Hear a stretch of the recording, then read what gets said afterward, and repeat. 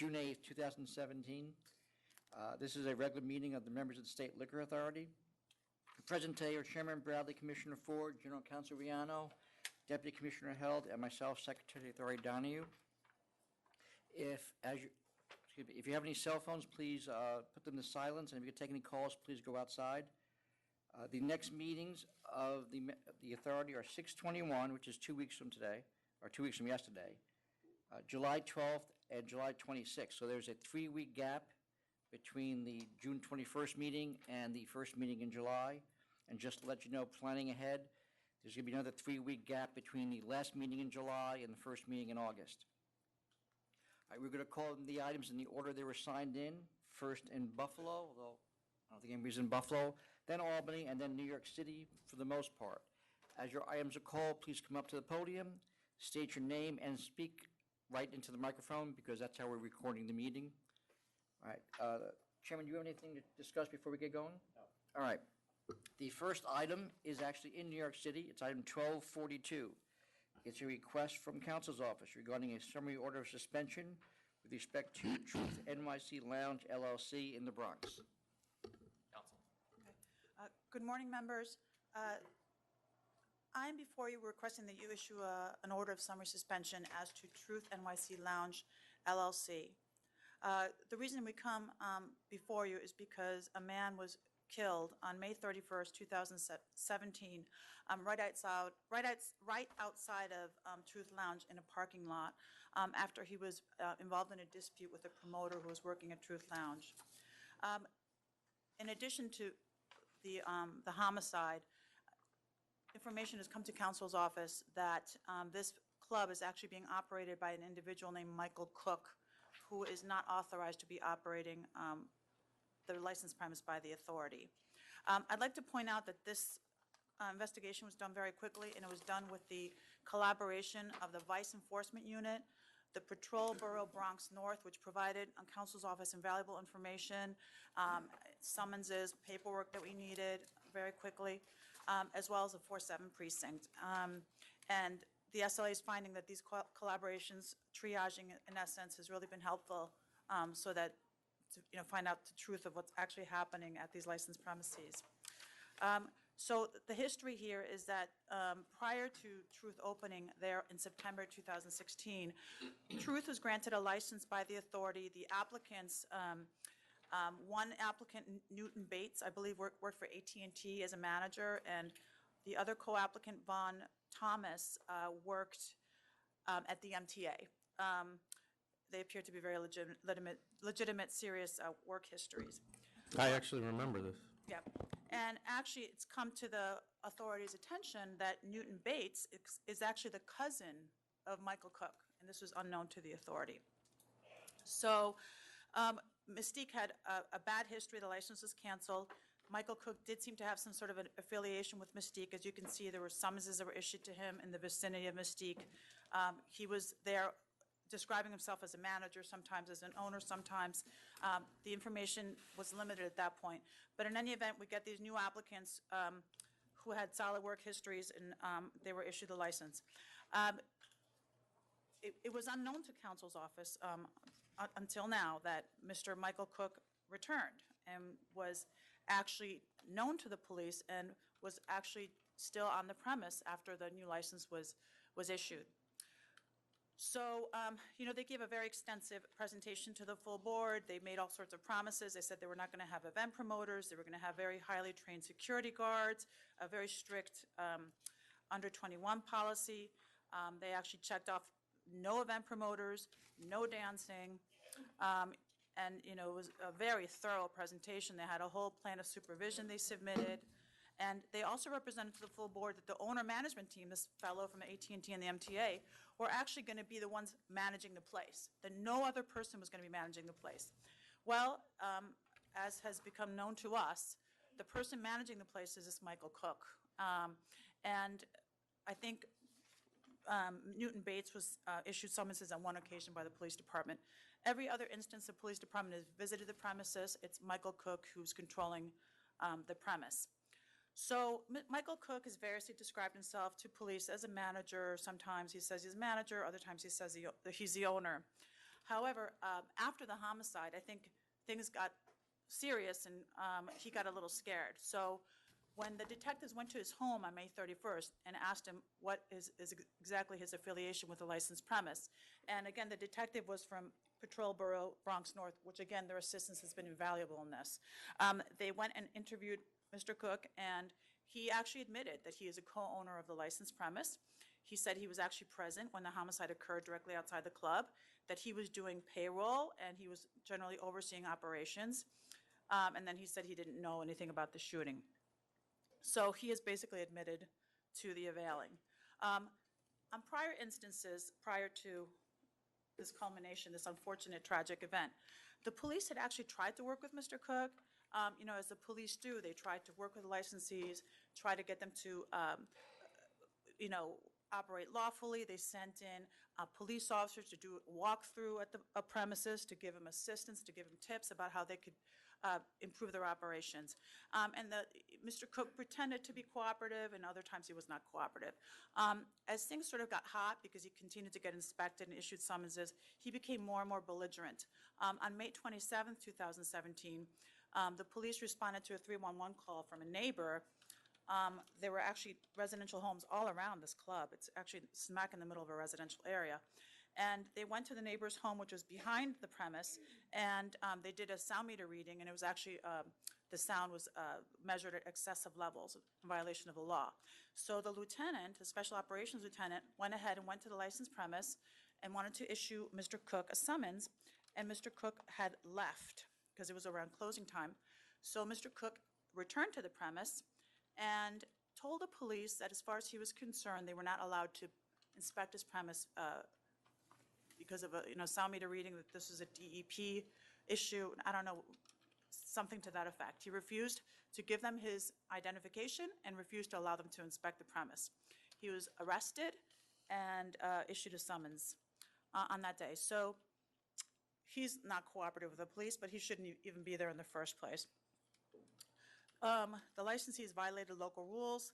They have no lighting in the stairway. They improperly rolled down their gates.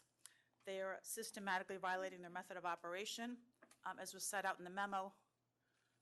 The homicide happened because the decedent did not want to pay the full cover charge of $20. He tried to negotiate a reduction in price with the event promoter, who was not supposed to be there in the first place, because they represented to us they would not have any event promoters, and assured the chairman and the commissioner that this was not going to happen. So this event promoter agreed to reduce the price to $10. The decedent went inside. He thought the place wasn't that crowded. He wasn't happy with what was going on inside, so he came back outside and asked for his $10 back. This is why the man died, because he wanted his $10 back. So the event promoter... They shot him because, or he left and well, came back? Yeah, so what happened was they wouldn't give him his $10 back. He said words to the effect, I mean, this is all still being developed. In essence, he was not satisfied with not getting his money back. He came back with a friend, and then it devolved from there. There was a dispute. I think the defendants that were charged, they have their own side of the story. I believe they said it was a fight, self-defense. But Okay, but he left and came back? Yes, Okay. yes. But in any event, I mean, he's dead now, and it was just, the whole thing happened because this event shouldn't have happened in the first place. So, they're operating as an unlicensed cabaret. The police say that they often see people dancing inside. They're generating all sorts of 311 calls for the residents that are directly behind and in front of the I place. think we've actually heard enough at this point.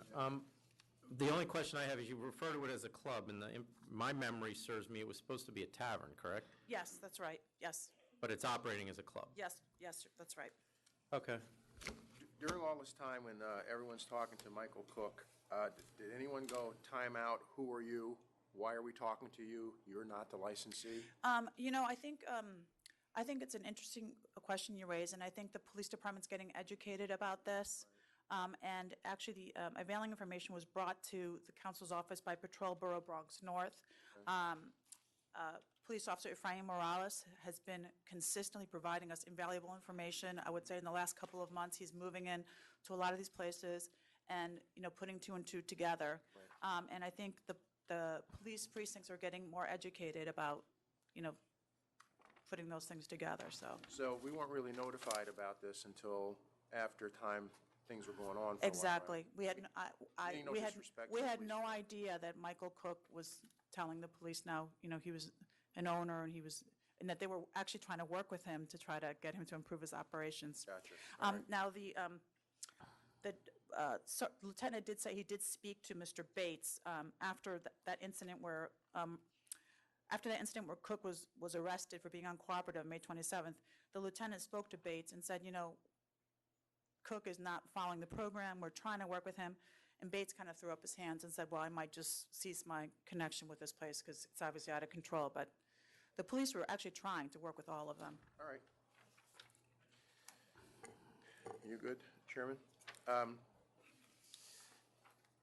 many ways is this place in violation of their license? Let me count the ways. But I really don't need to hear any more than the fact that someone was shot and killed outside, and that's enough for me. So I'm going to vote for the emergency summary order of suspension. I'm going to vote for the summary order of suspension as well. It's obvious that the presentation that was made before us was a complete fraud. So, given the activities that are occurring, it's clear that it's a threat to the public safety and welfare, so I vote to summarily suspend. Can you hand that to Jackie? Thank you. All right, we're going to go to Albany now. First item there is 1189, Chawa Corporation. I understand that there's only the opposition present. Well, no. Why don't we wait, give them a little bit of time? It's only 5 after. And then we'll go to 1222, Plaza 7 Wine and Liquor, Inc. I believe there's opposition in Albany, and the applicant is here in New York. Yes. Yes. There's opposition in Albany. We're going to let them, why don't you put your name on the record, though? Yes, my name is Amayun Joey Fazy from Albany. Are you the applicant? Yes, sir. Okay. Yes, Mr. Chairman. Go ahead in Albany. My name is Marion Kerr, and this is my husband, Jim. We're the co-owners of Cork and Bottle Wine and Spirits. Go ahead. Okay, Yes, we're yep. here, we were here about 2 years ago with a previous application that was applied for this license at the same location, and it was denied. Right now, there is approximately 26,000 square feet of wine and liquor stores within 5 miles of this location. The area can be considered saturated and can be seen from our response on gross sales. Our gross is less than ideal. Our major clients come from the Well, residential. can I stop you there? You're between 2015 and 2016, it went up almost 100,000, 25%. Correct, but we're just starting to grow. In that 1 year, we were just starting to grow. Okay. The- Go the ahead. The residence has not increased in our area, so we just feel that bringing in another liquor store would saturate the market even more. We have brought in about 12% of our product is now New York wines, and we're curious to know what this liquor store would do differently than what we are already doing. The convenience of another liquor store would take away our clients, which then again would reduce what we've started to grow, what we've started to establish.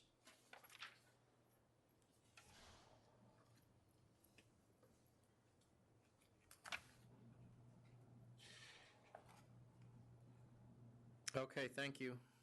Are you familiar with Latham Liquors? All Stars? All Star Liquor? 873 New Loudon Road? I believe that's All Stars. That's the, I think they're 20,000 square feet. It's No, I'm talking about Latham Liquors. All Stars is on Troy Schenectady Road. Latham Liquors is on New Loudon Road. That's true. Okay, it's a new store, I believe, on New Loudon. They're a couple years old. Are they open though? We don't have I any would sale, know. the reason I'm asking is we have no sales figures for them, so I'm wondering if they're open. They didn't respond to us. I don't know. I believe there was an issue with the store over in that end. That's on the other side of or on the other side of the store that's proposed, the other side of town. Chairman, just to clarify, there is another application for a liquor store in Latham, and Latham Liquors did submit their gross sales on that. Oh, okay, So if that's you on today, right? That's on today, yeah. If you wanted to Okay. see them, it probably just was missed. What number is that? That is under 1189. That's the one we're waiting on. Oh, okay. Do we know how far this other application is from, From the two, I was thinking that myself, I gotta go, I'll run it quick for addresses.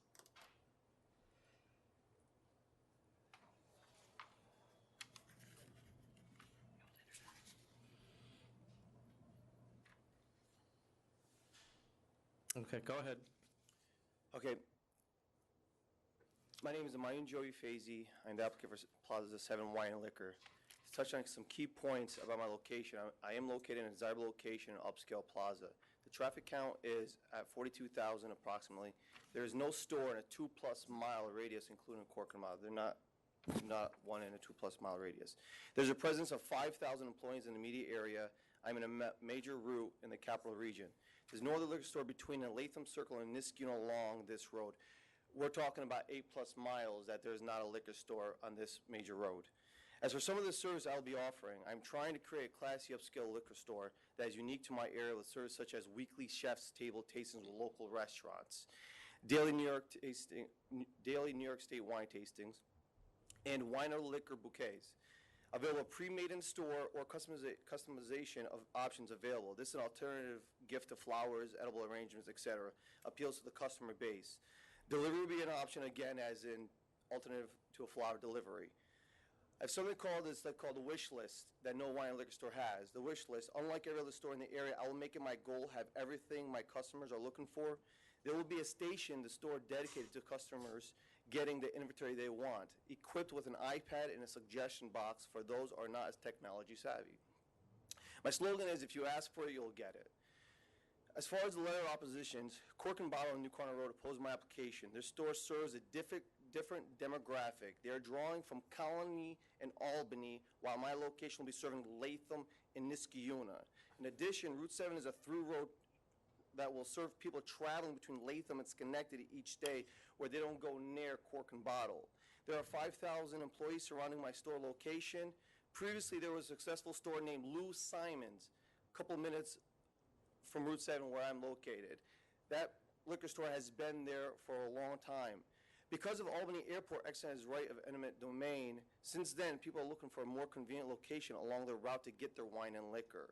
In addition, I'm offering gift delivery, which is a service Cork and Bottle does not offer. I'm also having a chef's table tastings, which sets me apart from the particular store and all the stores in my area. What's a This- chef's table tasting? So, I'm glad you asked that question, Chairman. So what it is local restaurants already struggle as is. So it's a great way to get their name out for local businesses come together. So for example, they come out there, they bring free appetizers, very minimum, and they go ahead and they just hand out their appetizers. And it's just a way for them to, it's, I don't know that that's, I'm going to look at council for a little direction, but I don't know that that's actually legal. Yeah. well, it's what it is I'm sorry, we got it from the SLA website, which it was okay to do. But, I mean, if you guys say it's not, then I can move on from that. Well, that's, Are you charging for it? No, there's no charges. No, there's no charging. They just come in there, it's just a way for them to get their business out there as well. That's all it is. It's very minor. and you're providing the liquor. No, if people buy my wine and liquor product, yes, but the wine tasting and that's two separate. Oh, okay. It's two complete separate things. At these events, is there wine being served? For the wine tastings, there would be for the wine tastings, but nothing, And who's doing that? not at the same time, sir. Not at the same time that wine tastings would occur. The wine tastings and chef's table will be two different times. Those chef tastings will be more likely early afternoon. My wine tastings are probably going to be more in the late evening. Okay. That's what it is. And but as far as but Cork and Bottle also has their Mary Kay parties, from what I'm saying, into their wine and liquor store too as well. So I know that was not allowed, but that's here and there. But I'm also, the services make me for an enjoyable event for customers as well, creating community ties with local restaurants. That's all my target was. But I am 100% dedicated to this operation. I left my job that I can devote all my time to the store and give the Latham and Niskuna area the class and the convenience they both want. Why did you decide to go into liquor business? Your background seems to be in banking. It was for almost 12 years. I always been in banking management, and in banking, I was always successful. In banking, I made them probably tens of millions of dollars since the first day I started. I believe when you're in management and banking, you're running a bank like it's your own business. A branch manager. But why alcohol? It's just because I was in a pizza business, and that pizza business is a dirty business. You go in there and smell like fried food, and you have pizza sauce. Your wife doesn't want to kiss you because she wants to get to the shower first. So this business, I got a nice clean business, air conditioning. So you have no experience in the alcohol business? Well, I do. I actually took a course before I came here down North Carolina. It was a 2-week course. I paid for it to get it, and I plan on educating myself what this course is. I have a manager that actually owned 3 wine and liquor stores. He's already ready to be hired, depending on what happens today. He's older. He's just retired, and he was just bored, and he's very knowledgeable, and he will be my mentor in the business. Okay. I'm going to actually ask for a second call on this until these other people come, because these are too close together. I don't think both of them are going to get approved today, meaning the other one filed before you did, so we really have to consider that one first. I completely because understand, they're within, you're within 4 miles of the second application. So I'm going to second call this, unless is the other applicant up there yet? He hasn't come in, Mr. Chairman. Okay, then we're going to have to second call this. Mr. Chairman, if I could just say, that area, I know exactly what that is. That's like 4 wine and liquor stores just from that area. Just to give you an idea, because no one knows Albany area, between me, Cork and Bottle, and me and the new applicants coming in here, we're talking about like Brooklyn and Bronx. I mean, these 3 different major roads. By Latham Ford. I'm sorry? You're up by Latham. Exactly. They're by Latham Ford. Where are you in relation to, say, Kia, Honda? Where am I? I'm probably over 3 miles from that location. Which way? Heading towards Schenectady? Heading towards Schenectady, yes, sir. So they have Route 9 as a major traffic. I have Route 7. Cork and Bottle has Central Avenue. Each one of I those- get that, but you're sharing competition with both. The closest stores there's similar close stores here. So I need to deal with the other one first because they applied first. I understand. If I could just go back to what they said about. No, you're going to sit down and then we're going to go to you after that. Okay. Thank you. Albany's on hold then, so. Yes. So we'll move on to Ramsey, New York. The first one is 1201 Ginger Spirits LLC.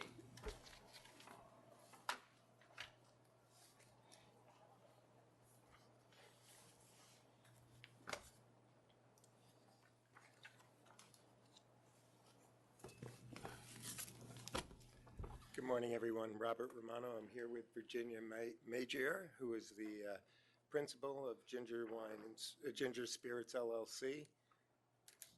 Is there any opposition here? Or up there? Okay. There are 3 stores that have written us in opposition. Correct. I'd just like to point out that in going through the numbers on this, it seemed to hit all the check marks in that there are the 4 closest stores all show for 4 consecutive years or 3 consecutive years of increased sales. Timing is everything. Apparently, right about the time we filed this application, at that time, the second closest store had gone out of business, and we had to resubmit, which was called the Old Vine in Bridge Street in Florida. So we resubmitted the proximity report. How far was that store from? 2.9 miles. Okay. The first closest store is here. It's 2.4 miles now. The second closest store is 4.3 miles away. And the area of Warwick, I submitted some population. It's increasing slowly, but it is on an increase. They are getting more seasonal visitors than in the past. And Ms. Magia has lived in the area. She has no experience in in operating a liquor store, so she does intend to hire a manager over the next several months. It will be several months before this store is ready to open, and at that time, she does hope to hire a professional to guide her. This is something she has wanted to own her own business for many, many years. There was an inheritance in the family, which is how she got the funds for opening this store, and it's affording her the opportunity for the first time to have this store. And so if we... What's she going to do differently, or what services is she going to provide that the others aren't? Well, I don't know if they are or not, but this particular area, which she has lived in for now over 40 years, 42 years? About 42, 43 years. 43 years. She intends to do wine tastings. She will have 15 to 20% of her inventory will be New York product. We've discussed that, and I explained to her the importance of that, and she will stipulate to that.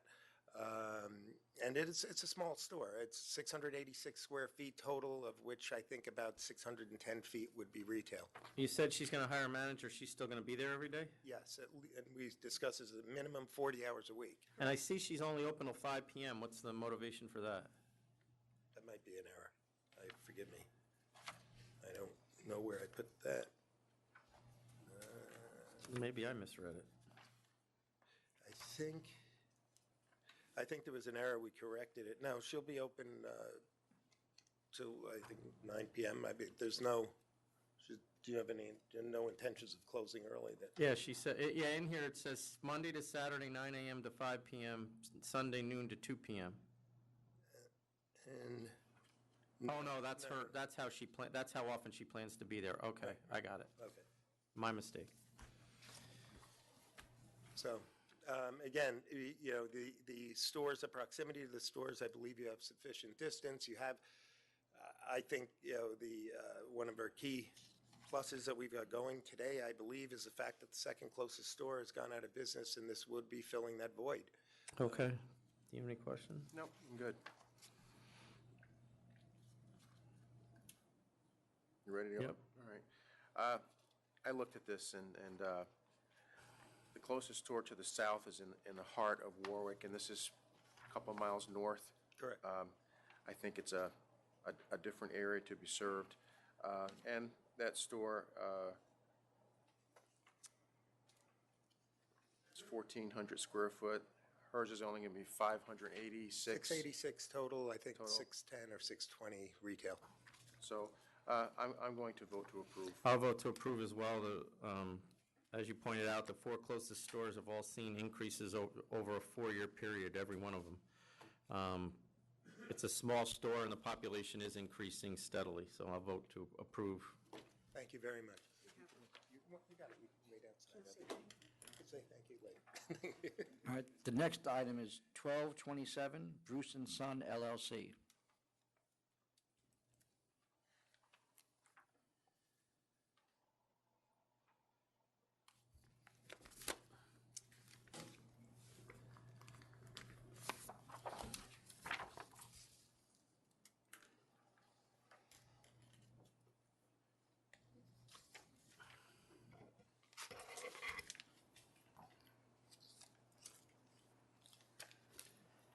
Good morning, Stacy Weiss for the license, the applicant. Thank you very much for hearing this reconsideration. Do you have any questions for? Well, I mean, am I correct in saying that there was a corporate change here that the son was never told about? Well, it wasn't, actually, no, that's not exactly what happened. And we were never told about? Well, yes, his father, Walter, had put in a corporate, he didn't apply for a corporate change. He had changed the name of the company, and he never had applied for the corporate change. What happened was he had the business for 34 years, never had any issues, never had a problem with the license. It was under a sole proprietorship before that. In 2012, he changed the company name and made it an LLC. He gave his son, who was the chef at the time, In 2009, his son joined the company. Is that correct? Right. In 2009, he joined the company as a chef. He was a salaried employee, and his father ran the company, ran everything with the company, took care of the books. And in 2012, he decided to make it into an LLC and gave his son 49% of the business. And at that time, his son continued to work as a chef in the kitchen, and that was it. He just continued to do that. He didn't do anything else with the business, but his father continued to run the business. Later on, he decided to sell the business he got married, the son got married, and in 2016, and the father decided to sell the business and moved to Florida. He sold it to his son, and when his father decided to do that, the wife and his son needed to apply for a new license, and they hired somebody to take care of that, not knowing that there was any issue with the license before. So is that why he indicated that on his personal questionnaire that he'd been an owner of the business since January of 2009? Well, he never indicated that. What happened was the person who filled out the application indicated that. That is incorrect. Okay, so I'm taking everything you're saying as factual, but here's my problem Yes. with reconsidering this. This was properly disapproved by our licensing board Yes. because they didn't tell us there was a corporate change. They clearly told us that he owned a restaurant when he didn't in 2009. There's too many inconsistencies in this application. So what I'm willing to do Yes. is let you reapply with a clean application, Okay. and I'll ask that it comes here All right. for whatever, for Whatever, approval. yeah, okay. But in that application, disclose all of this, Absolutely. and then we'll deal with it that way. But there's just too much going on with this one.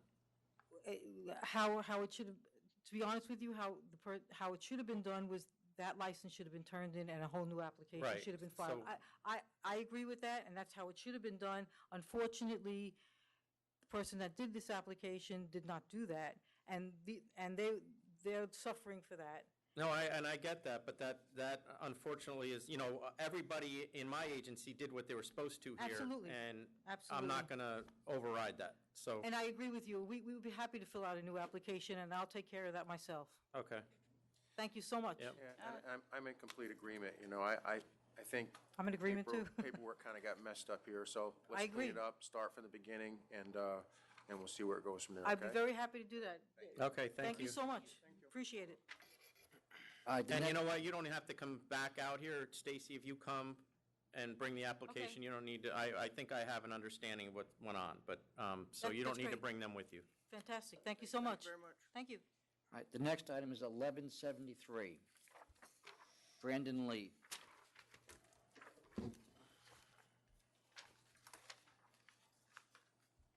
Morning again, Robert Romano. I'm here with Mr. Lee.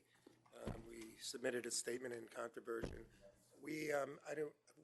Mr. Lee brought the actual videotape. If you'd like to take 2 minutes to see it and why I'm so, my emotion in this case is greater than it's been in many others, since the video clearly does not show any intoxication. Well, wait, you're seeking to put evidence in regarding, Yeah, that's not going to happen. Well, we had it ready. It's been submitted. well, then, if it's been submitted, it's available to the members. And I think that, I didn't review it, but I believe Commissioner Ford did. I did so. review the video yesterday, yes. Okay, Yes, so, so then I would let it speak for itself, because, yep, I'm good with it, so.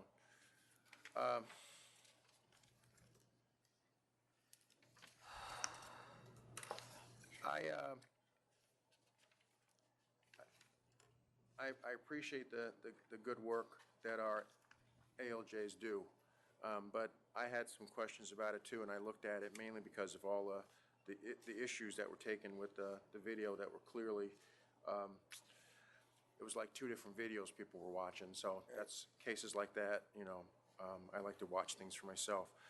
I looked at it, and I don't, from my eye looking at it, I could not tell that this person was intoxicated, to be honest about it. I couldn't, it didn't, I'm not saying he was or he wasn't, but I could not determine that from the video. I saw him fumbling for, get change out of his pocket and so forth, but to say that he was visibly intoxicated, I watched the way he walked in and out of the store, because he did return, as a matter of fact, and to buy a cigar, and he walked okay to me. I mean, I don't know. That's just my impression. So, I don't know where you are with this, Chairman, but, I wasn't there, yeah. because what the video doesn't show and can't show is, one, that the guy did take a breathalyzer and blew a .22. True. Two, it doesn't show his eyes. It doesn't show his speech, which all were testified about. I mean, the officer testified that he witnessed him from 100 yards away with binoculars through clear glass that was unobstructed, that were clearly... Well, he also went and took, he saw him immediately afterwards as well. He testified that he arrested him immediately after he exited the store. He came, and I asked him specifically if he returned to the store at any time, and he said no, and he clearly returns to the store. 20, 30 seconds later, he goes out, comes back in. He mentioned that he waited on a line. There was no line. I mean, it was, as the commissioner stated, it was like... Oh, well, what do you want to do? There was, when he came back in, there was someone else who was ahead of him at that point. So I don't know if you call that a line, but there was one other person who was in the middle. And I don't really want to get into the facts, I to would be ask for honest a with letter you. of warning, but, I'll do that. A letter of warning, fine. Letter warning. okay. Thank you very much. I appreciate it. All right, the next item is 1151 C&G Coffee Shop, Inc.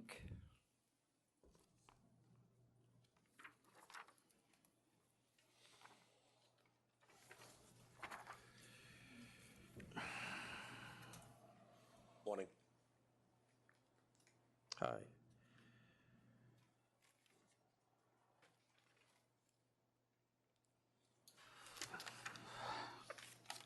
Why is this under SAPA? Just because of these charges, or there are other ones? Hang on, that's. Oh, I'll ask Chris. Yeah, no, it's okay, I was pulling it up here. Yeah, I'm trying to pull this up too. There's more.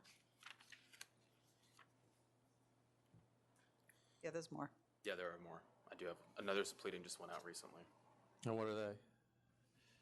Extension of premises, business records.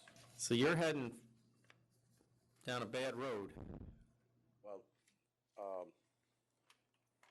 first of all, for this meeting, I had a death in the family, and I was out of the country. That's why I couldn't show up on March 6th to represent the evidence as far as the disorderly premise. Someone was there, wasn't there? No, I was there the first time. Oh, I see, okay. Second time. Did you call anybody and tell us? I actually showed up. You asked for the continuance and got it till March 6th, and then did you ever call anybody on March 6th? I didn't call because my father passed away. We had an emergency. We had to leave to Europe. I came back on the 8th, I believe. Spoke to Jarrett, showed him a death certificate and my passport, and he told me that, unfortunately, that the case was already heard. And what are you doing about, did you get the charges that we just sent you? In regards to this? No, there's another case coming that you already probably should have received. I didn't receive that, no. Yeah, this is not guilty plea. This is not entry. guilty plea. Yeah. Oh, we got a plea from you. So you have an open case with us? 2. Right. Okay. That's what I'm saying, you're heading down a bad road. I understand, but the day they did the march, I had my records. Well, I'm not going to get into all that, I'm just, No, there was just certain technicalities. it's getting very expensive for you, and it's eventually going to end to the extent that your business is closed, if you don't do something to straighten it out. Okay. I'm at 8,000. I'll go with 8,000 as well. Thank you. That's it? And that's your sustaining the charges? and- Yeah, I'm sustaining both charges. Right. SAPA continues. The next item is 1245A. It's a proposed advisory regarding the summer shutdown by the wholesalers.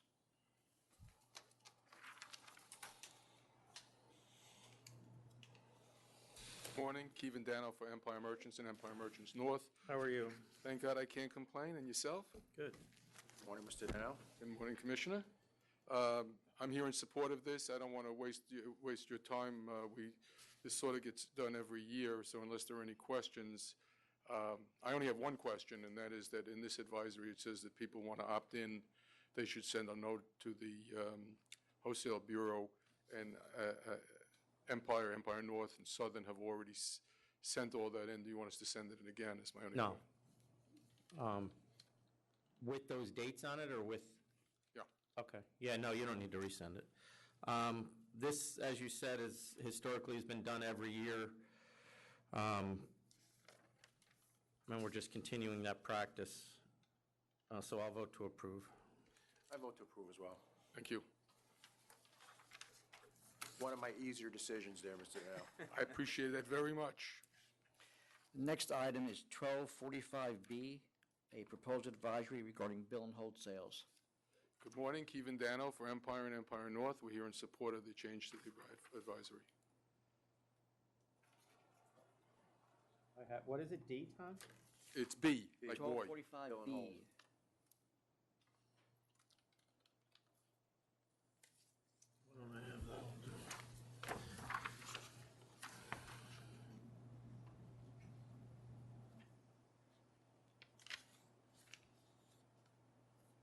Was there anyone else here to talk about that? Adam Hassan, Southern Glazers Wine and Spirits of New York, Southern Glazers Wine and Spirits of Upstate New York. We are in support of the proposed advisory as revised as well. Okay. So these are just minor changes that we made to the original advisory that we previously passed. And seeing that there is no opposition to it, I'm going to vote to approve. I vote to approve as well. Thank you. Thank you. You good with that, Lester? Just checking. All right. And next we have 1245C, which is another proposed advisory regarding solicitors' permits. Keevan Dano for Empire and Empire North. This is advisory created by the authority, so I don't see any reason why you would not support it. We support it as well. So this is an advisory eliminating the need for solicitors to obtain trucking permits to carry a specific amount of alcohol. It allows them to carry up to 10 cases. I am going to actually change or propose that we change the last part that says a solicitor may transport no more than 10 cases of alcoholic beverages at any given time for purposes of delivery to retailers and for use at tastings without applying for an additional permit. Adding the without applying for an additional permit. So the implication is that if you're going to have more than 10 cases, you need a trucking permit. Correct. Good. Yeah, we support that. So I'll vote to approve. I vote to approve as well. With Thank that you. change. With the change, Yes. Commissioner? Yes. Thank you all. Thanks.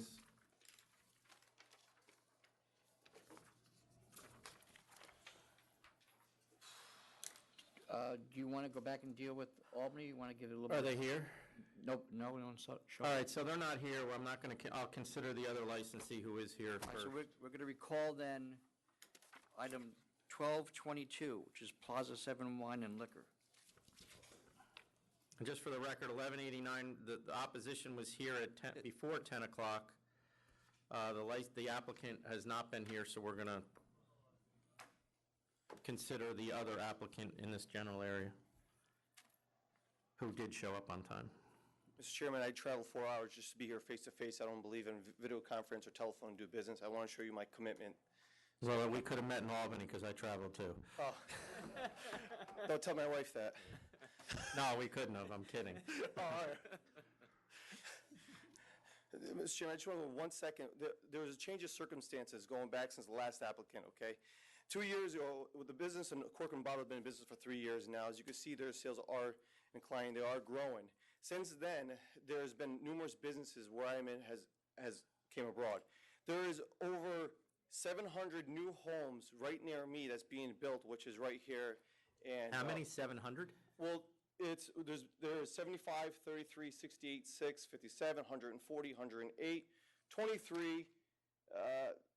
Can I see what you have there? What is it? Yes, may I approach? One here, it was. These are the new buildings. These are the new lot subdivisions that's opening up, that's building up around my immediate area. Okay. What are all those buildings to the east of you? Looks like, are they apartments? Are they,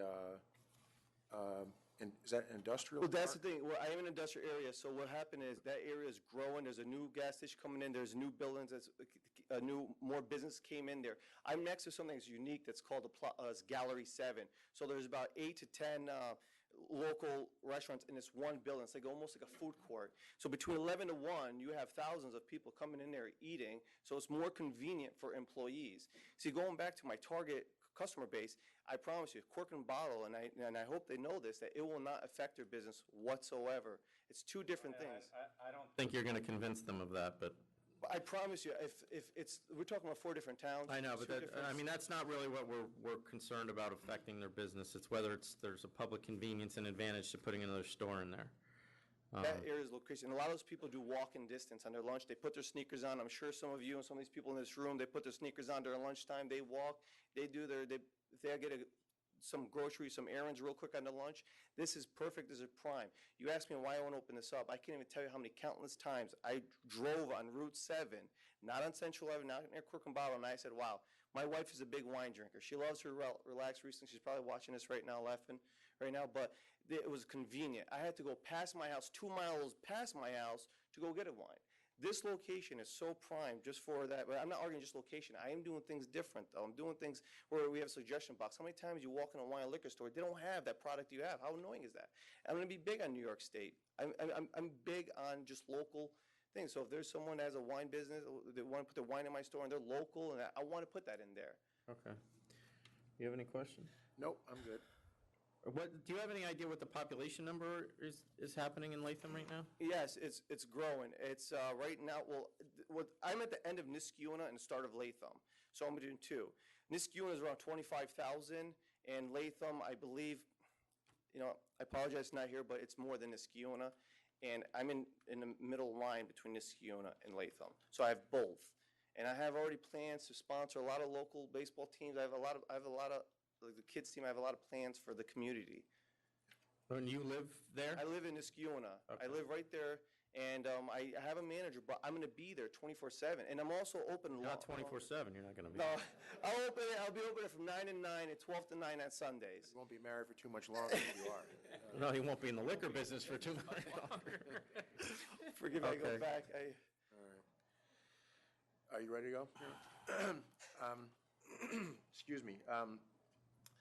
I'm in agreement. I think that there is a public convenience advantage to have a store on Route 7, Troy-Schenectady Road between Niskayuna and Latham. That's a pretty heavily traveled corridor. I'm very familiar with it. Closest your competitor, they're down more towards Colony. I just think that it would be a public convenience advantage for you to be served there, and so I'm going to vote to approve. Thank you, Commissioner. I'm going to vote to approve as well. The sales of the 3 closest are all going up. And as I pointed out, the closest Cork and Bottle has gone up 25%. The Latham Liquors, which is the second closest and is almost 4 miles away, that's gone up, 50,000 over a 3-year period. And I think that there is development going on in the area as well, as he showed, so I'm going to vote to approve as well. Good luck. Thank you, Mr. Chairman. Thank you. Do you want to deal with that other matter? Yes. 1189. Mr. Gallery? Morning, Mr. Chairman. Good morning, Commissioner Ford. I'm here today representing Newton Wine and Spirits, and I'm here with my son, Michael, who is the principal. I hope the board has had an opportunity to review the letter in opposition that we have submitted. The area has been well served by the 4 existing stores, In fact, I pointed out the application of Victory Wine and Spirits in 2012 when we had an extensive hearing in this matter. In fact, in those years, the Lou Simon store had closed. In fact, the reason the Lou Simon store closed was the fact that the airport wanted all the buildings in the glide path out of the way. But Mr. Simon was offered a relocation. He turned it down because he wasn't surviving in the market. The Target store that was in the Target Plaza. So we have a lot of things to get through right now, and I don't know that you need to keep going. Because we just approved a store in this general vicinity 2 seconds ago that's 4.6 miles away from this location. The applicant didn't bother to show up, which to me shows how important he felt this was. And I don't really have any questions given the application that we just approved. So I'm going to vote to deny. I'm going to vote to deny as well. Save you the time. Thank you, Mr. Chairman. Thank you, Commissioner Ford. Donald, we're done with Albany and Buffalo now. You can cut them off if you want. The next item is 1190, Smithtown Spirits, Inc.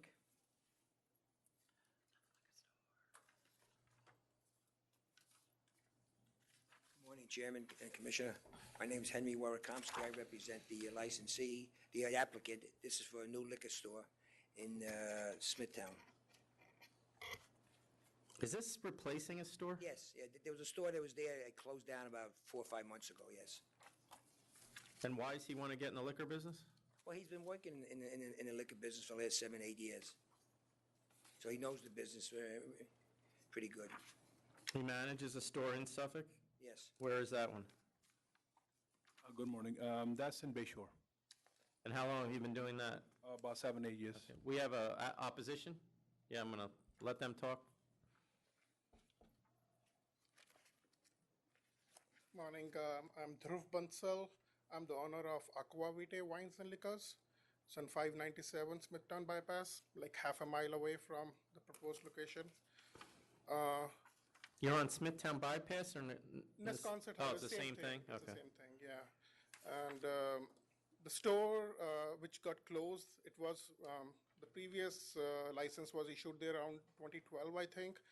And it only lasted like 2 or 3 years, that location. And 2012 to 6 months ago is, I mean, 4 or well, I 5 guess years. it's, yeah, you're right, okay. And then after that store opened up, the location I am in right now, that was also, that closed down in 2013. I mean, it's a very, very tricky spot. I mean, there are 5, 6 main liquor stores around the area, a lot of competition, and we are dealing with some major big stores like the Wine Guy, who is in the area too. So with him being there for all the other small stores are just competing with each other too much. And last time when the store came there, they couldn't survive and they took down the store I am in right now. Okay. And then there are other 2 stores which one of them changed hands last year and the other one changed hands in beginning of this year. Both owners, they were old stores, 40 years in business. They couldn't do it. They had to sell too. So out of the 5, 6 stores in the area, this is the fate of, I'm telling you, the fate of 4 or 5 liquor stores. You took over this store in February 2015, yours? Yes. And was this other store that just closed open then? It was open, and it closed last year, I believe. Okay. Beginning of last year. All right, thank you. Thank you. Go ahead. Yeah, our location is on Smithtown Bypass. We're on the north side of Smithtown Bypass, which is a very busy road, and where all the westbound traffic has to pass us.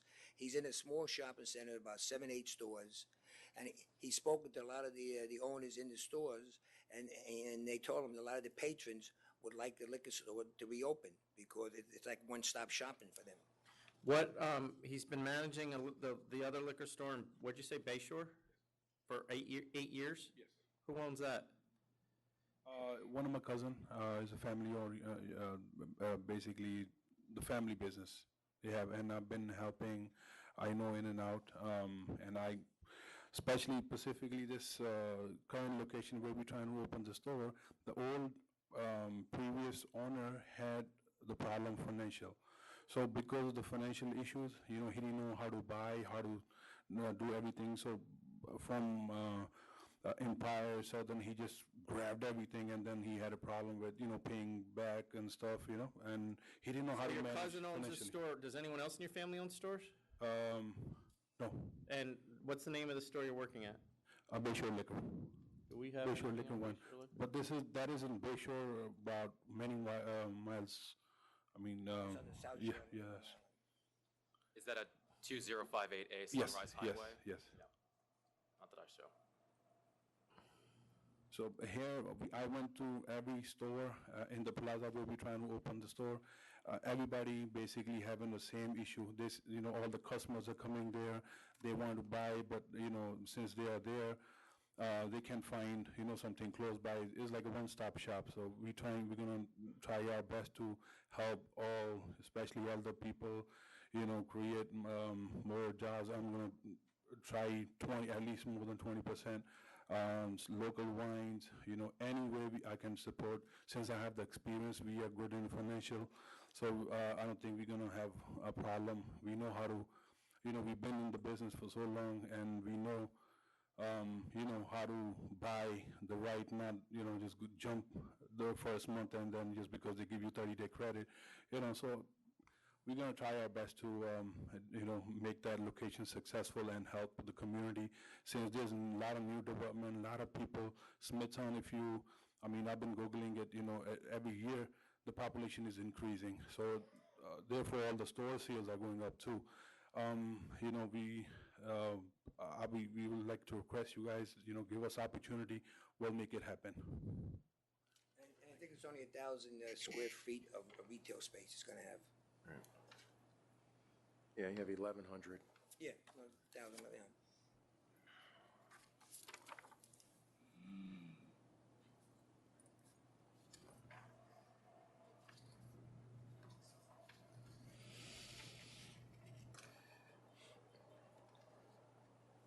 Do you have any questions? No, I'm ready. Okay, go ahead.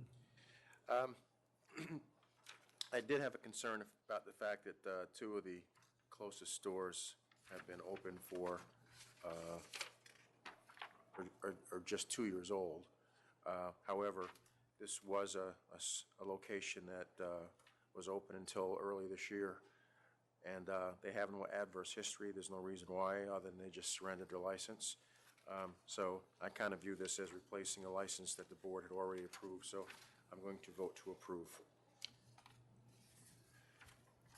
I'll vote to approve as well. I think they surrendered their license in January of this year. It was Sandy's Liquor before, right? Right. So as Commissioner Ford pointed out, is just replacing a previously licensed location. While we did issue 2 stores nearby, they were already opened. They were just basically transfers of existing licenses. So I think there is a public convenience and advantage to reopening this one. Good luck. Thank you. All right, the next item I'm going to call is 1194. It's in the stack you pulled out, but it's down a little bit. It's Deer Brunswick LLC.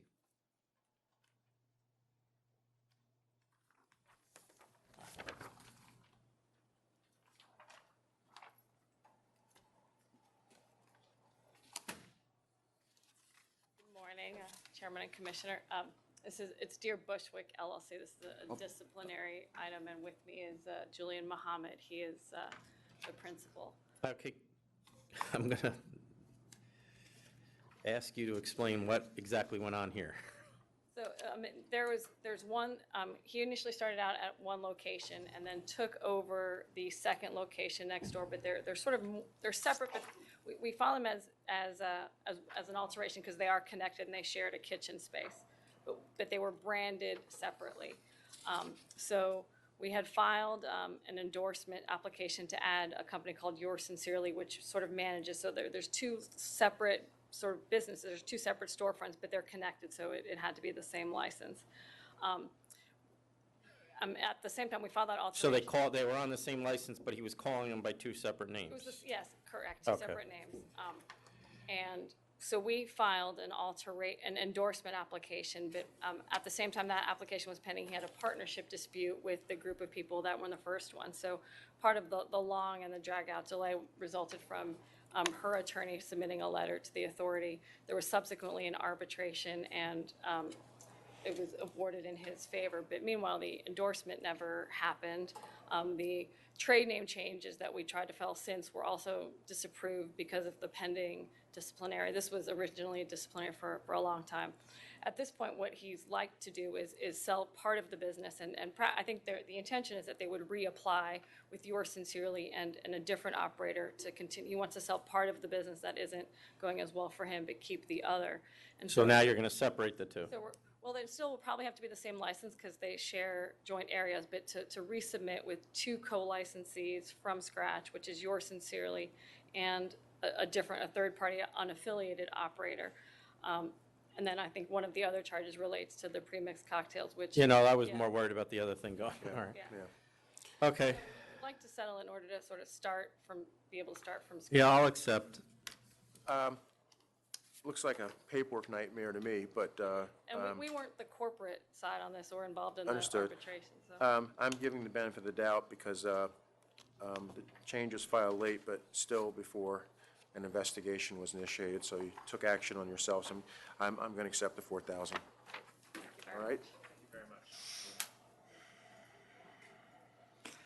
All right, the next item is 1226, 8012 51st Avenue Rest Incorporated.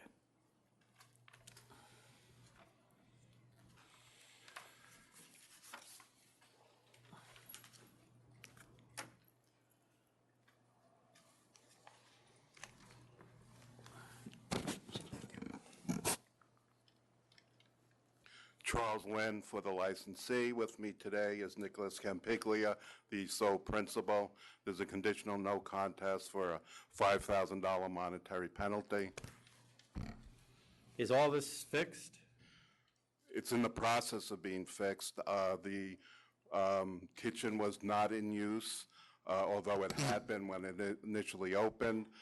We have entered into a contract with a greaseless fryer company, which also gives you support for a menu. That's in the works. They have a little bit of a back order, but we are proceeding as expeditiously as possible. The security guard did have his training. In addition to that, we had looked towards a proprietary lease for security, and it was not something that could be done. So we signed contract with a security firm, which is the same firm that the security guard works with.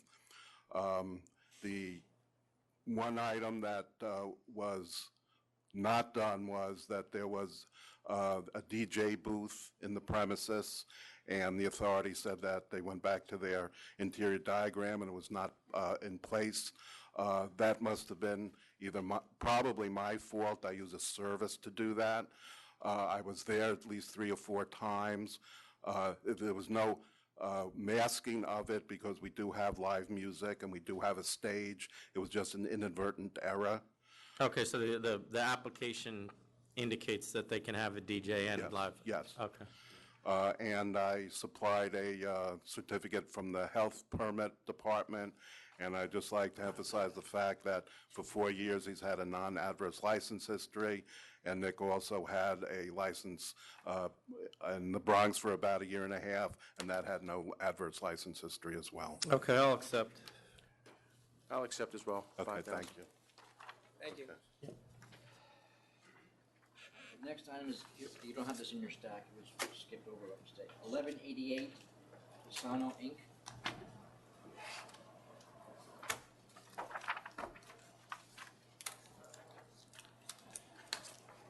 $1188.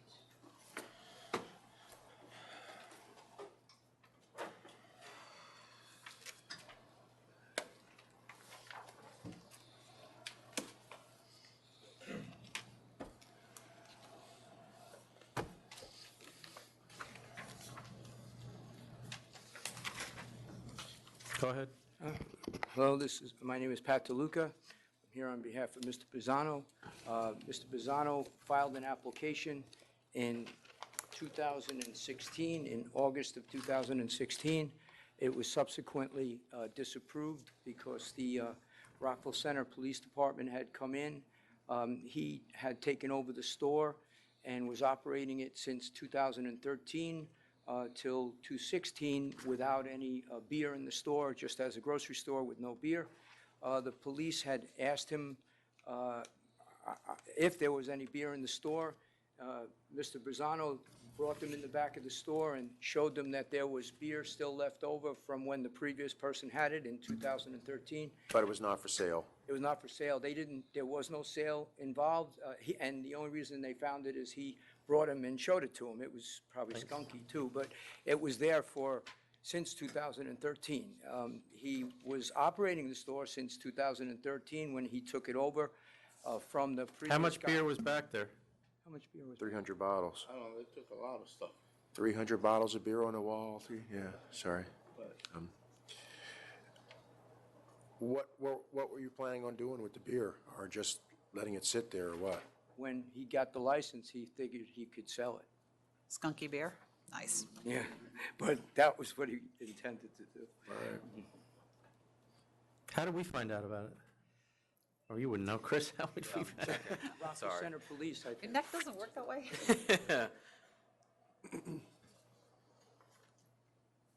I think the Rockville Center Police did a referral.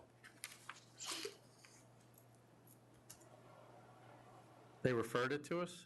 Yeah, they did, they're the ones that Because he found it. wasn't licensed, that's why I'm asking. I don't know why they would refer it to us. He wasn't licensed at the time. Yeah, I'm not seeing that. That's what the disapproval said, that the Rockville Center Police had found the beer in the store, and that's warehousing. He shouldn't have had it there. Now he knows that, but. Well, what were you gonna, so you were gonna sell it? After you got your license, is that what you're saying? Well, if I could have sold it, yeah. The application was filed with the intention to get a license, and then he would have sold it. Did you pay for it in the sale? Were there other products? Did you buy the inventory of the store? The whole thing is I took it over. I get that. No, he used to be the owner of the store many, many years And I ago. handed in my license and I sold it to a friend of mine. And then you bought it back? No, he defaulted. Oh, I get it, I just okay. wanted my money back and he gave me the store back. That beer might have been there since you owned it. Yeah, probably not good. All right. All right. It does look like the Rockville Center. Yeah, he wasn't selling it. It wasn't in the retail area. When I went and did the diagrams and photographs. it wasn't- And does he have any history of his prior license? That spot. I would have listed it. Oh, right, it's not on the, okay, right, he doesn't, okay. All right. I'll approve, based on your representation. I'll approve as well. Thank you very much. Good luck. Have a good day. Thank you. Get rid of that beer. Fresh beer. Yeah, don't sell the 300. Yeah, don't sell that. The next item is 1202, the Wine Authority.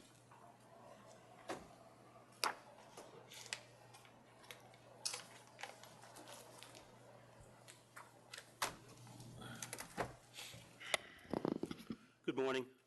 Francis Buscemi for the applicant, and with me today is Philip Salerno, who's the principal of the applicant, the Wine Authority. And I can see Mr. Lynn setting up, so we're going to let him go. Yes.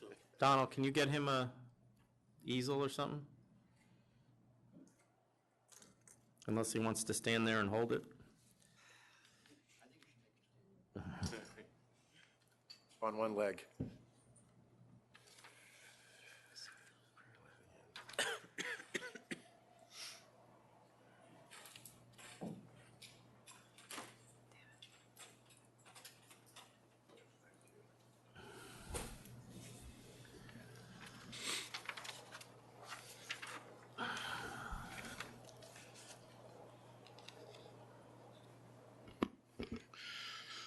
I'm Charles Lynn, in opposition to this applicant.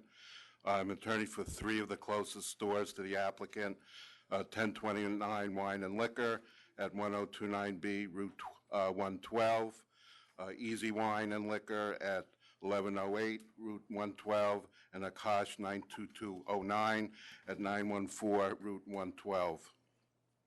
and we're requesting that this application be denied based upon public convenience and advantage.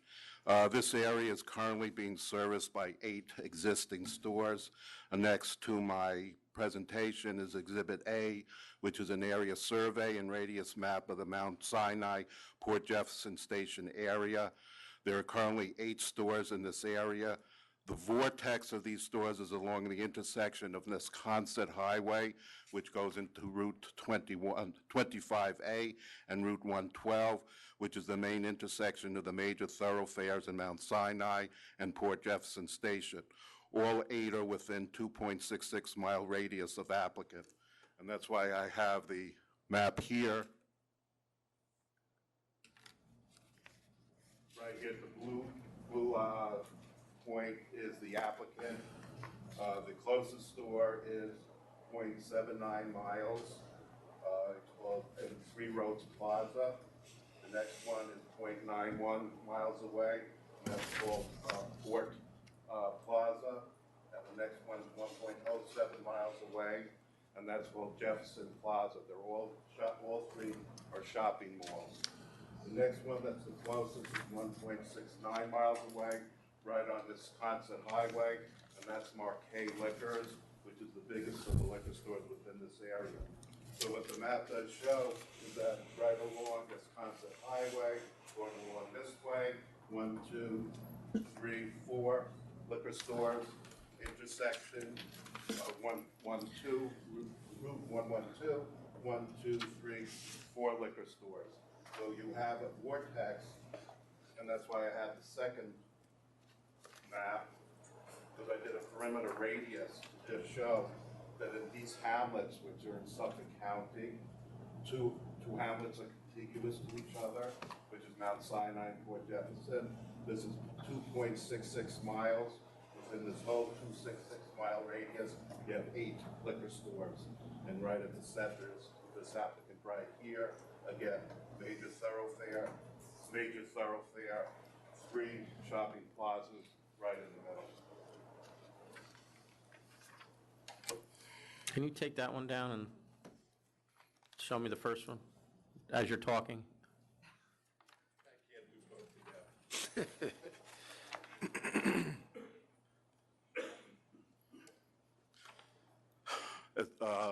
Besides the proximity of the stores, the demographics, both Mount Sinai and Port Jefferson Station are hamlets in the town of Brookhaven in Suffolk County. Both are rural, sparsely populated areas. There are no new residential or commercial construction, no gentrification. Neither are they destination areas.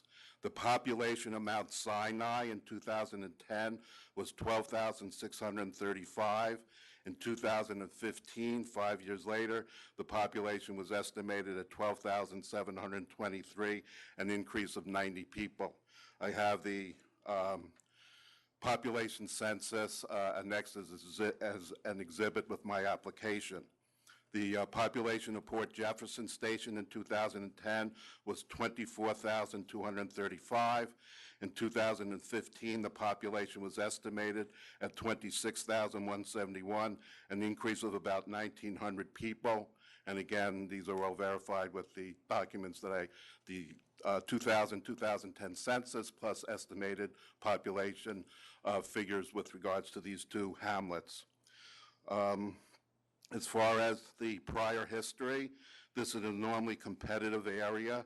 This could be why Cary All Wine and Liquor resorted to illegal activity at this very location in the 2014-2015 period. It is of significance that 3 applications in this area were recently denied. As a matter of fact, this is the 5th time that's coming before the board.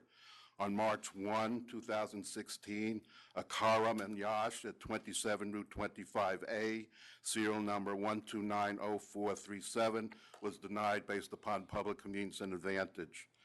On February 16, 2016, Emco Fine Wines and Liquors at this very same location, 5507 Wisconsin Highway, serial number 1290297, was denied for, I believe, a combination of character and fitness and public convenience and advantage, and that one came upon reconsideration and was again disapproved.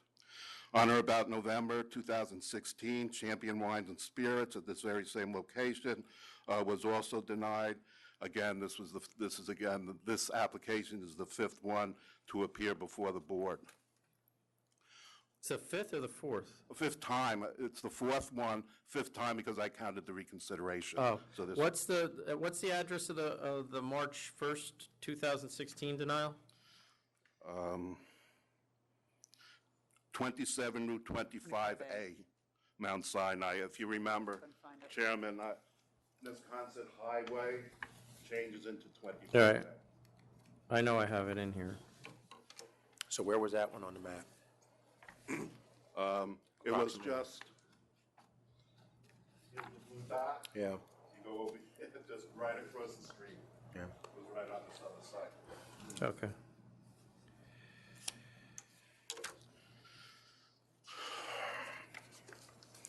Now, one of the, probably the most important thing is that the four closest stores, all four of the closest, do show 2016 increasing sales. However, you cannot take these factors at their face value. For the closest store, 1029 Wine and Liquor, sales increased because construction was finally completed in the intersection of Route 112, Wisconsin Highway, which is 347, and Canal Road, where 1029 Wine and Liquors is located. That's why it's called the three-road plaza. How long was that going on? That was my next sentence. The construction was going on from September 2013 to August 2015. Okay. And the shopping mall has these three entrances, as I said, from these three roads. And all that construction was completed in August 2015. Okay. Port Plaza is the location of the second closest store where Easy Wine and Liquor is located. Port Plaza went through a major $1 million redevelopment with the opening of a major new marketplace, Giuseppe's Italian Market, CVS, and PJ Cinemas, enormously increasing the shopping plaza's marketability to the public. That construction just finished up, I think, a little less than a year ago. It certainly can be inferred that the sales of the third closest store, Akash, and I just want to point out, these are the two here that I just spoke about. Akash is a little ways on the other side. And again, it shows increasing sales, but it certainly can be inferred that the sales of the third closest store, Akash, in the Jefferson Plaza Mall, had its sales increased during these reconstruction periods at Three Road Plaza and Port Plaza. It would also be reasonable to assume that all 2016 sales were all helped by the closing of Carry All Wine and Liquor, seal number 1046073, by the authority in late 2015. Carry All has now been closed for nearly 18 months, with 3 applications, as I said, disapproved by the authority. The gross sales figures of the 4 closest stores could be inferred a smooth assimilation of Carry All's business. Marquet Liquors at 4600 Nesconset Highway, the same thoroughfares applicant, has just filed an alteration application with the authority. It's advertising, quote, "Coming soon, Marquet's expanded superstore," unquote. And I've attached a picture of that as Exhibit 4 in my application. Marquet Liquors, which is the 5th closest store on the SLA proximity chart, is currently the largest store, and I believe is actually the 4th closest store, according to the figures that I supplied to the authority. And I attached that as Exhibit C in my application, in my protest. Also, public convenience and advantage does not mean that every shopping mall in the area should have its own liquor store. 3 liquor stores and 3 separate shopping malls, given the population demographics of Mount Sinai and Port Jefferson, certainly should be adequate. And finally, the applicant's location certainly should appear suspect to the authority. The prior owner, Carry All Wine and Liquor, had its license canceled in 2015. 2 applications were submitted to the authority thereafter for the location, and both were denied by the authority, where William Connolly was denied based upon character and fitness. Then a subsequent application filed where it strongly appeared that the applicant was fronting for Mr. Connolly. Now an application is being filed upon information and belief, I'm not absolutely certain, by the same attorney that previously represented Carry All Wine and Liquor. A coincidence. Who coincidentally only does liquor cases. Okay. There's not a lot of you out there, so that's my point. Given the adverse license history of this premises and the other negative factors, I would ask that this application be disapproved based upon public convenience and advantage. Okay, thank you. Thank you. Can you just give me who you represent again? Are you representing the four closest? Three closest. The only one that's not, well, the 1029 Wine and Liquor, EZ Wine and Liquor, and Akash, A-K-A-S-H, 92209. And they're all here with you? They're with- Okay, yes. thank you.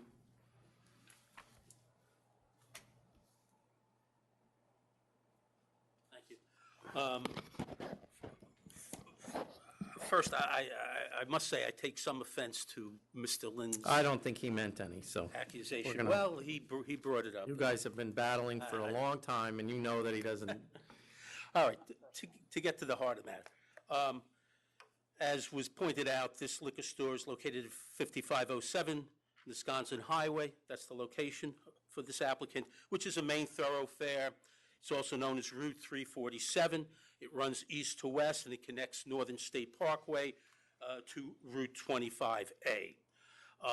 The store is located in the Mount Sinai Shopping Center.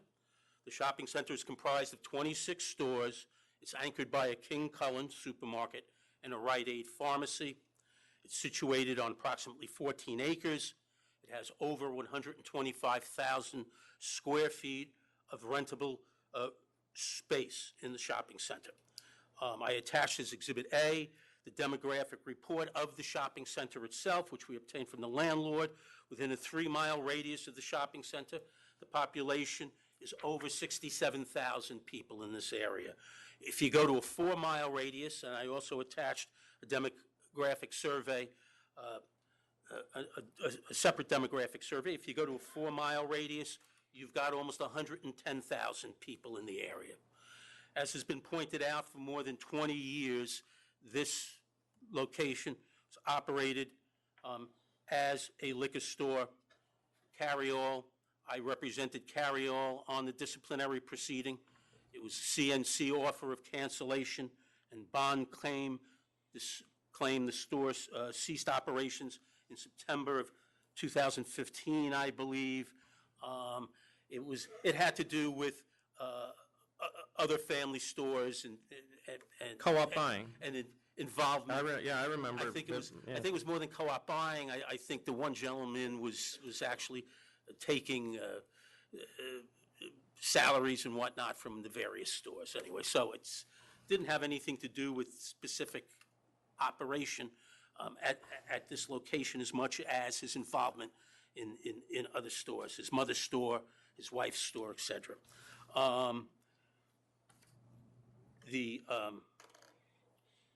There was reference to application being filed at this location, and I want to point out that I read the determination of the Liquor Authority, and the application was denied on MCO, specifically on character and fitness. Those applications were denied.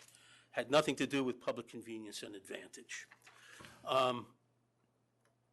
This store is a 3,300 square foot store total with 2,300 feet devoted to retail space. Philip Salerno, the principal of the applicant, has worked both in the retail liquor store business and in the wholesale, at the wholesale level. He's managed a premier retail store on Long Island by the name of Long Island Wine and Spirits, located in Suffolk County. He was there between 2009, 2015, managing that store. After he left that store, he worked at the wholesale level and obtained a solicitor's permit. In 2012, and Mr. Salerno, while being a manager, got together with Adam Schneider, who was the wine buyer for Long Island Wine and Spirits, and they spearheaded a project to create a 1,200 square foot wine room for the store dedicated specifically to New York State Long Island wines. I attached as Exhibit B to my papers an article from Patch publication discussing the success of that specific project. Adam Schneider is a certified sommelier, and he is being hired by Mr. Salerno to act as his assistant manager at the store. This store location, Mr. Salerno took because it meets the criteria to be a successful business. It has good visibility, it's on a well-traveled road, in an active shopping center. Mr. Salerno himself is a certified sommelier, and I attached a copy of his certificate as Exhibit C to my papers. He has always had a special affinity for New York State product, and with that, of course, Long Island wines. He intends to have that prominently featured at his store, as he was doing when he was managing Long Island wines. Also, not included in my papers, just as an aside, there was in 2012, when he spearheaded that project for the wine room for New York State wines, he was one of the stores that was written up in the beverage media with regard to these stores, certain stores around New York State that really were working, striving to push the New York State and Long Island products. And if I may, it's not an exhibit, but you want to take a quick look. This was in, I think, June, maybe 2012 beverage media.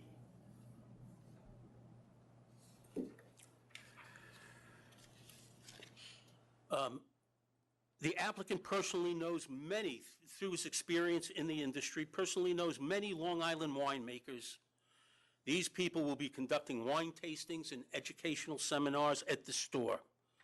We have, and the industry is behind this, the wineries are behind this. I've attached as Exhibit D, letters in support of this application from Martha Clara Vineyards, Bedell Cellars, Palmer Vineyards, Duckwalk Vineyards, Pindar Vineyards, Sparkling Point, and Long Island Spirits. So, I mean, I think Commissioner Ford would agree with me with this as well. I don't think anyone's questioning, well, I do have a question for him, but I don't think anyone's questioning his experience, that's clear, his obvious interest in the liquor business.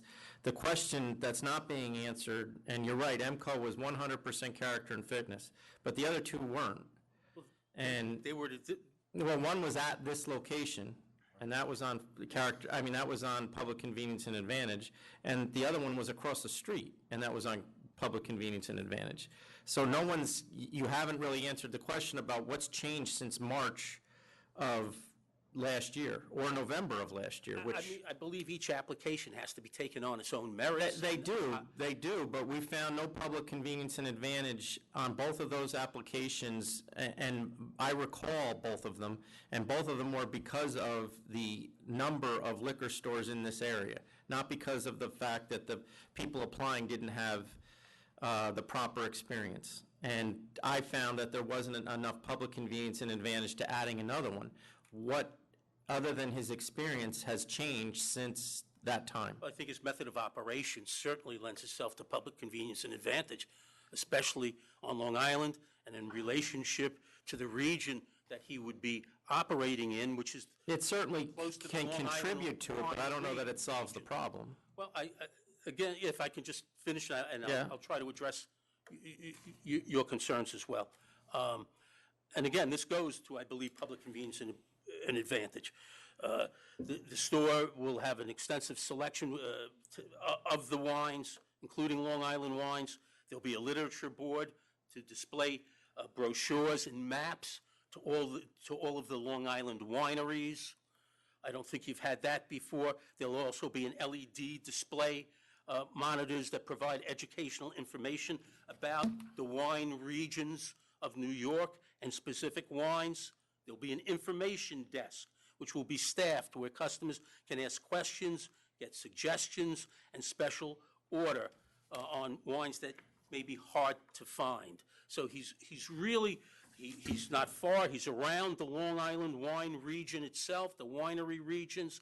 He's looking really to be involved in that, to be an integral part of that Long Island wine region scene.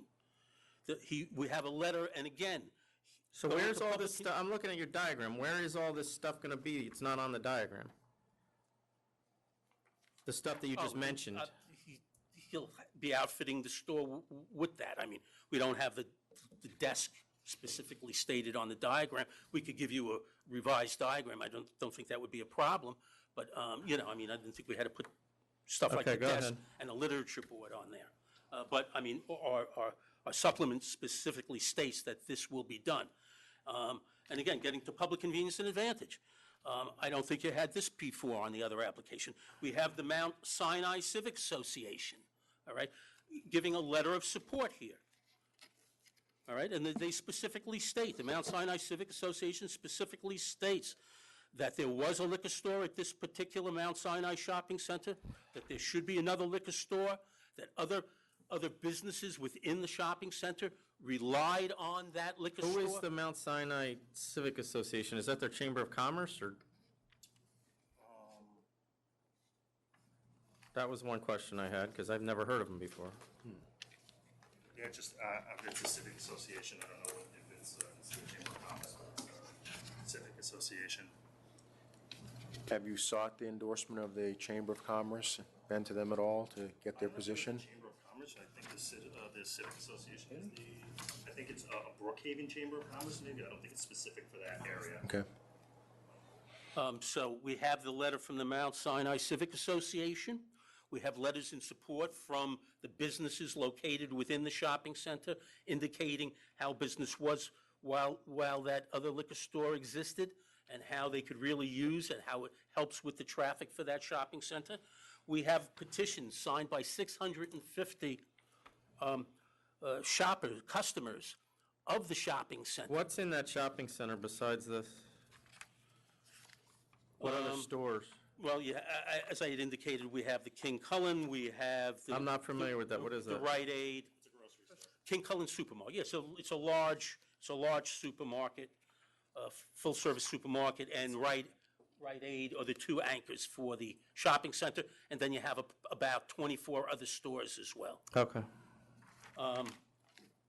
So you have 650 customers of the shopping center that have signed petitions, which I've given you. They're included in my Exhibit E. Now, Mr. Lynn had gone on to indicate the distances, which I disagree with the distances. I use the shortest driving distance between stores. That's what we've been using for many years. The closest store is 1.7 miles from the applicant. The fourth closest store is 2.3 miles from the applicant. All of the stores are located in their own shopping centers. None of those stores are located on the Wisconsin Highway. 3 of the 4 stores are located on Route 112. All of these stores have shown an increase in sales from 15 to 16. One store I read, Akash, the Akash 92209 Wine and Liquor objection letter. That store had 1.8 million in sales in 2016. Its letter is also misleading to the extent that it states that the shopping center, I believe across the street from it indicates that the Sears and Pathmark supermarket located there in that other shopping center went out of business. What it fails to mention is that the shopping center where Sears and Pathmark were located is actually being enlarged, and the ShopRite supermarket is taking over both the Sears and the Pathmark space where Sears and Pathmark is. So it's a vibrant area. As Mr. Lynn indicated, shopping centers are being enlarged and they're being renovated. The 3 Road and Port Plaza shopping centers, as Mr. Lynn mentioned, have work done to them. That's not because the area is going down, that's because it's a vibrant area that's busy, heavily trafficked. Where is he's previously managed Long Island Wine and Spirits Merchants? Where is that? How far away is that? You know? It doesn't matter. Far, I'll take far to mean far. All right, 3 of the 4 closest stores are also in Port Jefferson. Only one store, Rixer Enterprises, is located in Mount Sinai. Okay. And that's on the border of Miller Place and Mount Sinai. I think we've. You got You have any got a questions? median age of 41 years old. You've got $125,000 in, average household income. I think this is the right candidate with the right location. He adds something to the mix. He's replacing an existing store. Okay, I think we've got enough. Thank you. Go ahead. That existing store closed when again? We shut it 18 months ago. Shut it, okay. Thank you. Because he was doing co-op buying. Oh, that's the last question I have. Do you know this Conley at all? Never met him? No involvement. Or the family, or? Nor did I put them together. No, I know. In any way. I did not insinuate that. Well, Mr. Lynn did. So, yeah, there's no. He didn't question. insinuate it, he pretty much stated it. Yeah, well, you started off by telling me. That's his he didn't- job. I don't think that's his job. I don't think his job is to make. Well, we have had, as you know, we have had issues with other applicants with this location already that came up and tried to Yeah, okay. play a game And with this us. is, yeah. I don't know if, I don't even remember if you represented them or not. No, I didn't. No, I didn't. Do you mind if I say something? Sure. Thank you. First, I would like to say good morning to you guys, and I'd like to thank you for, reviewing my application. I've been in the industry for a while. I hear most stores playing up that we're going to bring in New York State wines, we're going to bring in, Long Island wines. As you can see from my exhibit that the attorney presented, I have done that. I take a lot of, value in pushing the Long Island and New York State wines. It's in my backyard. I do live in this area here. A lot of stores like service and selection, I agree with that, but I also think about value and education. I think the customers also need to learn about wines. I'm going to be bringing in all the winemakers from all these Long Island regions. They're going to be doing seminars, teaching the customers what grapes, what wines produce well in this climate, in this terroir, in Long Island. So I think I'm going to be bringing a lot to the table. It's not just replacing an existing store, it's bringing education to the customers, growing the region of Long Island. What's the percentage you planned on doing New York wines? I've been doing research, and I figure, there's over 500 wines I've researched that are in Long Island vineyards. Not Really? saying I'm going to carry 500 wines. I mean, I would like to invite them all into the store for approval, and I'm going to be tasting through these wines and going through the makers and seeing what they suggest to the public in the area here. I want to encourage the customers to go visit the vineyards, try the wines, But what, do you have a percentage in mind? Because obviously you're not I'm not insinuating you should carry 100% of your wine as New York. I'm just wondering what percentage you thought. Well, I think the store would probably carry 3,500 SKUs in the store. I would dedicate probably over 400 to 500 wines and spirits of New York State and upstate wines. So it will be a large area. There will be a tasting area that, like I said, that the winemakers could come in and present their products to the customers. I plan on positioning the wines in the store as the vineyards are placed out east. So they'll be following the path of my wines in the store as the way that the vineyards are positioned out east. So Okay. Mr. Lynn, you have 10 seconds. No, I would only request that you hear my clients and tell you whether they do or do in fact sell New York wines, whether they have wine tastings, whether they have... I'm going to assume that they all sell New York wines, and I'm going to assume that they all have tastings for the benefit of this. However, the only question I do have, are any of them sommeliers? No. Okay. And also... Unless you want to hear from them. No, and the only other thing with regard to sommelier, if I'm not wrong, that means they have expertise in one certain area rather than the thousands of other types of liquors and wines and ciders and everything else. Well, he's going to, that's the only question I had. That's clearly not the lone basis of this. All right. I'm good to go if you are. Yes. There are quite a few stores in the area, but I did approve the one that before, that was ultimately denied, but it was replacing an existing store, so I'm still going to stay with my original vote and vote to approve. So I'm actually going to vote to approve as well. I think that the previous, I remember all of these applications because the initial store, which we canceled, was a huge problem as far as the stuff that went on there. The thing that changes this, in my mind, compared to the other two is one, his experience, and two, his significant commitment to educating as well as selling Long Island wines. It's obvious from the vineyards and the letter of recommendations he has from them that he has relationships with these vineyards, so I don't think that he's blowing smoke at us.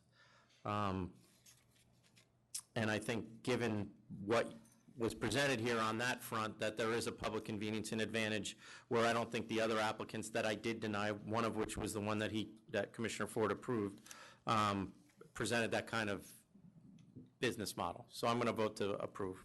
We thank you. And it is replacing a store that 18 months ago was open. That's pretty much it for me. Well, I think you made the right choice. All right, the next item is 1160 Roof Sports Bar and Grill Corp. Can we take 1 second? Yes. We're going to take 5 minutes?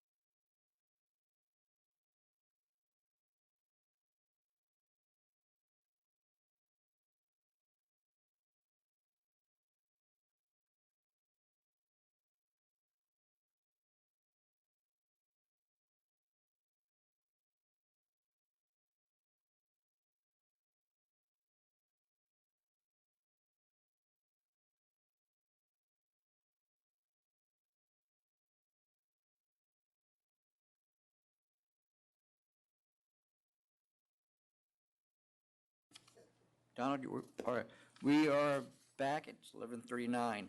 And the next item is 11:60, Roof Sports Bar and Grill Corp. Conditional no contest plea of cancellation and bond. What number was that? I'm sorry. I'll accept. 11:60.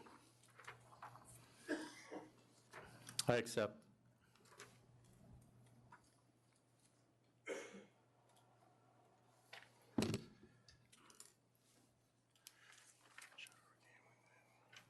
Accept. Next item is 12:35, NY Tracks Cafe, Inc. What do we say, 100 bucks?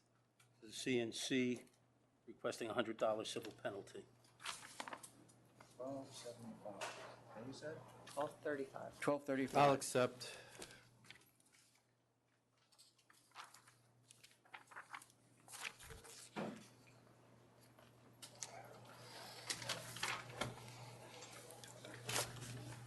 $100 civil penalty, accept. Next item is 11:40, Destination Wine and Liquor, Inc. This is a CNC requesting a $5,000 civil penalty.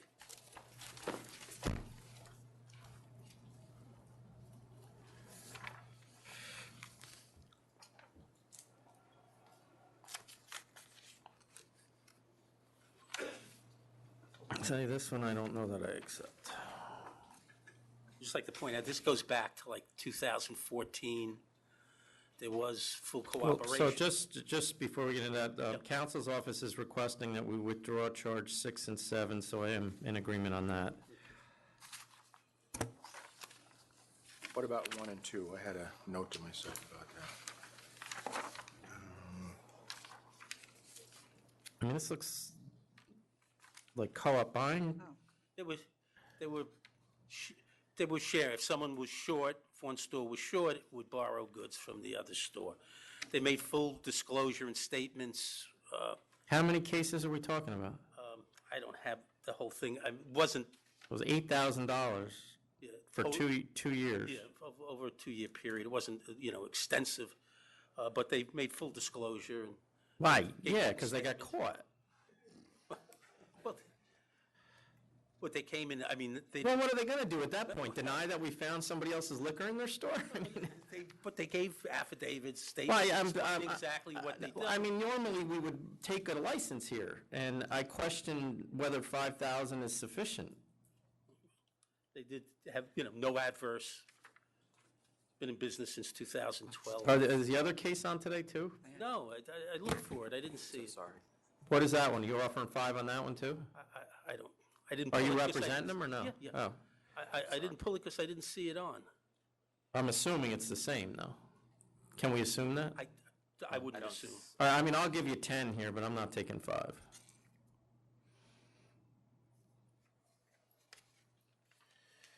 Yeah, pretty intentional, 10. I'm going to go with that, too. I have one last case. Do you accept that? Oh. Or do you want to wait for the letter? My gut is, they're Oh, you can't do it? All right, well, wait, all right, so counter offer at 10, Tom. yeah, my gut is it'll be accepted. I'll advise them to accept. Okay. I mean, it's, The next But I item can't- is 1192, 3575 Restaurant Corp. on this, I just want to point out, I looked at the agenda sheet.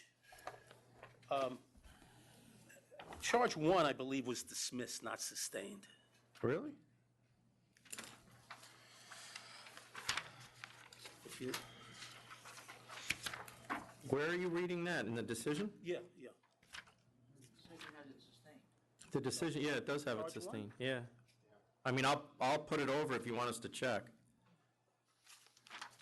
I mean, I took a quick look yesterday. I think Oh, here, it's you not can look. sustained. No, I believe you. I don't know what I was I looking. mean, do you want to put it over and double check? So sustain 1, sustain 2, sustain 3, dismiss 4 and 5, sustain 6, dismiss 7, sustain 8 and 9, dismiss 10, sustain 11, 12, and 13.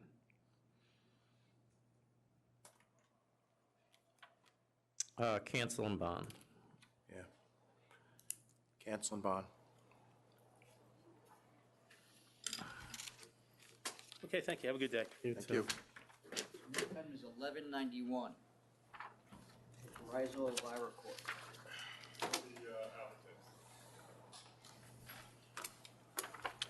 You're the applicant?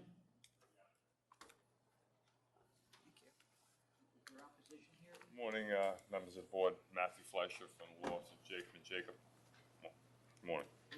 Is there anyone else here in this case? Come on up. Can you note your appearance again, please? Matthew Fleischer from the law office of Jacob and Jacob, 176 Mineola Boulevard, Mineola, New York. Okay. And we'll let the opposition go first. Good morning, Mr. Chairman, Commissioner, and Board. My name is Stephen Jimenez, and I was requested to be here today by Councilman Mark Cuthbertson, who regrettably could not be here. I'd like to read you a statement, if I may. Sure. The owners of Melissa Tavern will be appearing before the New York State Liquor Authority today to have their license that was forfeited last year granted. This location should not be allowed to have its license reinstated. The owners of Melissa Tavern have abandoned efforts to fight a pending revocation of its liquor license and instead voluntarily forfeited the license to state regulators in November of 2016. I requested my legislative aide, Stephen Jimenez, to appear before you to announce my stern opposition to any issuance of a liquor license at Melissa Tavern, temporarily or full.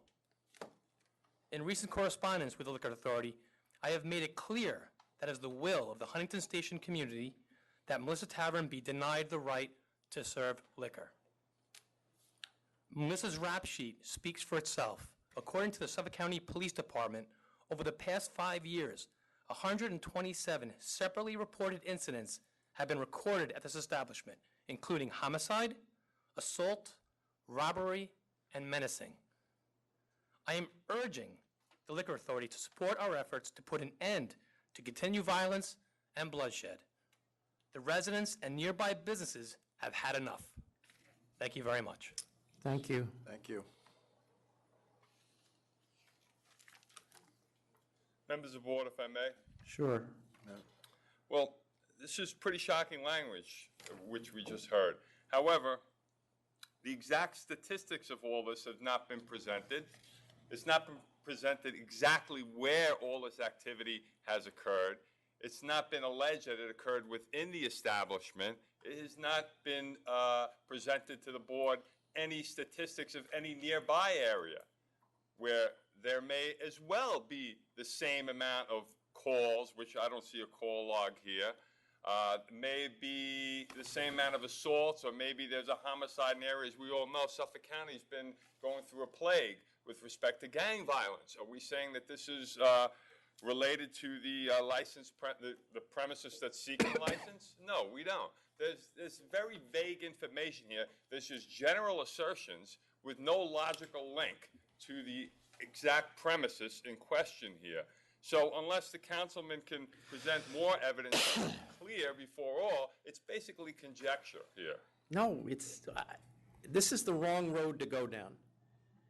Because he may be speaking in conjecture, but what I have in front of me is specific. It's clear. That in a parking lot nearby? Listen, I usually have about that much of prior history of a place. For your client, I have that much. That tells me that there's a problem, given the charges here. Are you going to sit here and argue with me that this place was not a focal point of police attention? Well, what's different between the prior licensee and my licensee is, first of all, which we submitted. That they're brother and sister. Understood. So in my mind, there's no difference. There is a difference. We've got security. We have security contract where it's going to be two people. That wasn't there before. We have a contract as well for video surveillance in the area. Now, the security contract which we submitted calls for two security personnel to be on the premises the entire time it's open, every day. Did they not have security previously? I believe they did. They didn't or did? I don't believe they did. Well, she's right there. I'm sure she works there. Did they?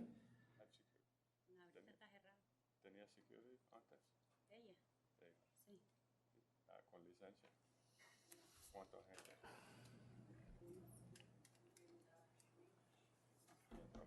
She said she didn't work with them. She says she believed that security, didn't know if they were licensed or how many that they had. Well, that's an enormous problem in and of itself. Chairman, to clarify, when the application was filed, they indicated no security, but in a letter from their attorney, May 31st, then they indicate they're going to amend the application to add security Yeah, there was an amended application with a security contract. a week ago. And for your information, some of the specific information I have is one of the charges that was brought in 2005 was the fact that they were employing unlicensed security guards. So not only does that tell me they had security, but they weren't even doing it right. Well, obviously, with the new submissions, the licensee, okay, Ms. De Romero is trying to do it right. Well, that ship sailed a long time ago. Because I see 2003, a 7-day forthwith suspension, a $10,000 civil penalty, plus a warning in 2003 that any future violations would result in revocation of the license. For some reason, that didn't occur because the charges continued through 2005, 2006, 2009. It appeared they had a couple good years between 2011 and 2014, and then it all started again. But we have before you a new licensee. No, we don't. You're telling me she's not affiliated with her family? She's seeking, she is not, Has she worked at this premise previously? No, she worked in a deli. No, she worked in a deli, as was placed in the application. She worked in a deli since 1999. Almost 18 years. I mean, I've given the history at this place and given that the town clearly has significant concerns about their ability to operate this place lawfully, there's no way I can give her a license. This is a different person. And I just want to note for the record that this place is, without any question, at the very top of the list of my prosecutor's places for Long Island. He flagged this personally for me, how many issues, I don't think that there's much else that needs to be said about the history for this place, and the fact that they're related is a huge red flag from my office as well. And to be honest with you, even if she wasn't related, I don't know that, given what went on here in the past, that I would even let anybody have a license in here, in my view. At least not for the next couple of years. I don't care that they delivered the license to us or not. I mean, this is significant stuff going on here. My questions were with the town councilman. I noticed that he'd sent in a letter July 18th, a year ago, sent another one in October, and my question was going to be, where does he stand now? And I think pretty clear about that, so I wouldn't approve this either. So I'll vote to deny on character and fitness.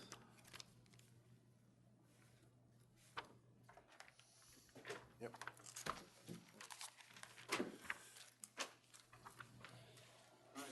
Thank you, Commissioner, Chairman, for your support and consideration of our Huntington community. Take care. Next item is 1158, La Vida Loca Restaurant and Bar Corp. Good morning. For the licensee, Marcodi and Associates by Louis Gisari and a new associate of mine, William Joseph, 108 New South Road, Hicksville, New York. Good morning. We have a CNC of $3,000 for this. I'm going to counter with 5,000, only because There was a 3-year window before they had an issue again. no, I get that, but they got a cabaret summons in November, and then they got another one a month later for the same thing. And I understand how hard it is to stop people from dancing if you keep playing music, but you can always turn the music off, and they just didn't do it.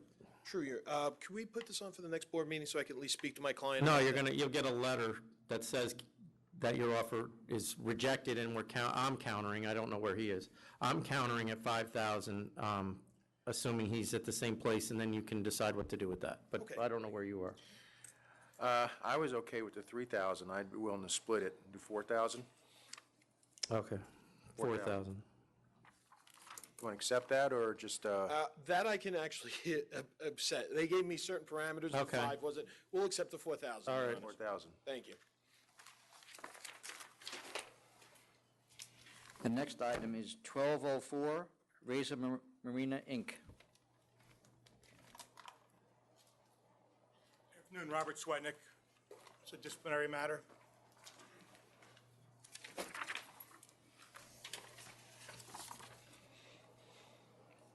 The licensee has about 15 years of, say, an unblemished record. There was one incident which he found shocking. He says a family restaurant. We gave Got a you- lot of attention, too. We gave you a letter detailing what's been done to stop it, how he reacted to that incident. So, I mean, I actually, I'm glad you came in, because I was actually going to call you in. It's clear that there's a segment of this neighborhood that does not want you there, even though you appear not to have any issues with us, based on what I've seen. I think they didn't like the clientele that came that caused this incident. So the only message I'm giving you is, because of that, you better be more vigilant than the next guy. And how many security do you have now? Well, some of the employees that we have, they're ex-cops, and they have applied for their ongoing. But how many of them are there? 2 of them have their licenses now, but we're interviewing with actual security companies. We have 2 companies that we're talking to right now, so they could take over the security completely. There's 6 retired police officers who work, they're calling them floor managers, because they're not all licensed, yet. They've applied for their licenses. Okay. All right, and then do you have DJs or live music? So what happened here? We don't know. The bar was actually closed when it happened. This was a group left and then came back and a big fight broke out? Apparently, I don't want to call them gangs, but yeah, it's 2, something happened, they saw each other, there was something in the parking lot, they called the police. Why are they coming to you, though? You have no music, you have no bands, are they just coming to eat there and then? Yeah, it's just a big place, and a lot of people, come there for the food. Okay. And they also say that since they put in the scanners, a lot of people see them and are, he'll tell you his business is down, or seeing the scanners are just, don't even want to go through them. All right, I'll accept. It's saying here that the people, 2 groups of persons inside the premises throwing chairs and stuff at some video that went viral. Is that correct or not? Were That's they some- I inside? didn't hear what- the last part. Sorry? I didn't hear the last part. Some 2 groups. It says the video showed 2 groups of persons inside the premise throwing aluminum chairs at each other and using those chairs as bludgeoning implements. But no one, interestingly, no one was Again, injured. it's just a video viral. Yep, no one was injured. They're the ones who called the police. It was over in about 2 minutes, even on the video. What happened is, I don't know, if it's from a school or what it is, but there was a group there. Something started in the parking lot. They called the police. Before the police even got there, they had left. And I guess some of them knew that there were other people inside, and they came in, just started throwing stuff, and then they all ran out. And, there were no patrons involved. When I say no other people involved. They're the ones who called the police. Before the police came, everybody was gone. For the rest of that weekend, they stopped serving alcohol at 6 p.m. because they didn't want anybody coming back to, and the police haven't been able to figure out exactly who or where they were. And they fully cooperated. Okay. And they instituted other things to try to discourage them from coming back because they're not regular patrons. Right, So okay. we don't know if they just chose this location amongst themselves, that we're going to meet here and, or if they just tripped upon each other, what it was. 8,500 accept. I'll accept. Thank you very much. Thank you. Next item is 1233, KTM, Inc.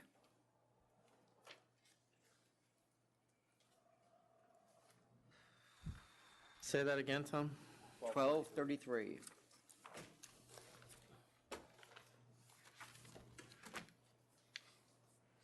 Still morning. Good morning, Leonard Fogelman for KTM Inc. We have a CNC before you with a $4,200 and $4,250 civil penalty offered. Yeah, I'll accept. Accept. Thank you very much. Thank you. Tom, We got 1205 and 1206, the same licensee at different locations, Primo Coffee, Inc. Actually, I think it's two different licenses. Is that correct? It's the same, It's the same licensee, but two different premises, so two separate licenses. Same corporation, two different locations within Penn Station. My client is heading this way.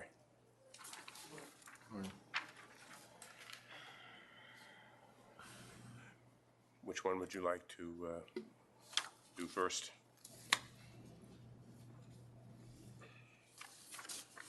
So this is them selling wine to go? One second. Yeah, okay, yeah. Yes, the charges for both of them are the same charge. Why, so what's the difference? It's two different locations. I get that, but it's the same activity. Yes.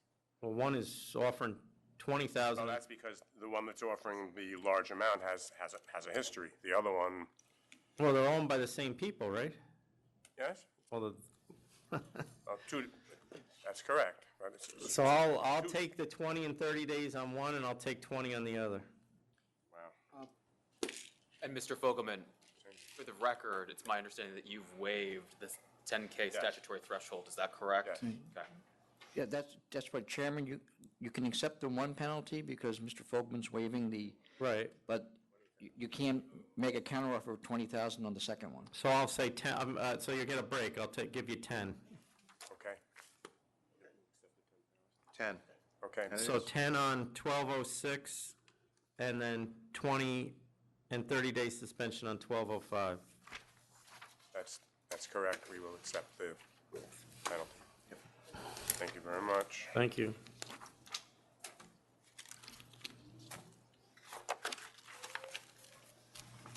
All right, the next item is 1167, FPT Sobe Restaurant Corp.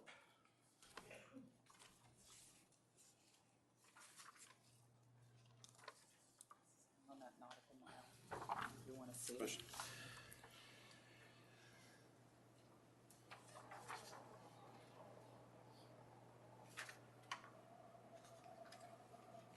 So there's a case pending here? No, the licensing referred this to the members, as this is down in Freeport. Right, On the yeah, Nautic Mile, yeah, and, yeah. and it's. Oh, that's why. Also to increase, I think it's right near Bracco's, which was of concern on a different board meeting. Right. We just deferred to you. What we're doing is removing a service bar, and we put in for alteration to put a small bar towards the water side on the deck. So we're taking one away. So, but Chris, is there an open case here? I don't. 114637? Or is that the Wait a minute. alteration? No, I just see that as a referral. I don't have a case open at the moment. And an open cases at other currently licensed premises of 99628, 99629. They're not affiliated with this guy? Oh, hang on a sec. Didn't.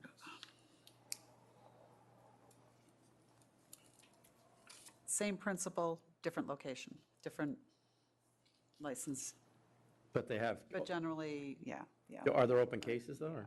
But not at this location, 114637, hang on. Come on, I wrote this a month ago.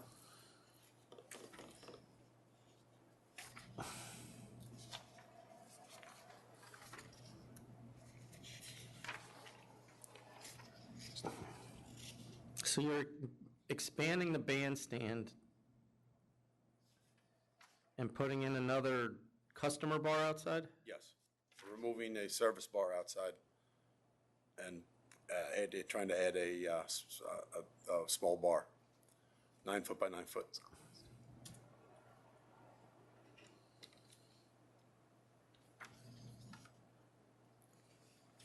I believe. They were, yeah, those were the handled ones, at they were last full closed board. last board meeting. Yes, that's why that sounds familiar.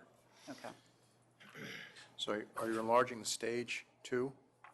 The stage is falling apart from just being decayed on the water, so we rebuilt it over the winter time, and we enlarged it a little bit. Okay.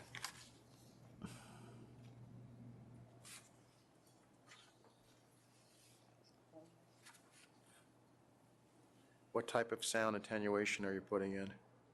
What sound attenuation? It says enlarging same and sound attenuation and lighting. Well, with the stage, we enclosed the sides So now we put the speakers back in, so it focuses instead of going out and bothering the neighbors. Right. So since we've done that, we've had no noise complaints. Right. You don't have any this year at all? Nothing. And the music stops 10 o'clock. 10 o'clock during the week. and then 11 o'clock on the 11? weekends. Yep. All right, I'll approve it. Thank you, Chairman. Yeah, I approve as well. Thank you. Have a great day. You too. Next item is 1200 Woodman's Flask LLC.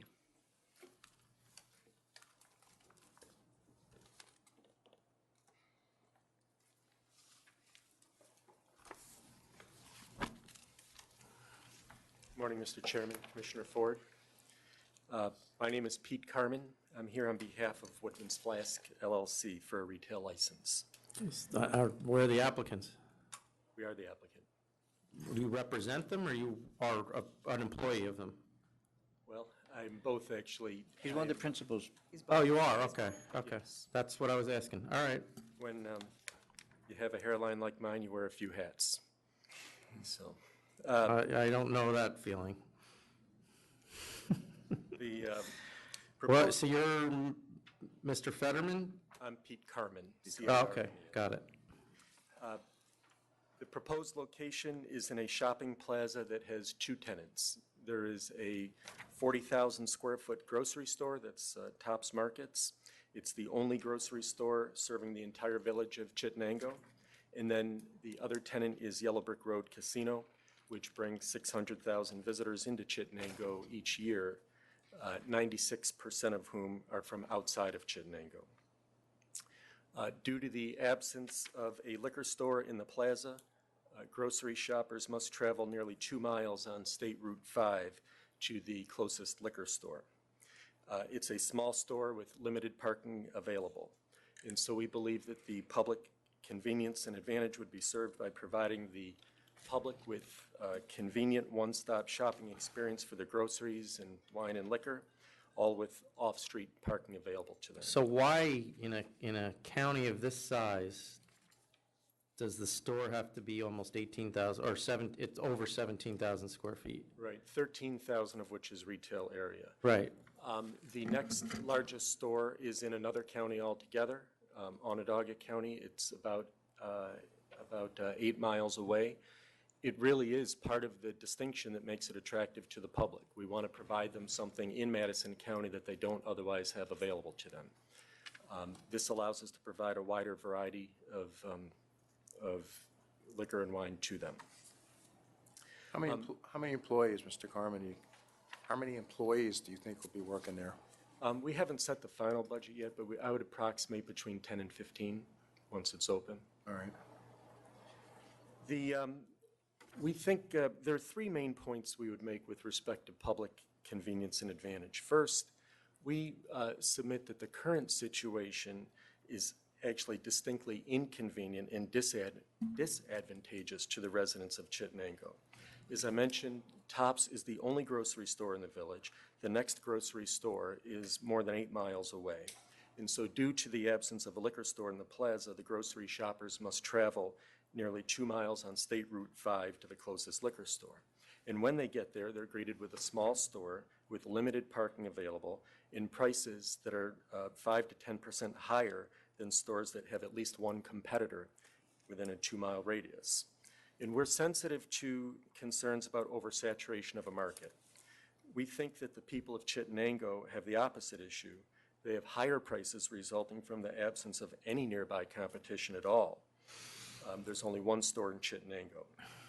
We validated this point. How many people are in Chittenango? What's the population? Yeah, Chittenango itself is 5,000. Chittenango is a village within the town of Sullivan, which is 15,000.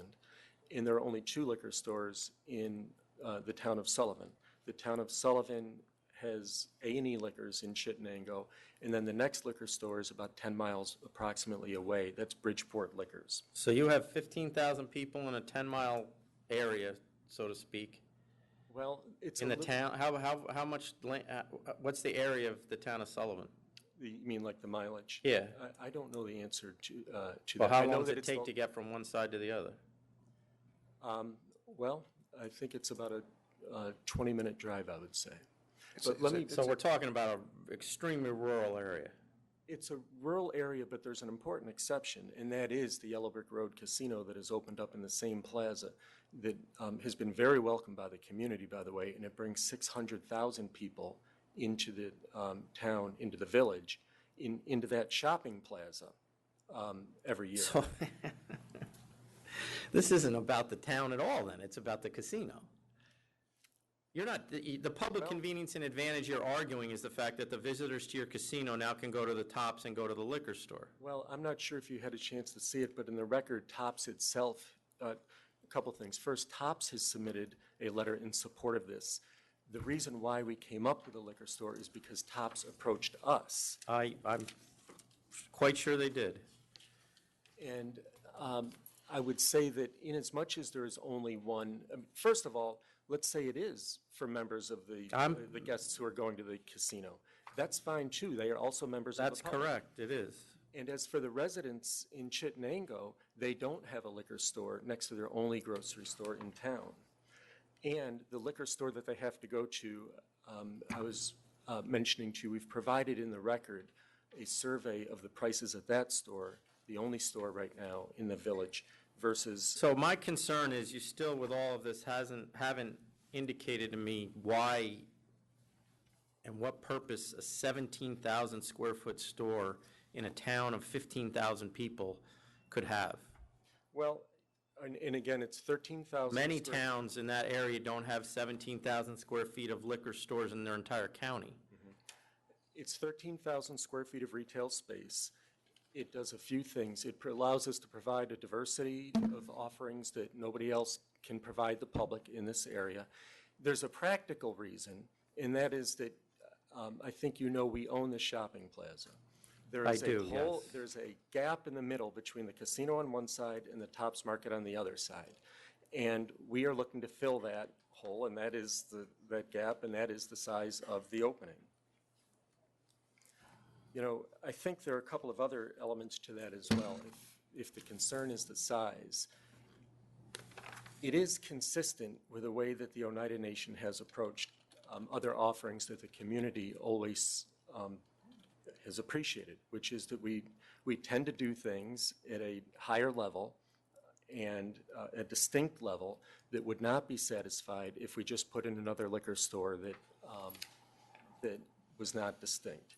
I think that the community has found that with respect to the Yellow Brick Road Casino, and they've appreciated it. The Sullivan Chamber of Commerce has written a letter in support of this, in part based upon our track record of being supportive of what the community wants. When you bought the plaza, how big was the liquor store that was there? Mr. Chairman, I don't recall. I am going to say it was about 3,000 square feet, but that's an approximation. Are you carrying New York products? Of course. How many? Or what percentage? We have not set the plan yet, but we wouldn't be able to be a successful store without selling New York product there. We will be having a tasting area as well, and if you've seen the diagram, you'll see that we actually built in an area for a tasting area as well. Actually, one other point with respect to So you're having considered what percentage of your SKUs, at least in wine, is going to be New York products at all? We have not. We know that there needs to be a minimum one because the market will require it, but I don't have an answer for you on that.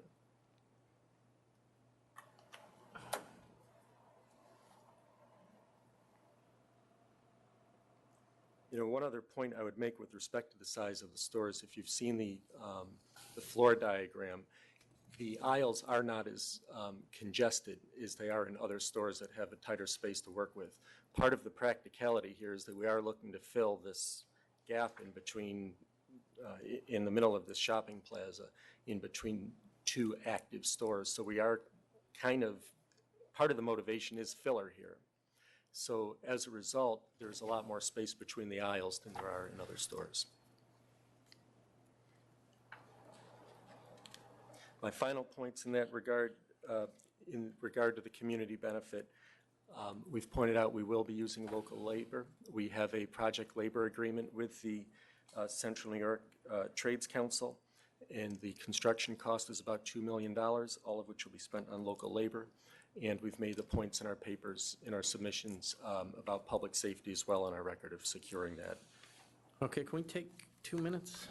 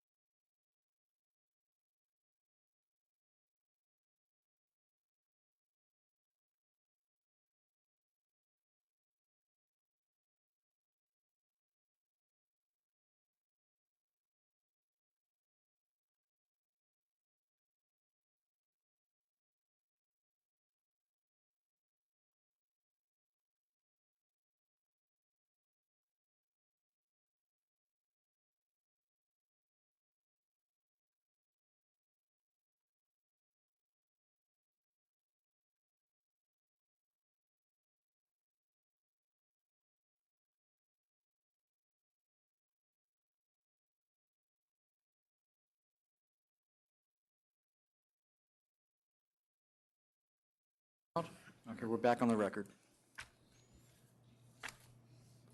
So, given your location in central New York, I would hope that there would be some level of percentage of New York wines that you'd be willing to carry? Actually, New York State products, period, not just wines, yeah. I mean, we can commit to 10 to 15%. Okay. Under that scenario, under 15% New York products on their SKUs, I'll vote to approve. I think that there is a public convenience and advantage requirement that's met, being next to a destination such as the Yellow Brick Road Casino. The other liquor store in the middle of Chittenango is right in the heart of the village. It's a kind of a walking distance clientele. It's right on Route 5, so I'm willing to approve as well. I'll approve on the same grounds. Good luck. Thank you. All right, the next matter is 1166, Upstream Wine and Spirits LLC.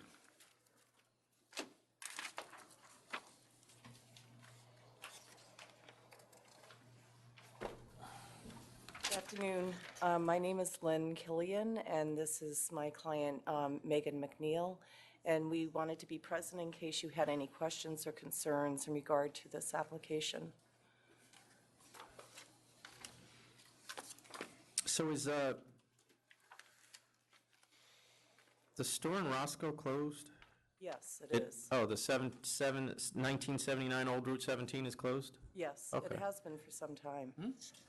And what about the one in Liberty at 187 Mill Street? Or I realize that's 10 miles away, but Yeah, that's open. it is open. Yes.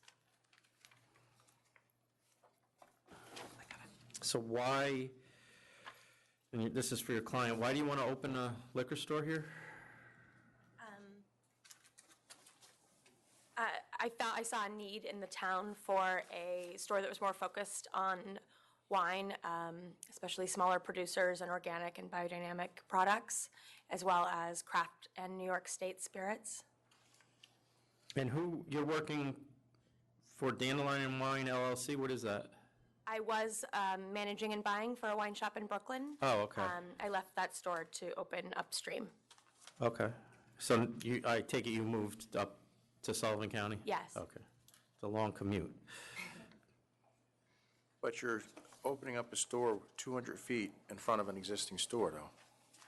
We're doing very different things.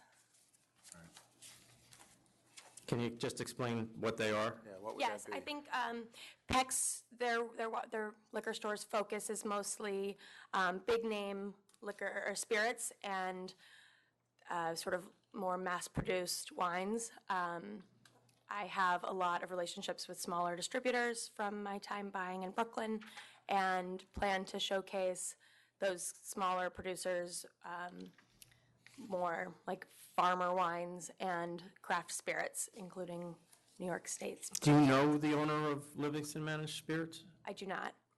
Is he aware you're opening a place? Because he hasn't protested, I'm just wondering. I mean, I've had a sign on my door for several months across the street, so. I believe you guys generally send a letter as well, so I don't know if anyone cares. Well, he did respond, yeah, no, he sent in his sales responses. But he didn't protest. No. I can vouch, as a customer at the PEX Market, I live nearby, that their selections are more limited in comparison to what Ms. McNeil proposes. More limited or more different? PEX is limited compared to what Ms. McNeil is proposing.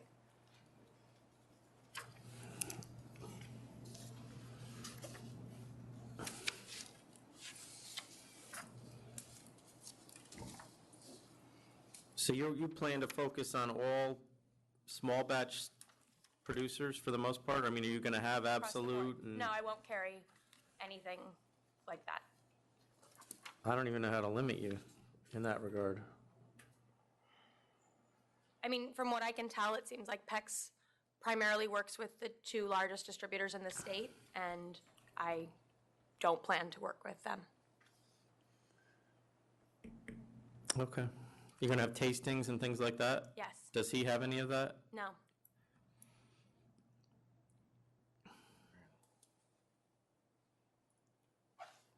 You ready, Chairman?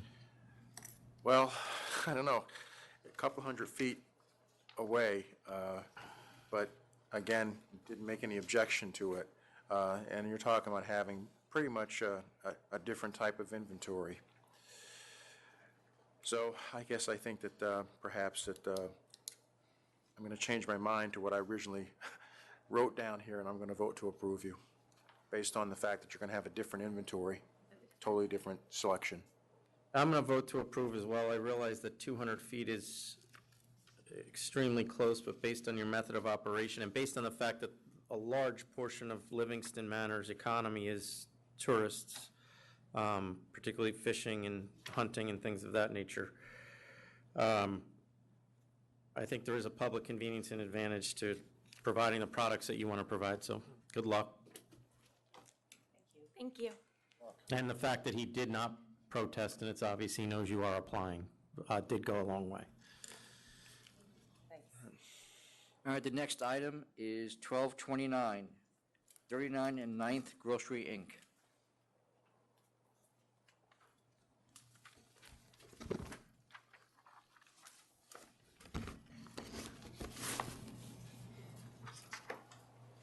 Good morning, board member and commissioner. My name is Hong Chen. I represent my client. It's 39 and 9th Grocery, Inc.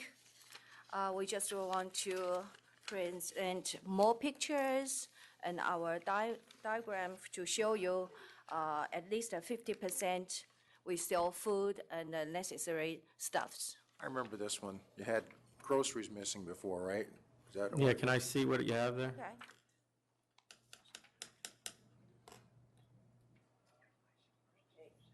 We have a new sign because we bought in March. Here, let me just look through them. Juice or food, ice cream. Yeah, I'll just look through them. Thank you. Okay.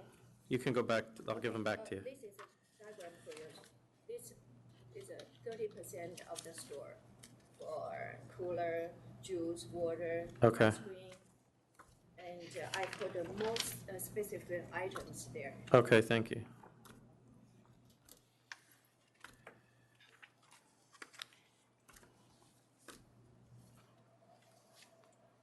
we believe the store has more than 50% required by the liquor authority.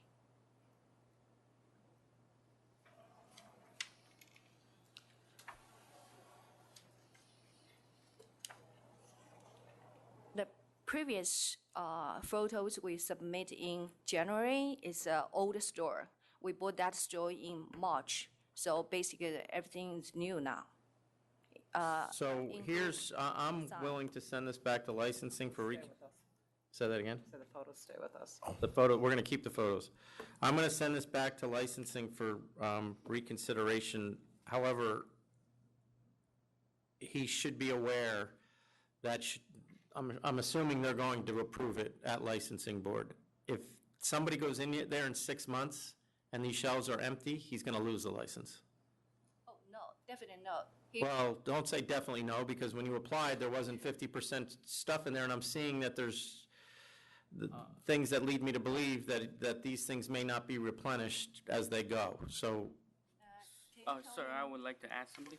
I bought all the inventories from the old store, so mainly the inventories that were on the shelf, it's like old inventories by them. So I don't want to store them up, so I left them on the shelf so they could sell out, so I could like bring. so them make sure in. my point is make sure you replenish them. Yes. Okay. Like in the picture, the Goya products are all new. I recently started a contract with Goya, and they are supplying me with more grocery and food items. Okay, so I'll send it back to licensing. Okay, thank you. Did you? Yep. Okay. No, thank you. So the board will review it again and then get back to you. Thank you. The next item is 1146, 57 Grand Street Cafe Corp. Oh, boy. 1146. Who's opposition to this? Yes, well, can you come and put your name on the, oh, it's Mr. Palillo's case, I forgot. Good morning. How are you? Yeah. Okay, let the opposition, so here's, Mr. Booth, is this you as well? Yes. How many people are here for this? There's about 5 or 6. No, there's more than that. Who already sent us a letter? If you plan on coming up and regurgitating your letter, I would appreciate you not coming up. I'll let you put your name on the record, but we don't need, we've read all your letters, they're all here. So we have it. And then I'm sure you're going to regurgitate everything, but go ahead.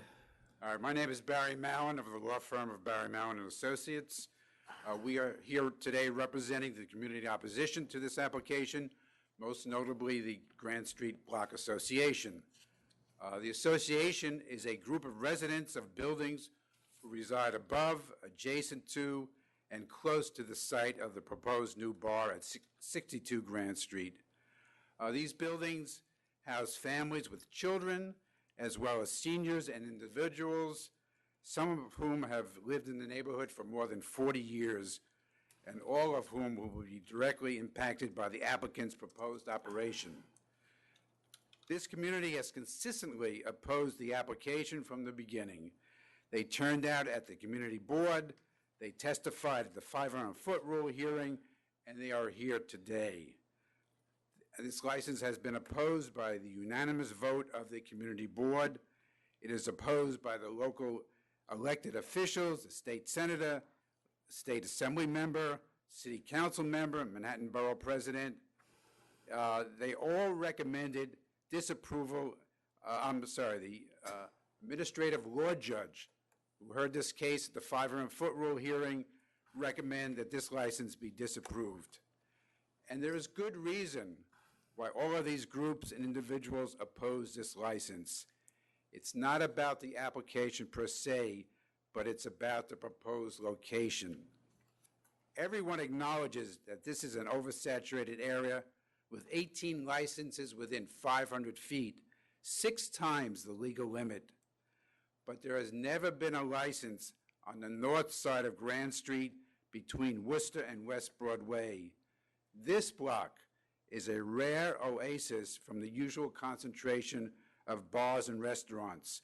All of the retail businesses on this side of the street close by 7 p.m. So this is a location that has never before been licensed. And under the law, the applicant has the burden of establishing what public benefit he is bringing to this location, a location surrounded by residential neighbors and one that has, as I said, has never been before licensed. I mean, as far back as 20 years ago, in a case involving 72 Grand Street, and I was involved in that case as well, the courts have made clear that the applicant must establish reasons why this particular license at this particular location is in the public interest. And as documented by the community board as well as the ALJ, the applicant has not met this burden. His record at his prior location may be considered, but it's not the determining factor. The location is the determining factor. And we ask that the commissioners here apply the 500-foot rule law to protect these residents against further oversaturation in an area that is inundated by bars and restaurants. And again, keep this oasis so these residents will not have to bear the burden of having a bar right at their doorstep. And you'll hear from several of them today. We've asked that they not speak long because we know that you have the letters and everything, but it's important that they at least be heard to express what it is that they see as the issues here and why it's not in the public interest for this license to be granted. And so I'd like to have several of them come up at this point, and then you can hear from the community board as well. Well, why don't we hear, they're already here, so Mr. Booth, why don't you go first, and then they all can come up after you. Sure. I'm Carter Booth, representing Community Board 2 Manhattan. We represent the area which this application is located in Soho. There's a couple of points. I didn't want to take too much time because I know there are a number of speakers, but there, and I'm instead of summarizing our recommendation, which you have and you've reviewed, I wanted to point out that the Liquor Authority has already said that this area is oversaturated in 1997, and it continues to be now. But I mean, and I'm sure they did say it in 1997, and I realize I have to treat this like a 500-foot case, and I have every intent of doing it, but we're talking about a place moving. We're not talking about an additional bar, correct? That's correct. Okay. But the original license was issued prior to 1993, and one of the things that's addressed in the 500-foot hearing report is that it's pure conjecture what will happen. But I don't deal in conjecture here. I understand. We don't think it is because we regularly watch the authority grant licenses. But I can't. I'm just. But what you're asking under that argument is for me to base a decision on what I think may happen 6 months from now in an empty building, and I'm not going to do that. But the concern that we have at that location is that we've regularly watched the authority grant exceptions to grandfather locations that have been vacant for more than a year, that have no existing licenses. It's a concern, and I think and it's a valid concern. I'm not so saying I'm your just pointing concern out is. that it's Can I not- finish? I'm not saying your concern's not valid. What I'm saying is I'm not going to sit here and speculate on what the landlord is going to do with that building. I realize it's grandfathered in under the 500-foot law, and I'm not saying that someone's not going to apply. But we also, since you've been here with me, we haven't encountered a situation like this, at least in any of your... Not quite, but I've as far as a place moving directly across the street is what I'm saying. We actually had another place in our community board that did move, that was, I believe, came before you, that was Perla. It's actually, Mr. Palillo is the attorney for them. It moved from Minetta Lane, a couple of blocks, actually, but there was a previous license to where they were moving to. One of the issues is that the original license that they're moving was not subject to the 500-foot rule because it didn't exist yet, and so therefore it never met the original public interest standard.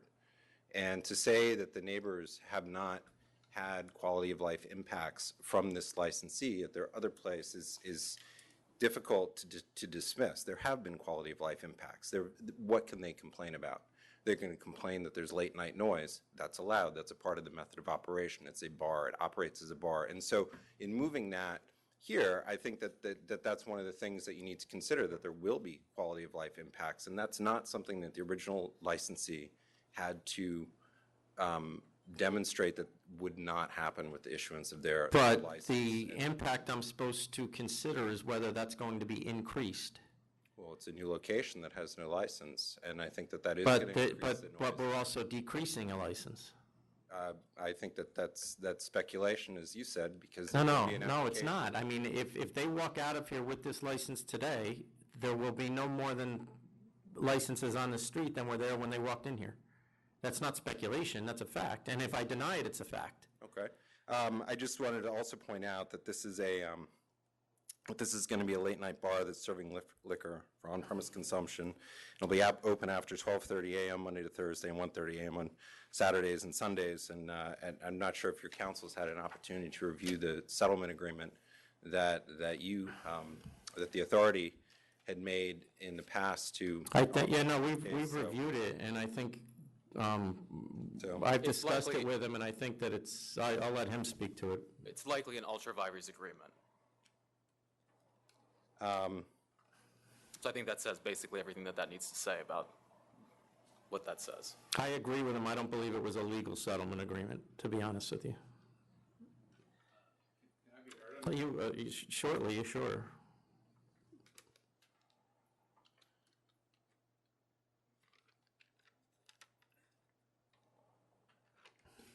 Do you have any, other than the fact that I know we have people who have sent letters I know we have people that have sent letters into me saying how their lives have been affected, but, and I'm not, that's I'm sure accurate, but do we have any police activity at this former location? Do we have any, because we have no complaints here regarding them.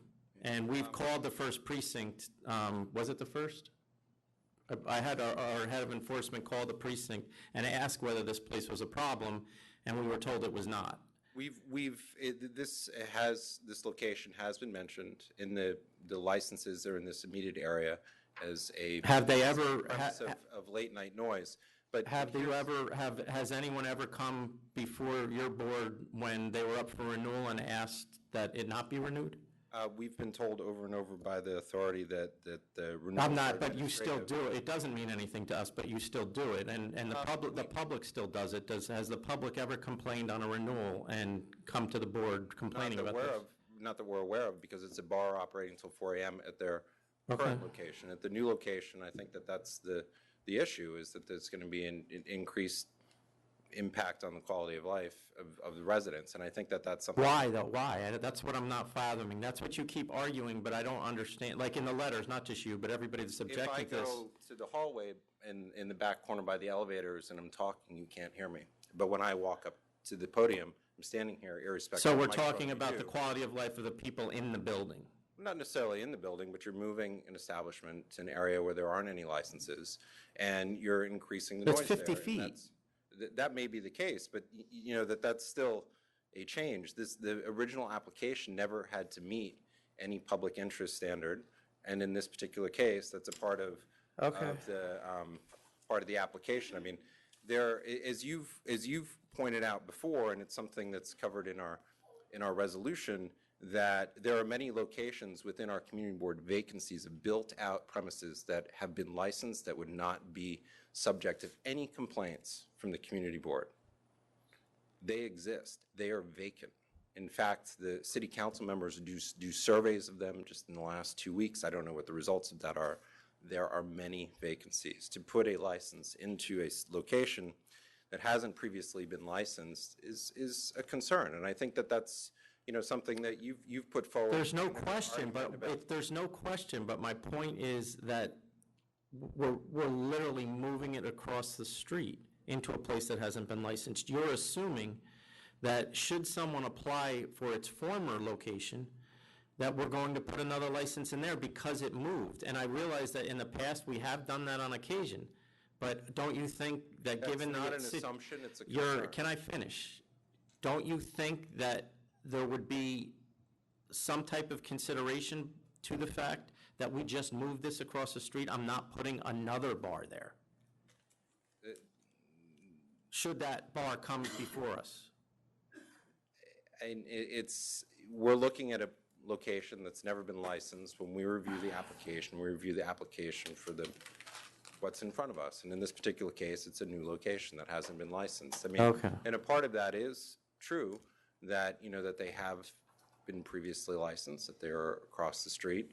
There weren't issues, but at the same time, if somebody came to the community board and were making a complaint, hey, this is a late-night bar and there's noise, there's no, as far as I'm aware, there's not any laws necessarily against people speaking loudly on the street. That doesn't mean there's not a quality of life impact, and they're allowed But to have you that received any of those operation. complaints prior to this application? Yes, absolutely. In this Then why didn't we particular get area, them? because they've been part of a context of I just find it rowdiness in the area that in when people come to us, just like they would here, and they're rattle off a list of names of places that cause an impact in the area of groups of people moving around, whatever it may be. So to say that this is absent of any conversation whatsoever, that's not accurate. They are a part of a matrix of places that do have an impact. Well, I mean, most of the letters we got indicated that every other place on the street is not a problem, only this place.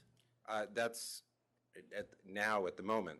And, in the past, as I said, when you have warmer weather, whatever it may be, as I'm sure you hear testimony regularly on different points, the noise comes. And that's a part of what we hear about this place. And I also think that, one of the letters that's referenced in the 500-foot hearing, and I think that it's something to take to heart, the community board is not a policing agency. We don't go and proactively send you complaints. In fact, we try to work as a first step always with the licensees to address the problems, because that solves the problem for the most part, 90% of the case.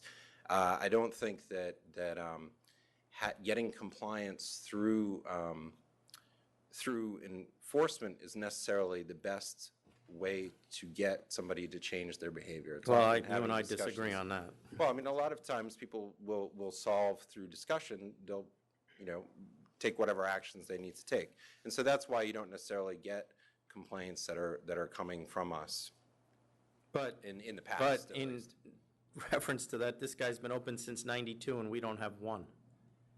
As I said before. So I get that he's you may not licensed always as a send them in, but we don't have one. But their quality of life issues that come are not necessarily against the law, in that they create an impact. Noise, in particular, is an example of that. And since the issuance of the license, New York City has changed its smoking laws.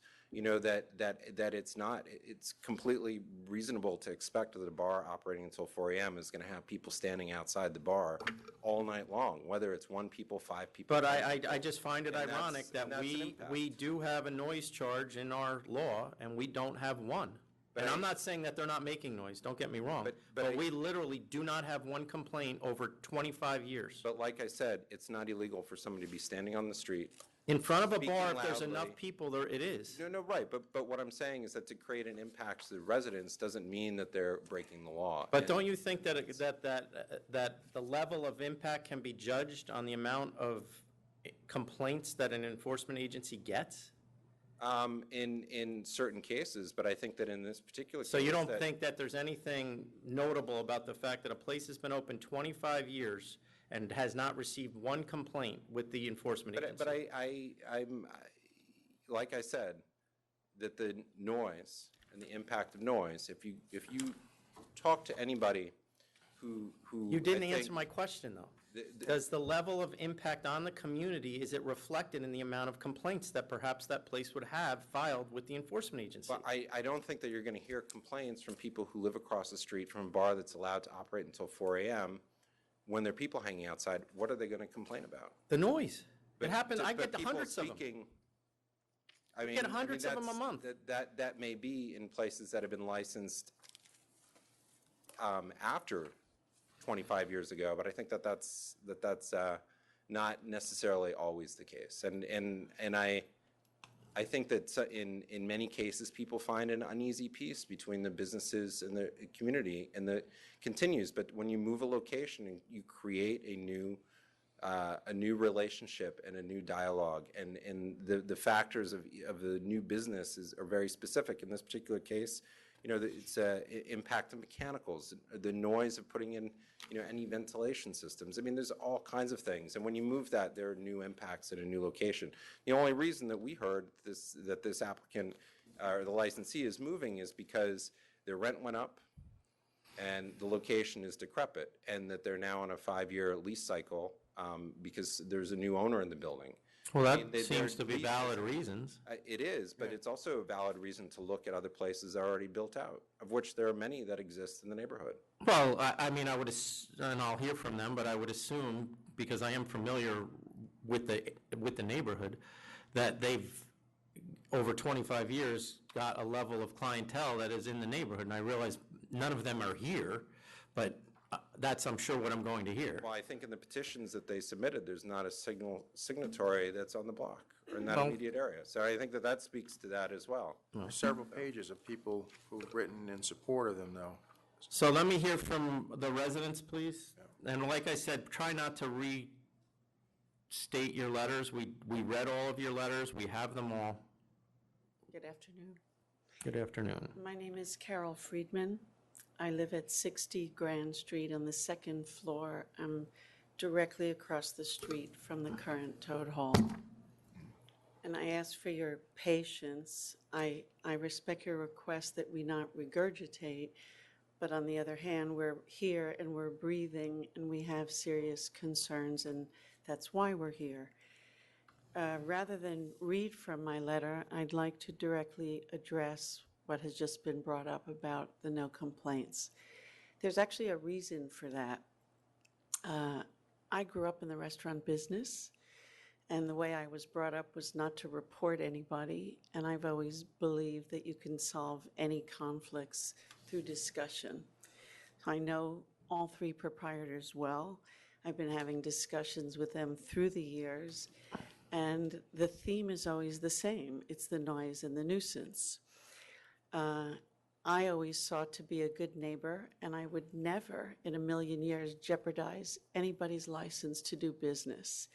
So I feel that what we have here is, in a sense, a punishment for our goodwill, because I personally have not made any formal complaints, but the owners will tell you, and all of the bartenders will tell you, that through the years, I have personally called to complain continually. I've lived there for 35 years.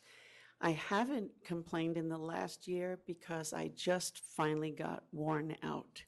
Who wants to, whether they're having dinner or entertaining or relaxing or sleeping or watching television, do you really want to stop that, go over to the phone, and then have to scream into the phone for the bartender to hear you, and the bartender always oh, we got some bad ones, okay, and then they have to get around from behind the bar and then go out and tell their drunken, unruly people to shut up, for no other way to say it. But it's like whack-a-mole, because 15 minutes later, when the new 3 people or 2 people or 4 people take the bar outside, and they're already drunk, they've been in there for hours, it's whack-a-mole, because am I supposed to call again and say there's more? So I had an office in the front of my space. I live and work there. I had to move my office to the rear because this cacophony, it's not just, with all respect to Mr. Booth, he doesn't live on the block, and he's doing his job in respecting his constituency. But we have shown goodwill. Now it's being used against us. And similarly to that same theory, we've been accused of, they haven't used the word, but I'll use the word, of spoiled people not guilty of not in my backyard. Well, not in my backyard really doesn't apply here, because what's happened is we've endured them, and we're being punished for our endurance.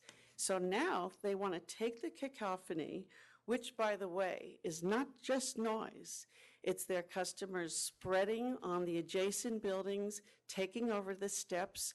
Well, we have steps leading right into our residences. May I just bring some pictures to you right now? Sure. Thank you. Oh, we have these.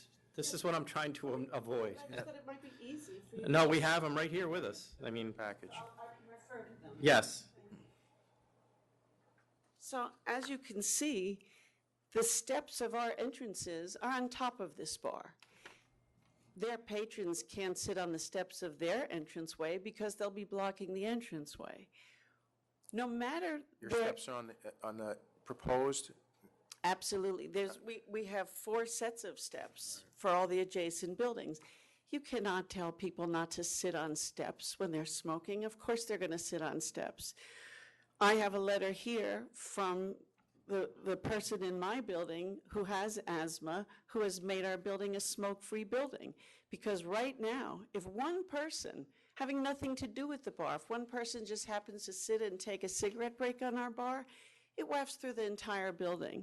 I have a letter from her, but again, to avoid redundancy. I have a letter from me to avoid redundancy. We have all of those. If you send it in, we've read them all.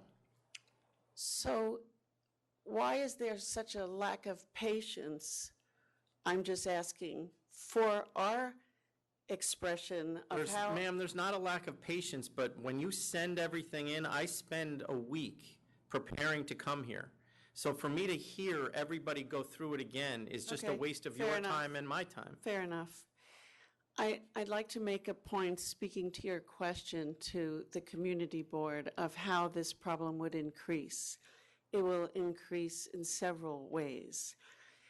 Their method of operation, in their application, it says their method of operation is the same. In fact, their method of operation is grossly different. Their new place is 95 feet long. Their current bar is 18 feet long, the physical bar where people sit. The new bar is 38 feet long. It's a supersized bar.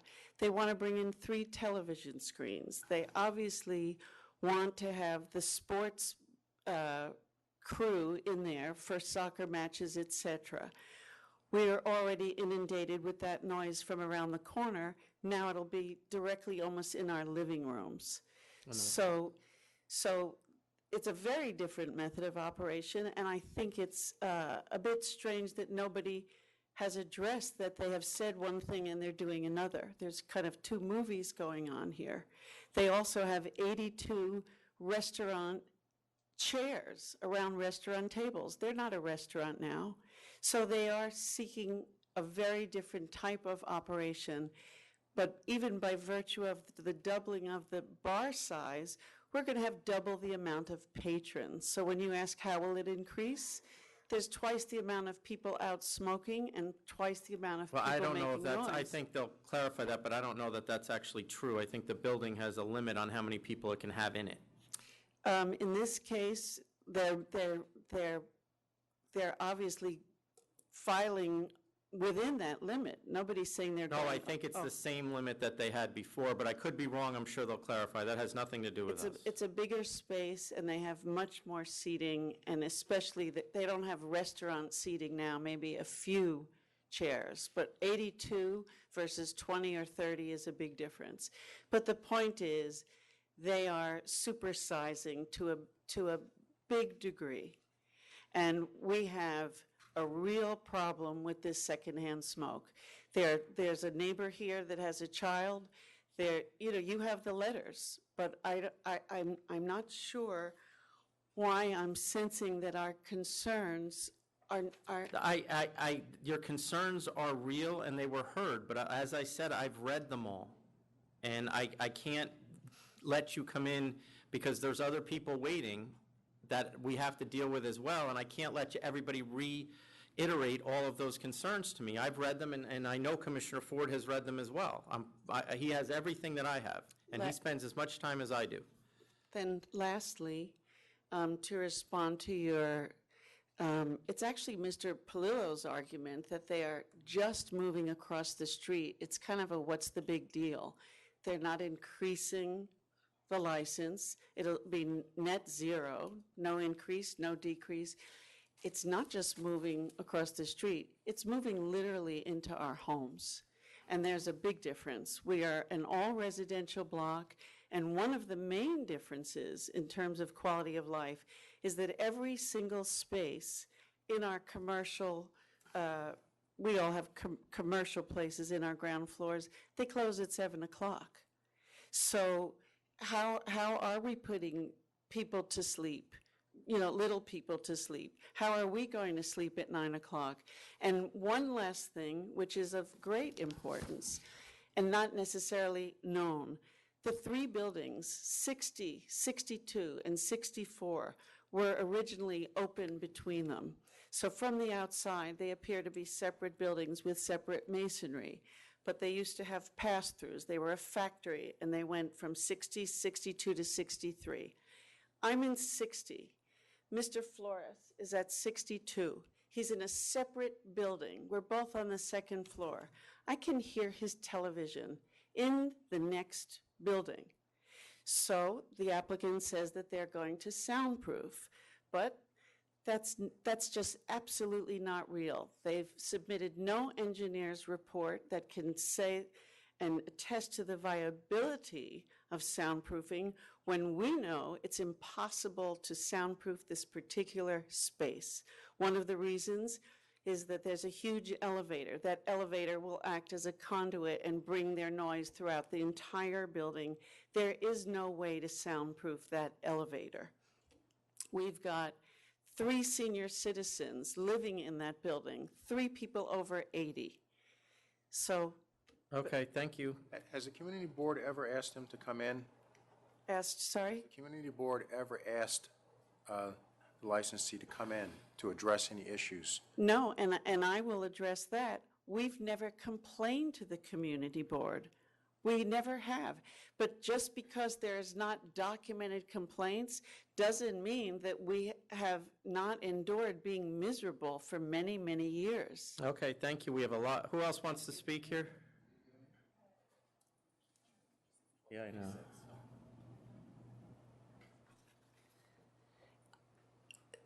The present bar is in a 3-story building. Identify yourself, please. I'm Ann Gillen, I'm sorry. Thank you. The building that the bar wants to move into is a 7-story building with an elevator shaft that was just mentioned. There's no insulation between the floors in my building, and no, it's certainly the elevator shaft can't be sufficiently insulated either. So you live in the building? I lived in the building for over 40 years.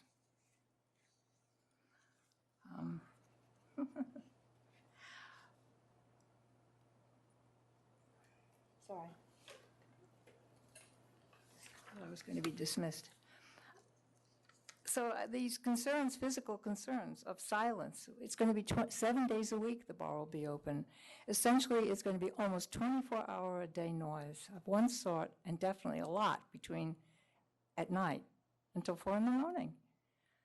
I don't know how we're supposed to sleep with the noise coming through the floor and through the elevator shaft. Then there's, between my lobby and the elevator and the bar, there's one pillar between, physical pillar on the outside. It's not even a foot wide. So their stairs and my stairs are a foot apart. So of course they're going to be sitting in front of my doorway. How do I open my doorway with a bunch of people sitting on the steps? Well, I'll ask them, but what if one of them's drunk? You know, I mean, it's an iffy situation physically. You have all the photographs? You have showing the stairs, the closeness of these buildings? All right. And then why should anyone over 80, and there are 3 of us, have to think about, is there hostility in this group that we have to go through to get into our building?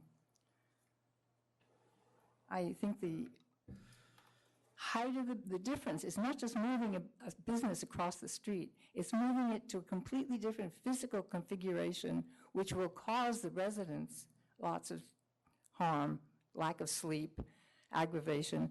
The building they're in now are transient residents. Okay. We have to take a 5-minute break. Do you have anything else, or? That's it. Thank you. Okay.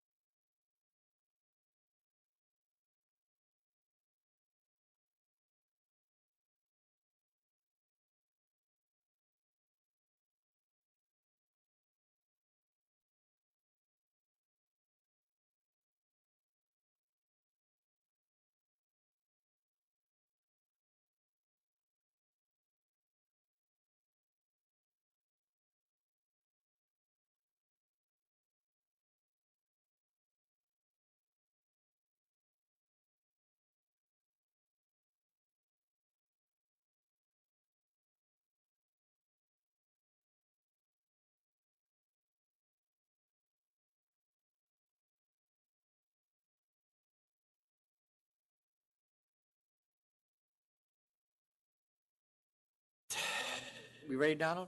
Okay, we're back on the record.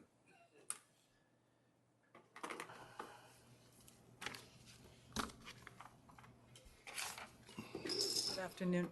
Good afternoon. Good I'm afternoon. Jessica. I'm Jessica Zorn. I live at 64 Grand Apartment 2.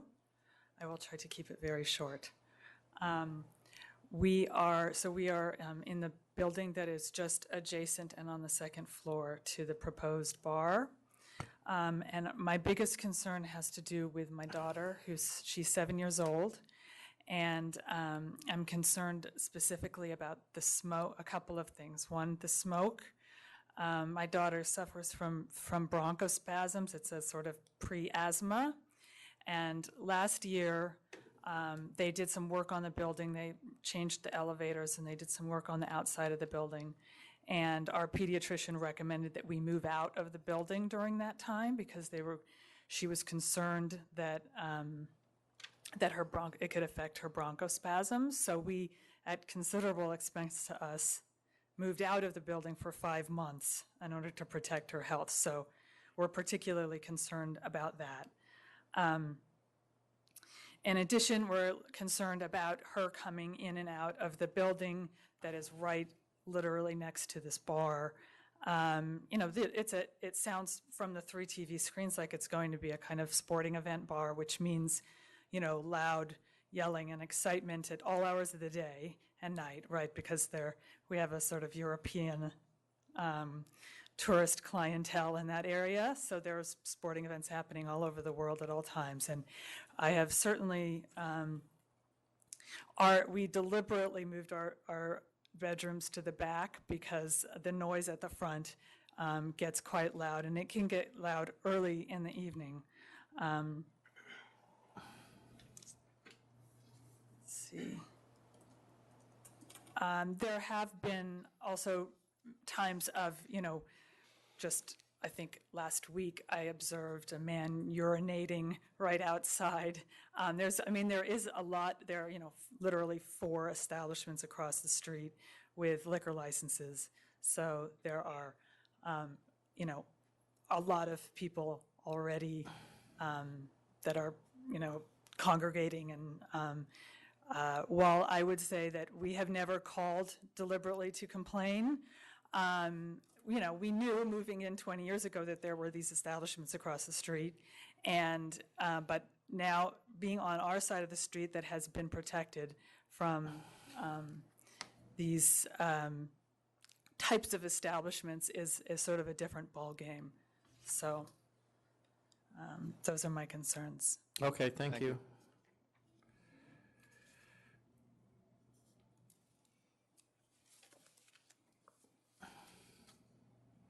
Afternoon, I'm Cesar Flores, and I reside directly above the proposed location, 62 Grand, second floor. You've heard everybody, and I will be directly impacted, and all that's been mentioned, I'm sure you guys have read the letters. Whether I move my bedroom to the front, to the back, to the middle, I'm gonna hear noise. The building is a very old building. Find it extremely hard to believe that it will be able to get soundproof to something where I'll be able to properly live. I find my home to be an oasis. Our neighbors, we all share the same space, and the entrance to the location, to our actual building, is extremely small. We're divided to the proposed location by about a foot of a tiny little wall. Everything that happens across the street currently, which is where the current bar is going to migrate to our doorstep. Perhaps we're not complaining right now and putting in calls, but I can imagine it's going to change because it's coming to our front door. We have extremely narrow walkway. There's a lot of people, especially in the summer. So if you could just consider the fact that it will all move to our front door, directly below me, where it's going to clearly impact my style of my quality. How long have you lived there? Excuse me. Going on second year now. Second year? Okay. 7 years or Second, 2 years. And what's there now? It's empty right now, is it? Correct. Yeah, there was a store before. they were quiet. There was, I believe it was a furniture store. Never heard any issues with them. There was little things that happened, but nothing to, Right. But currently, it's an old building. It's an antique building. The windows themselves, you can't really shut out the noise. It makes sense the way it is, but to have something come downstairs, that's the purpose of me being here and speaking to you guys in regards to that, so that I voice my concern towards it. Thank you. Thank you very much. I just want to briefly finish up. I think we need to stress that the 500-foot law requires that the authority look at the impact on the new location, not what the situation may have been even at the old location. And it's clear that this is not an appropriate space. It's mid-block in a row of residential buildings, and that's never before been licensed. It will obviously have an impact on these residents, and that's what the authority has to consider. The ALJ pointed that out, talking about the sidewalk congestion. Even if these people are not rowdy, just the sound of somebody at 2, 3, and 4 in the morning standing outside, smoking and talking is going to disturb these people. And that's what the authority under the law must consider and look at. And it's not so much in our own backyard, it's in their living room. And this proximity is what's inappropriate here, mid-block in a residential row of buildings.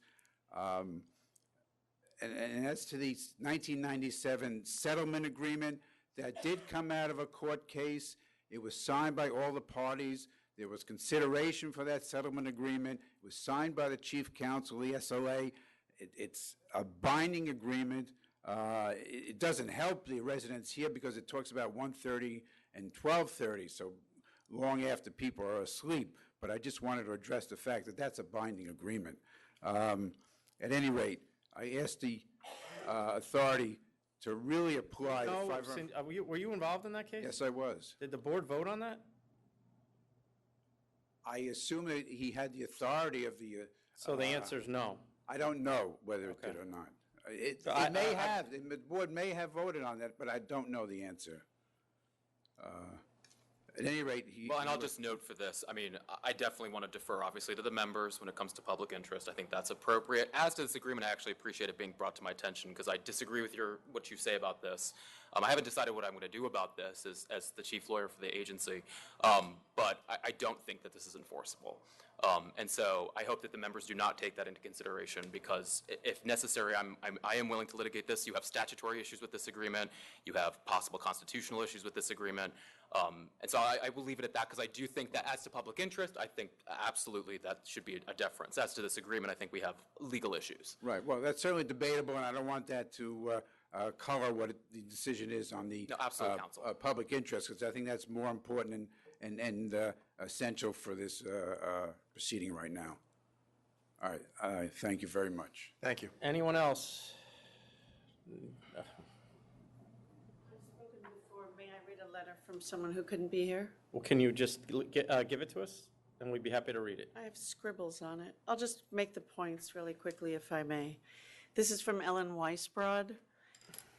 She's lived at 60 Grand Street for over 20 years. After the building became a condo association, she's been the president. I am very, very disturbed that the idea that Toad Hall would move to my commercial space at to their commercial space at 62 Grand Street. I have asthma, and for that and many other reasons, our building is smoke-free. It is in the bylaws. The very idea that this bar would move next door and patrons could and would congregate on our steps is very scary to me. The buildings at 60, 62, and 64 Grand Streets are sister buildings, and there were original pass-throughs between the buildings.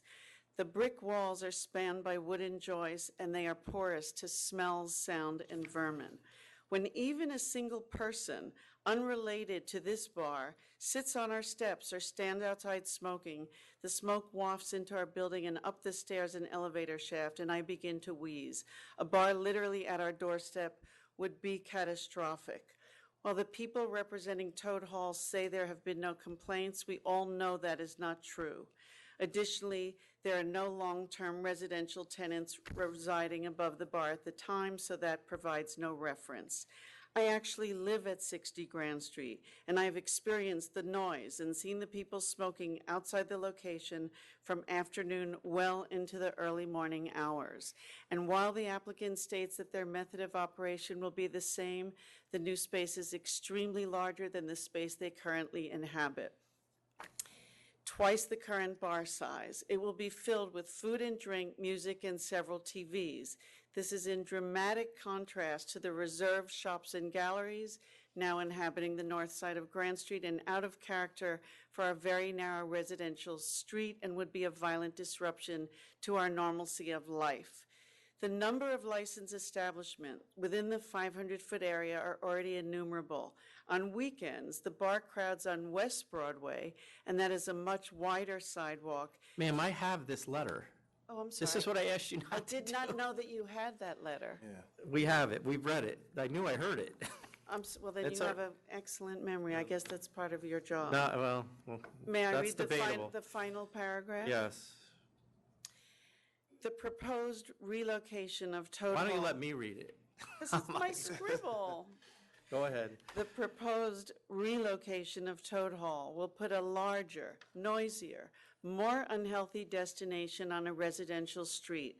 Perhaps they will make more money, but certainly the owners, tenants, commercial establishments, and residents on the north side of Grand Street will see their lives and livelihoods and peace of mind hugely depreciate.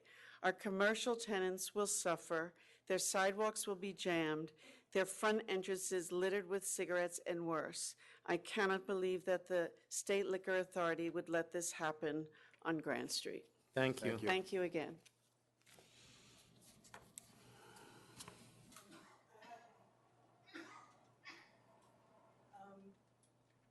You live down there too?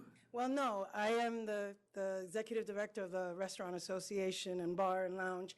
And a couple of months ago, you guys licensed a location in a residential district in Washington Heights, and it finally opened, Seawalk Restaurant. We were there for the grand opening, and not a sound came out of that location. Tenant, there All were right. Sir, sit down, please. But my point- just No, I understand your point, but this is a completely different neighborhood. It's not, we're Well, the dealing only with thing different is issues. that But if- thank you, please. Okay. I think Mr. Palillo appreciates the support, though.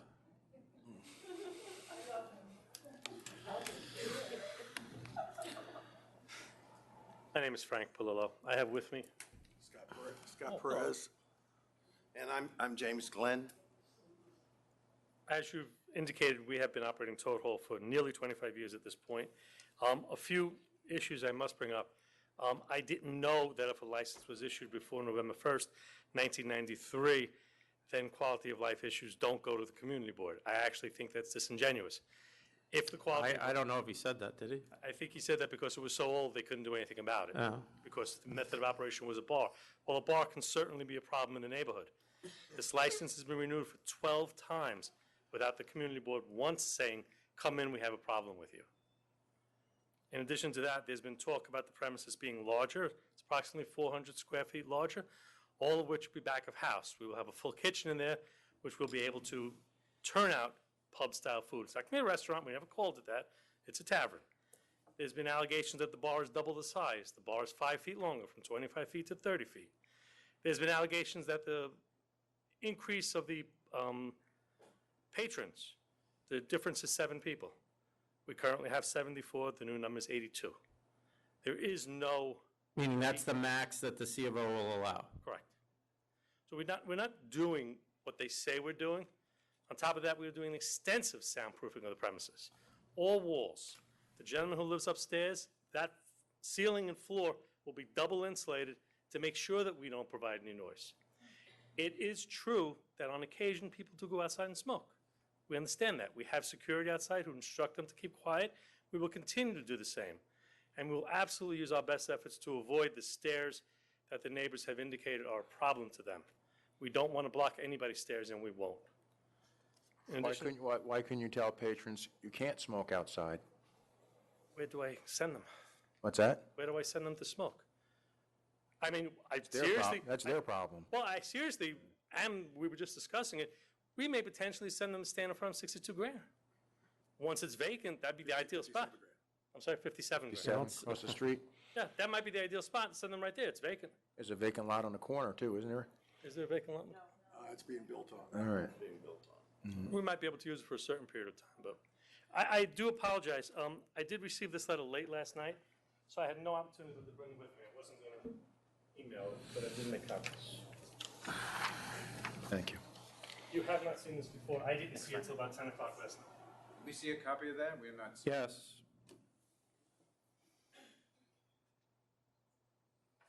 Who is the People's Revolution? Is that a store? Here, you can, It's a live-work space. Kelly Catrone is occupying 3 floors of the building we propose to open in. 2 floors are business, 1 floor is where she lives with her family, and she is in support of this application and indicates that she's never had a problem with us for all the years that she's been there. So she lives above this gentleman here who lives right above you? Right. Okay. Correct. All right. And this was only delivered late last night, so I apologize. so what, in your mind, is the public interest here?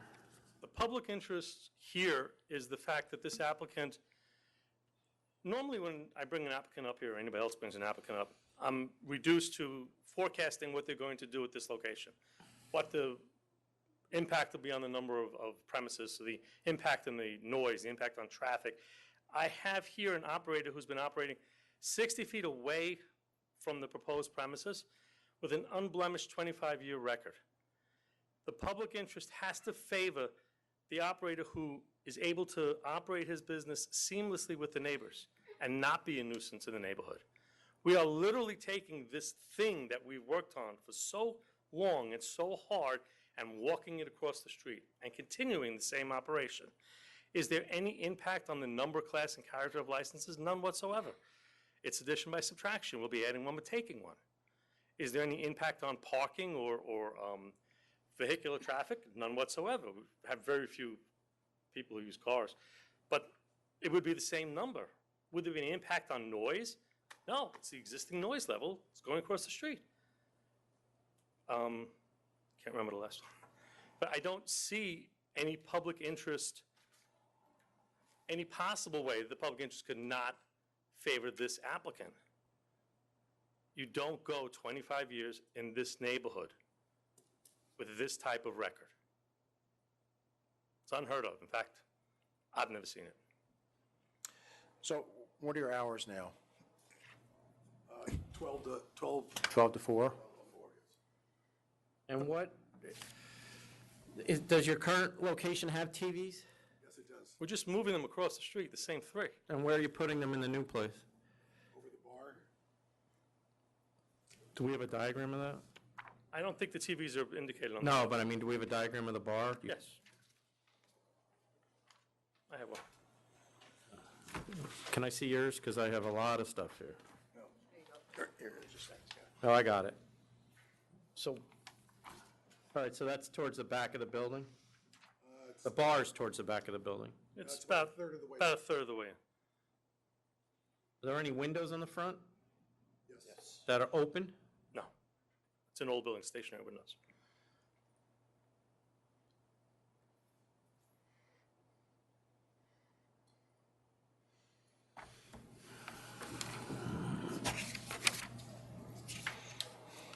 How much food do you serve now as opposed to what you're planning to serve? Pretty much all microwave sandwiches and stuff like that. It's pub-style food. We'll be able to generate more. Yeah, there'll be a, There's a kitchen in this place, you have to build it out? you have to build it out. And so the exhaust and everything, where's that going? Electronic precipitator, so you don't have to run the ductwork up to the building. So there's no ductwork out the roof or out the side of the building? How many employees do you have? Currently? No, I mean in the new place. We propose 10 employees. And security, what do you have now and what are you going to have?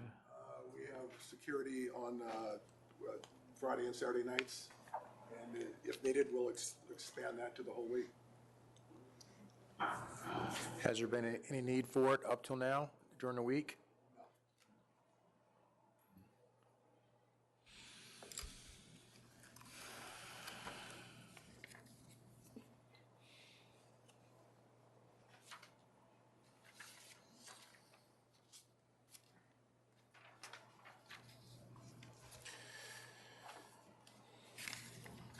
And you're going to have the same hours, your hours are 7 days a week, 12 to 4? That's what we would like, yes.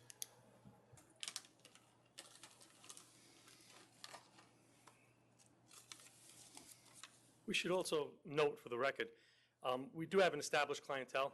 It's 25 years of basically the same crowd. At 4 o'clock or 3 o'clock in the morning, we're not crowded. We have a small smattering of people. How many people would you say?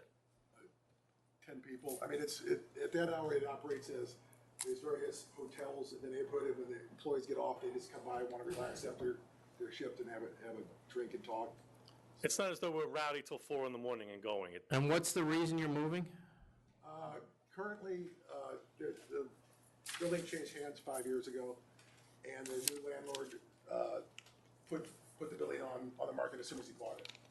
And he offered us a lease, which... Oh, so the building's for sale right now? Yes, which is why the residents have been cleared out. And he offered us a lease, which besides greatly increasing our rent, allows him to evict us with 60 days' notice. And when he sells it? So it Well, that was very tenuous future. Doesn't sound like if you leave that there's anyone else coming back in behind you. I wouldn't think so. Yeah. Oh, there will be. I won't represent them.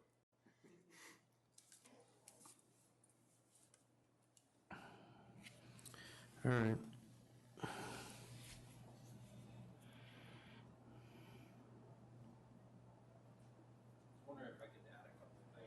Sure, when he's done. Do you have anything else? Hold on a minute. Do you have anything else, No, Mr. I Palillo? don't want to hold back, Mr. Carter. You don't want to what? I don't want to hold Carter back. Okay. Yes, go ahead. Mr. Glidden and I, myself, are longtime residents of the East Village. We've raised our families there, and we're well aware of when bars and restaurants can be a problem neighbor and when they can be a good neighbor. And we strive to be a good neighbor. Do you feel like you have been? Yes, sir. Yes, sir. Okay. Mr. Booth? I really wanted to touch on and really put this on the record, is that, part of the legislative mandate is that the authority consult with the community board and conduct a 500-foot hearing. And then in this particular case, the considerations and the findings from that and the recommendations really apply in the most significant way that they possibly could because of operation until 4 a.m. In this particular case, you've heard testimony from immediate residents, from the community board, from the ALJ, and you received a letter from elected officials all recommending that you not approve this license. And in fact, the ALJ put forward some recommendations if you were going to issue the license. Community board regularly, in 90% or more of the cases that come before us, the applicants we come to agreements with the applicants. You may not recognize that because most of those are handled in licensing and they never appear before the board. We have a very high volume of applications. We hear 20 to 24 applications a month regularly, sometimes a little less than that. In this particular case, it's not just community board opposition that you heard. It's not just letters from the elected officials. It's that there are valid reasons for concerns here, and I think that they're outlined pretty detailed manner in the ALJ's 500-foot report without going through all of them. But there are significant concerns as far as impacts on quality of life, and I just wanted to make sure that that was on the record. Thank you. Okay, thanks. If I can just add one thing. I'm here every other week, and usually with it... It's only every other week? Yeah. Feels like it's every week. Feels like it to me, too. And usually, or occasionally, I'm here with people who've not obeyed the ABC law, who've not you're here more than frequently with those people. My point being is that every time at these meetings, we're driving home a message to these people. I even heard you say something to someone earlier today. You're headed down the wrong road. You're going to wind up in trouble on this. You're constantly giving licensees that message. You're telling them, straighten up or we're going to take this license away. I'm asking you now to send the message, a good licensee is in the public interest. someone who respects his neighbors and operates his business the way we have is clearly in the public interest. Okay, thanks. He's given an opinion, sir. It doesn't, I just want to say that that's not the case law. I know, we have multiple pages of your case law here. We've read it. All he's giving is his own opinion. Thank you. It's actually D under any other factor. All right, okay.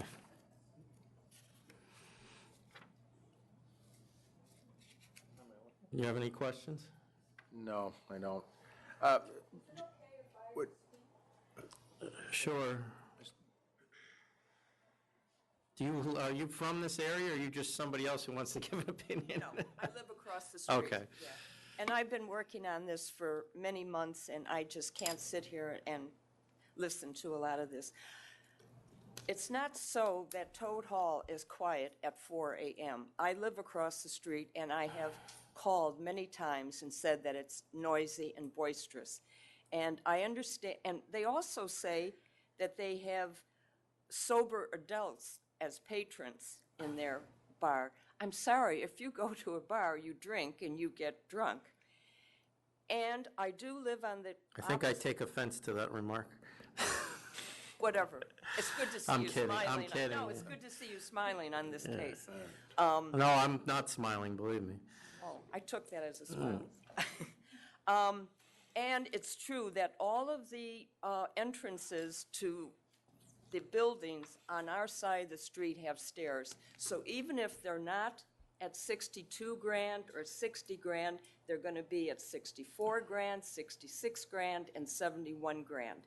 So it's just going to continue all down the block. And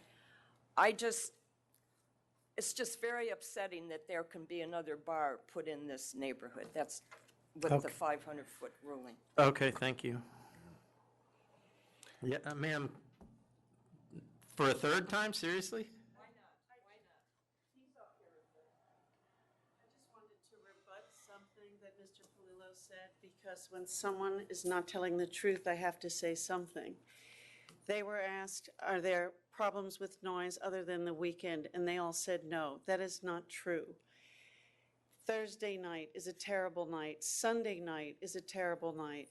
I keep diaries of when the noise is. I've told the proprietors that Thursday night and Sunday night are bad nights. I've asked for them, speaking to that they're such cooperative and considerate neighbors, I've asked them, would they consider putting security on those nights? And the answer was no. Okay. So I just wanted to say that. Thank you. Thank you.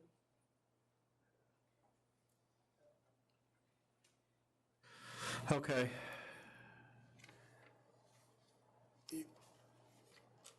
Want to wrap it up here, Mr.? You're comfortable up there.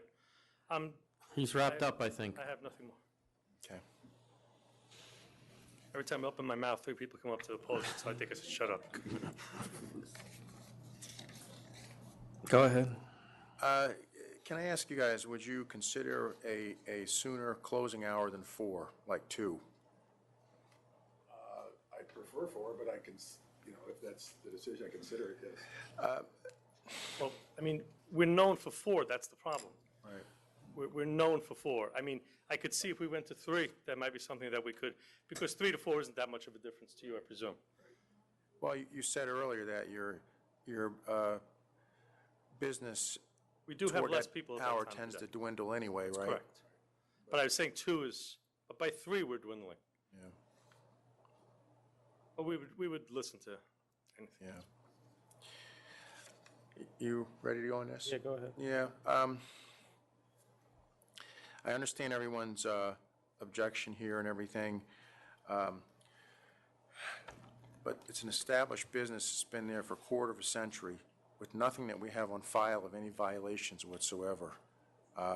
Nothing that's been brought to the community board, nothing the community board has brought to us. And I understand everyone's feelings and sympathies have been pretty clear about it, but from a legal perspective, I don't see how I can say no to this. I would ask you to reduce your hours, at least maybe for the first year or so, see how things go, And if it's not a problem, which it probably won't be, we can discuss that at that point. But I would like hours to be pulled back to 2, not 3. And if that's acceptable to you, then I'd be willing to approve for a year. I have no alternative. Also, the smoking, I want that addressed. I don't want you to allow people smoking in front. They want to smoke, go across the street in front of the guy who's booting you out, let them smoke over there. I don't want you to allow smoking in front of the place. And no congregating of people on steps, nothing like that at all. Your security has to be out there to prevent that. That it? Yeah, that's just me, though. All right, so I do recognize the concerns here. I've read every letter we've heard from the public. I understand that the people that live near this building do not want this in that building. But, and Mr. Mallon said something that hit home to me when he said that this is going to be in their living room. Well, in my view, it's in the living room already. So I don't see, in the factors I'm supposed to look at, I don't see any effect on traffic. I don't see any effect on, additional effect on noise to the area, and the area to me is the street. I don't see any effect on additional pickups of garbage, because as Mr. Palillo pointed out, there's garbage, I mean, we're giving one license and taking away another. So I think all of the things I have to take into account under the law, I don't see negative effects in that area. Not to mention, as Commissioner Ford pointed out, this is a spotless, at least as far as our agency goes, a spotless record for 25 years. I'm not saying that there's not noise. Obviously, a bar is going to create noise. I would expect that you take every effort to minimize that noise. I'm going to require that we see proof of soundproofing in the building where you're going. I'm going to require that there is at least one security guard there every night, if you don't have that right now, and on the weekends, 2, meaning one inside and one out front. And I'll live with Commissioner Ford's 2 a.m. Closing hours. I think that there is a public interest in the fact that this place has been there for 25 years. There's clearly, I mean, any establishment lasting this long in New York City clearly has to have a public interest, or they would not be surviving. There's clearly a clientele that is coming to your establishment, or you wouldn't be there for this long. So I think that there is a public interest in that, and those people should be, you know, they have an interest in this place continuing.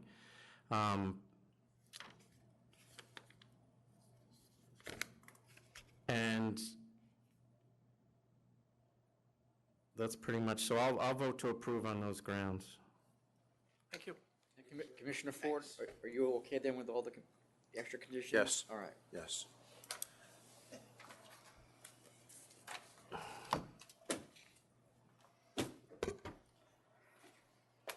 All right, the next item is 1196, Las Vina of Mineola LLC.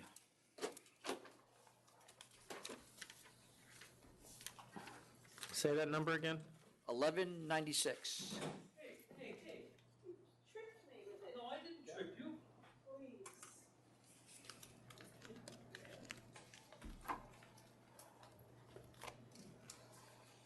Could you state your name, please? Yes, my name is Victor Chiraboga. I'm the representative. The applicant, Mark Asloga, would love to bid in here, but his gallbladder didn't agree with him, so they had to remove it. Who? The gallbladder. For the applicant? Yeah, for the And who are you? Victor Chiraboga. I'm the So representative. he's in the hospital right now? He's actually home recovering.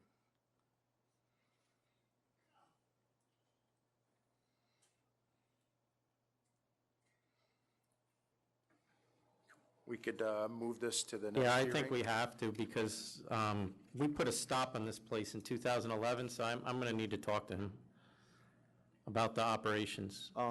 Meaning, it doesn't mean he can't have a license, but this place was a problem before, so I want to make sure it's not going to become a problem again. Okay. When do you think he'll be able to come? The next meeting is the 21st. We would like the sooner the better, since, you know, every day that goes by. Well, but is he going to be able to get here by the 21st? I'm going to say yes. Okay, so bring him in on the 21st. Okay, thank you. The next item is 1197 Manhattan Deli Store Corp. Is that enough? You think? Good afternoon, Mr. Chairman, Commissioner. My name is Nestor Rosado. I'm the attorney for the applicant. The applicant had applied previously and was denied because he answered the question 5E in the license, in the questionnaire, has a license or permit listed above been revoked, canceled, or otherwise. He mistakenly, and I think it was a communication problem between the preparer, the accountant, and him, he said no. But in 2009, January 8th, 2009, there was a revocation. And he had forgotten that he had a revocation because it was so long ago. So was there a communication problem, or did he forget? No, he forget, and I think there was also a combination. How do you forget that your license got revoked? Well, he How many liquor licenses has he had? I believe he's had the one that was revoked, and now he's applying for the new one. So the only liquor license he ever had in his life prior to this got revoked, and he forgot about it. Well, he wasn't sure if it was revoked or canceled, Well, whatever. the question is asking for both, Yeah, right? for both, yeah. But he made an error. Then the So, preparer. so what you're telling me, I don't believe. So I'd like you to tell me what. I can't fathom why he would not answer the question. I don't believe he forgot it. Well, he honestly, didn't think it had been revoked. So the preparer was after. Did you prepare this, or? No, I didn't prepare. Who was the preparer? The preparer is Belkis. Her name is Belkis. She's an accountant. She prepared it, and I asked her the same thing. What happened? But then it was denied, and then he reapplied, and then she was able to check with the State Liquor Authority that it was revoked in January 8, 2009, and that's why she put that on there now. But it was honestly an honest mistake. He didn't, it was so long ago, he just didn't remember if it was revoked or he turned it in. He just didn't remember. This was 2000, am I wrong? Was this 2009? 2009, yeah, that's 6. So long ago? It's 8 years ago. Does he speak English? He speaks very little Arabic. He speaks Arabic. That's he has an interpreter here. That's all right. Does he need the interpreter? If he does, have him come up, but I don't.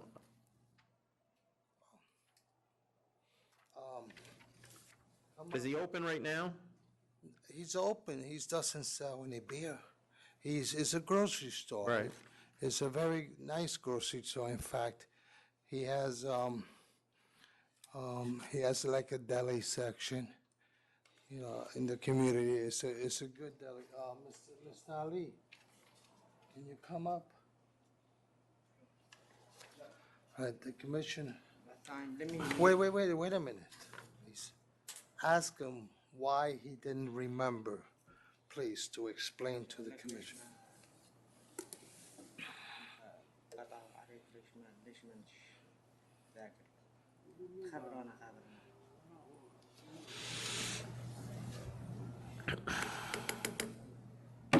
What he was saying, he said. Speak into the microphone. The way he said he didn't know what revokes means. He didn't speak that much English that time, and Okay. he didn't know the between the revoke or the other things. He's not that good in English. So. Okay. All right. It's a very nice grocery store. Yeah, who has a long history of selling to minors. Yeah, I've covered that with them already. I told them And to selling illegal cigarettes. get an ID scanner. have ID. You have an ID scanner now. And they have this ones in that place already. Okay, All right. Well, go ahead, Commissioner Ford, Yeah, unless you have questions. Yeah, and I'm good.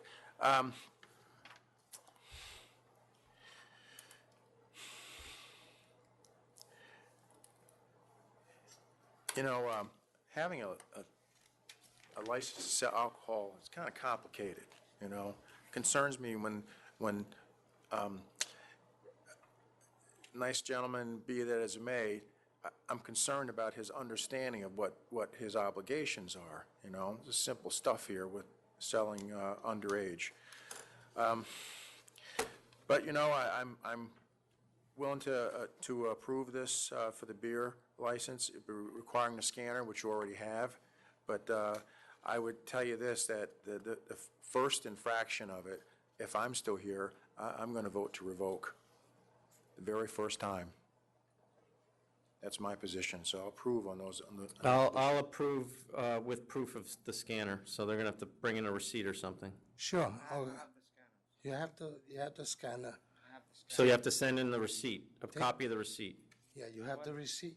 No, you don't need it now, just get it later. Yeah. But I'll approve. He could also take a picture too, because how long have you had the scanner there?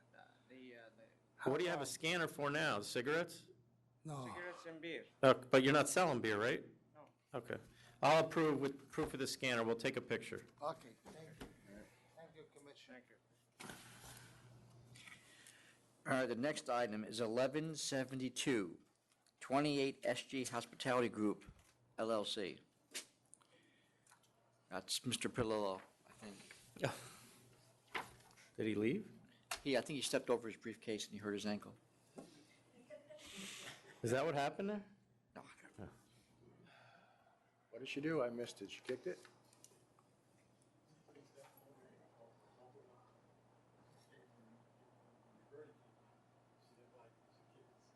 All right, so go to the next All right. one. He'll come back. Next one, I'm not sure this might be his, 1217 48 West 21st Street Corp. That's probably him too. How about 1213 PJ 150 LLC? All right. 12 what, Tom? Well, nobody's he's- getting he's- up anyway. never Let's mind. go. What's the How next about winning Bowery- number? Bowery Tech? These are all defaults. He might have signed in for him. 1130 Nowhere Bar Lounge Restaurant. I know we got somebody for that. Is Mr. Allenwick here? Is he coming? Is he coming really fast?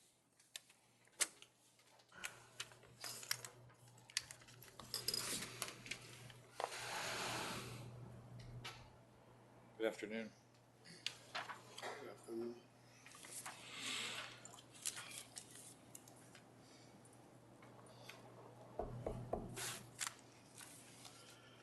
So this was put over so we could deal with the community board. I spoke to Mr. Morales at the community board. It seems like it would have to go on next month's calendar, the first week in July. Oh, you haven't met with them at all? No, we haven't met with them.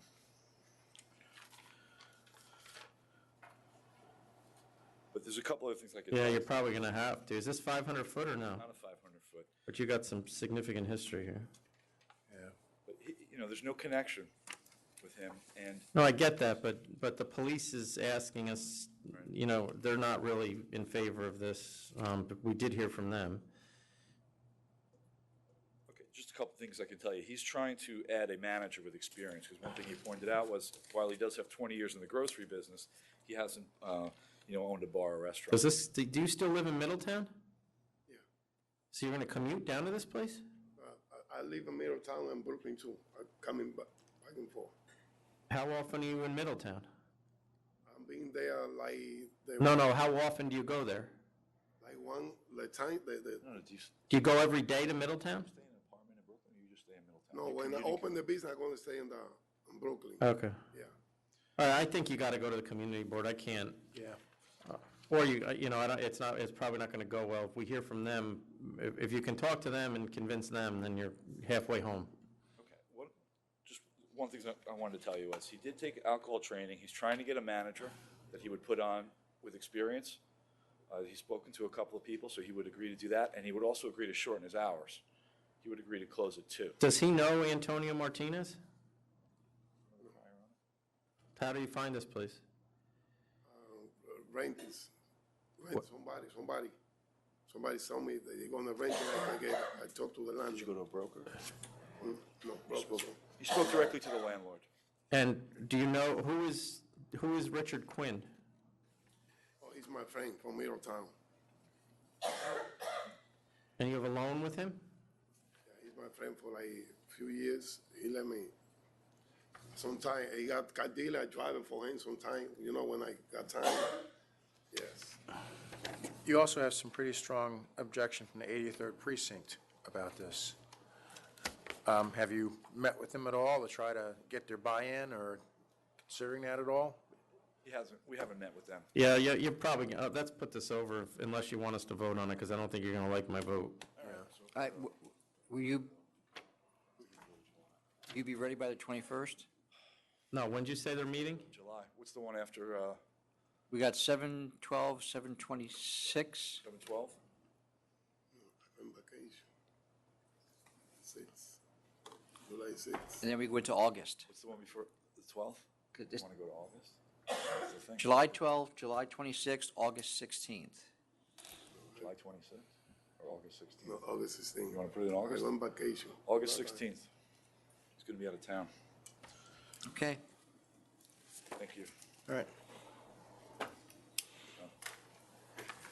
Thank you. Thank you. Welcome.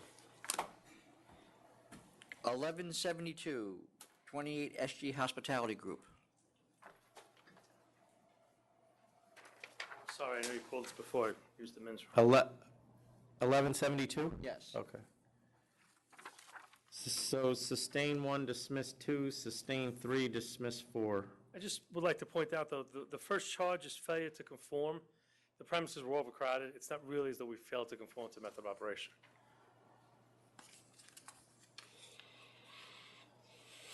I accept that it was sustained, but I just, Why don't you think that's part of your method of operation? I do think it's part of a method of operation, but it's not a true departure from the method of operation. It was a particular busy night, there was an act there, and yes, we had more than 525 people. But Okay. it's not a regular occurrence where it happens on a regular basis, and we constantly, And what's he changing? Because this place was not open very long, and the problem developed pretty quickly, and this is a big club. So- it's actually not that big. I mean, 525 is big. Do you want to, we've certainly changed our security from there, but for the most part, people do dance, and we do stop them, but on occasion, people do. I mean, and you and I both know that the unlicensed cabaret, for lack of what reason I don't know, should have been, was clearly there. We didn't present evidence of it, and I will admit that, but if that comes back again, given what I saw here, there's going to be a problem. So I don't know what you're doing to stop the dancing, but you better do something. Signs aren't going to do it. We've actually hired a lot of additional security, especially on nights when we have acts that we know it's going to be busier, just to keep the street clear, and then they move inside and try to... And why don't you get a cabaret license? They won't give one, you give you one? We're in the process of, it was originally turned down, it's been reapplied for, so we have been working on a lot has to do with the building. Okay. Yeah, it would seem to me that if you're going to have acts playing music, I looked it up, it was actually July, I think, of last year, or June, when we put the application in, and it's just been lingering there. All right, 8,000. Eight? Yeah. I see a problem developing here, and I think I need him to recognize that. 8,000 will definitely, 8,000 it is. get his attention. Sorry, man. Wait for me. Am I going or somebody else? Next item is 1217, 48 West 21st Street Corp. I believe this is up for a default. My office did interpose an answer and a demand for bill particulars.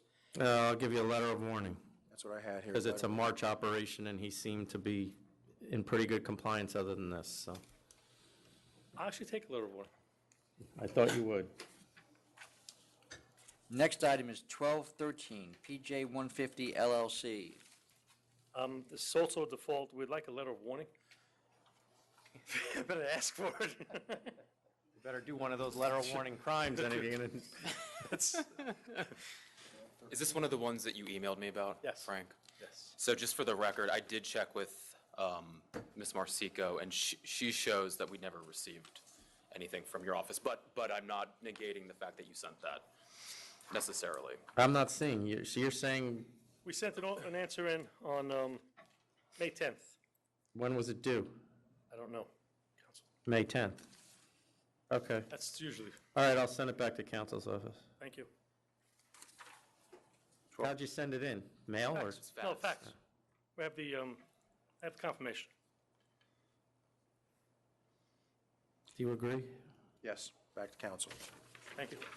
Next item is 1207 Bowery Tech Restaurant LLC. This is also a default, which the client received and sent to me in my office, and I did not interpose a defense. It's completely on me. So I'm asking that it be sent back to council's office. My client sent it to me, I didn't do the right thing. How about 500? 1207, Tom? Yes. Yeah, 500. Yeah. That's acceptable. Yep. It's acceptable. Thank you. See you. Have a good 2 weeks. Keep your head Next down item out is- there. Be careful now. Next item is 1199 Era Holding Corp.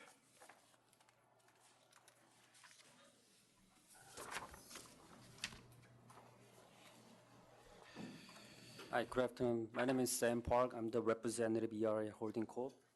And this is the owner of the Mrs. Chen. My name is Chen Xiajing. And this, currently we are applying for restaurant wine license. And then operation hour is 11 a.m. to 11 p.m. Actually, and Friday, Saturday, 11:30 p.m. And currently we are open, operated without the liquor license. Who is the applicant? The owners. And who are you, translator? That's the translator in Chinese. So she applied here before and didn't disclose an arrest. Why?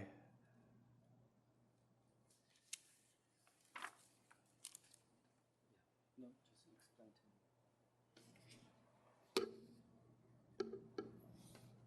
I mean, it was ultimately disposed, the arrest. Yes, and she had in the arrest in the 2007. Yeah. And then she had she submitted in the certificate of dispositions, everything. No, but am I wrong that she previously applied for this exact location and didn't disclose that she was arrested? Am I wrong, Jackie? Right. Yes, and they asked for reconsideration, where they indicated first they were misunderstood, and then they thought that they were only asked for the past 5 years of any convictions. Are you aware she applied before? No, this is second time so applying. First time is applying, and then we are asking for, any convicting in the, any convicting the arrest in the police, but she was mentioned, she was misunderstood. She was don't think about it 5 years. Within 5 years, she had but she don't have any convict in the 5 years.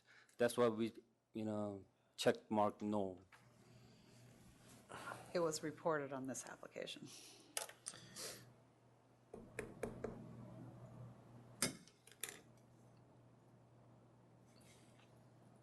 So it was reported on this one. What are you gonna, I see she only plans on working 1 to 7 at night, 1 in the afternoon to 7 at night?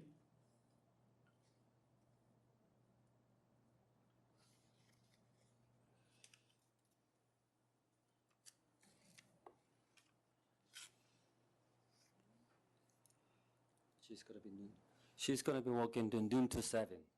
So who's gonna run the place from 7 to 11?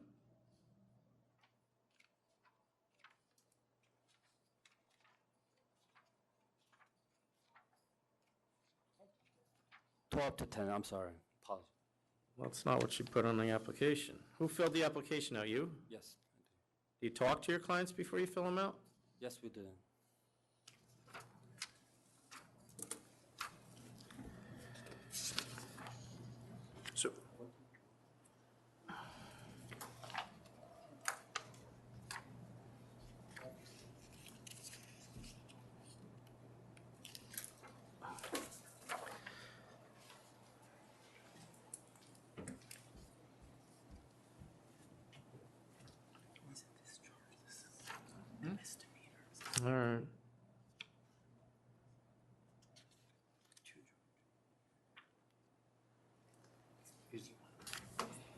those are, no, those are in the deal. Do you have any questions? What's 230?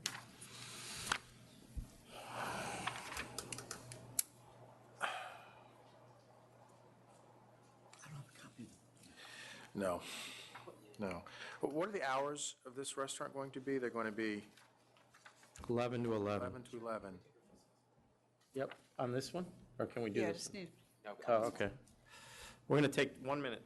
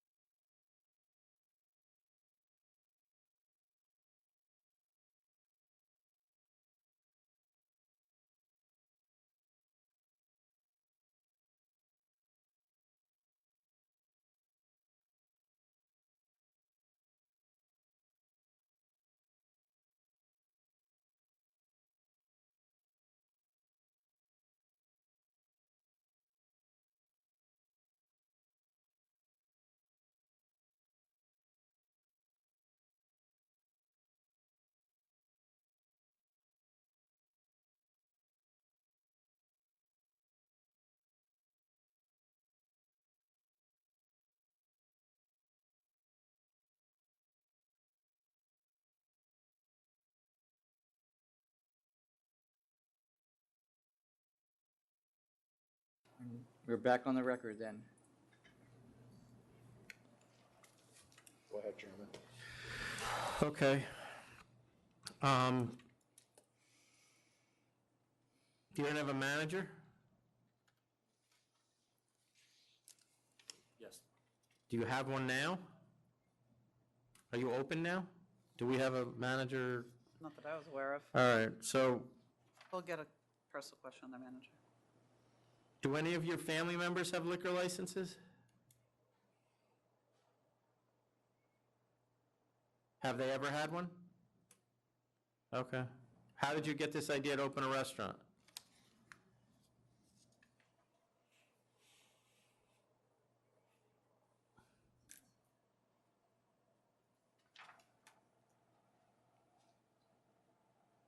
Relatives are interested in opening a restaurant. Can you speak in the microphone? I can't hear you.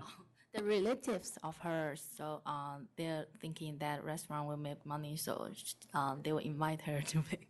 Her relatives thought it was a good idea? Yes. And what do her relatives do? Restaurants, Chinese restaurants, or Do they Chinese work at restaurant? this Chinese restaurant? Do they have other Chinese restaurants?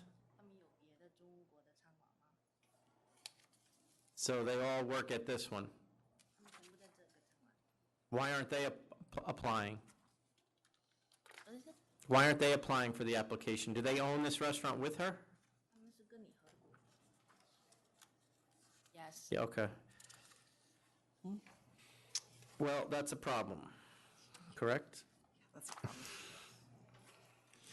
So I'm going to think that you're going to want to withdraw this right now, so you don't have a disapproval on your client's record. You can't have multiple owners and not disclose them to us. You understand what I'm telling you? Your client just told me that the people that are in the restaurant business with her own it with her. They're not represented on the application. So they either have to not own the restaurant with her legally, or they have to be on the application. I understand. You got it? I understand. You can't have her on the liquor license and then 3 other people that own the restaurant with her. So you're going to have to reapply and fix the corporate situation, or I'm sure there's reasons they're not on it that I'm not going to get into. Sure. So you're going to withdraw this? Yes, with. Okay. Thank you. Thank you.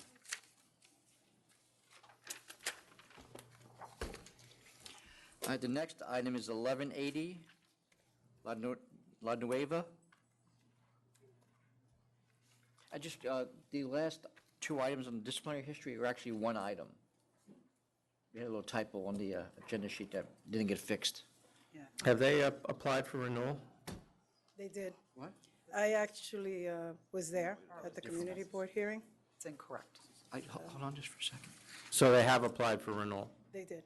but their license expired. Did they do it before the license expired? They did. 1180. Okay. This location has, this is its third sale to minors. There was somebody who actually signed in on this application, Bob Santana from Citywide Licensing. This is the second time he doesn't appear. And I actually was in pajamas and ran over here to help them because they live off of this. I promised her that I would take her by the hand and meet with the 34th precinct and try to get them in order. They've agreed to get a scanner. They've agreed to change security. And he was a little sick, so supervision was an issue because he has diabetes in the most extreme form. But they're both, going to be working together. It's a husband and wife team. And she's going to assist her husband, and they're going to be available during all hours of operation. We won't be here, You understand that, am I wrong in saying that in April we canceled this? Well, that's what I'm looking, there's a permanent hold. I think it was canceled. On another case that they had, this was already canceled. Yeah, they gave him a SAPA letter, and then it was withdrawn. I'm asking They're that. canceled. There's nothing to, Not on this case. There was a case in April of this year that they, I believe, defaulted on as well, Yeah, that's Bob Santana. that we canceled the license on. Is there any possibility of reviving this? They don't speak English. They've solely relied on this irresponsible person. I came in today just for those very reasons, and they're willing to take remedial measures. Well, I think the best thing they should do is walk away from this one and reapply. I don't think you can revive it. You can ask for reconsideration, but I don't know that that would be granted given the history over the last 2 years, 3 years. But with revocation, doesn't that We disqualify? didn't revoke it, we canceled it. We're here, and it says, it was canceled, and there's also money owed on other penalties. which is how much, Mr. Donahue? There's $8,000 that was due May 12th, so there's going to be another cancellation order coming out of that one. So if that, I can tell you, and I can tell you if they come back with a new application and that money hasn't been paid, they're not getting another one. There's about $11,000 that they owe Outstanding. in penalties. So if they pay this, reapply, Then I'll consider it, but they have to be reapplied. Well, by the time they do that, those penalties will be converted to cancellations, so there won't be an outstanding amount due. Hold on. Well, maybe they won't be. I mean, if they pay them tomorrow, they won't be. No, yeah.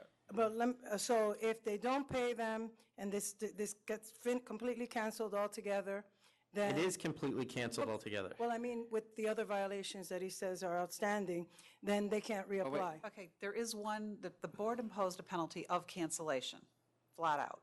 Right. These other ones that Mr. Donnie is talking about are Are in just civil addition penalty, to right. the cancellation.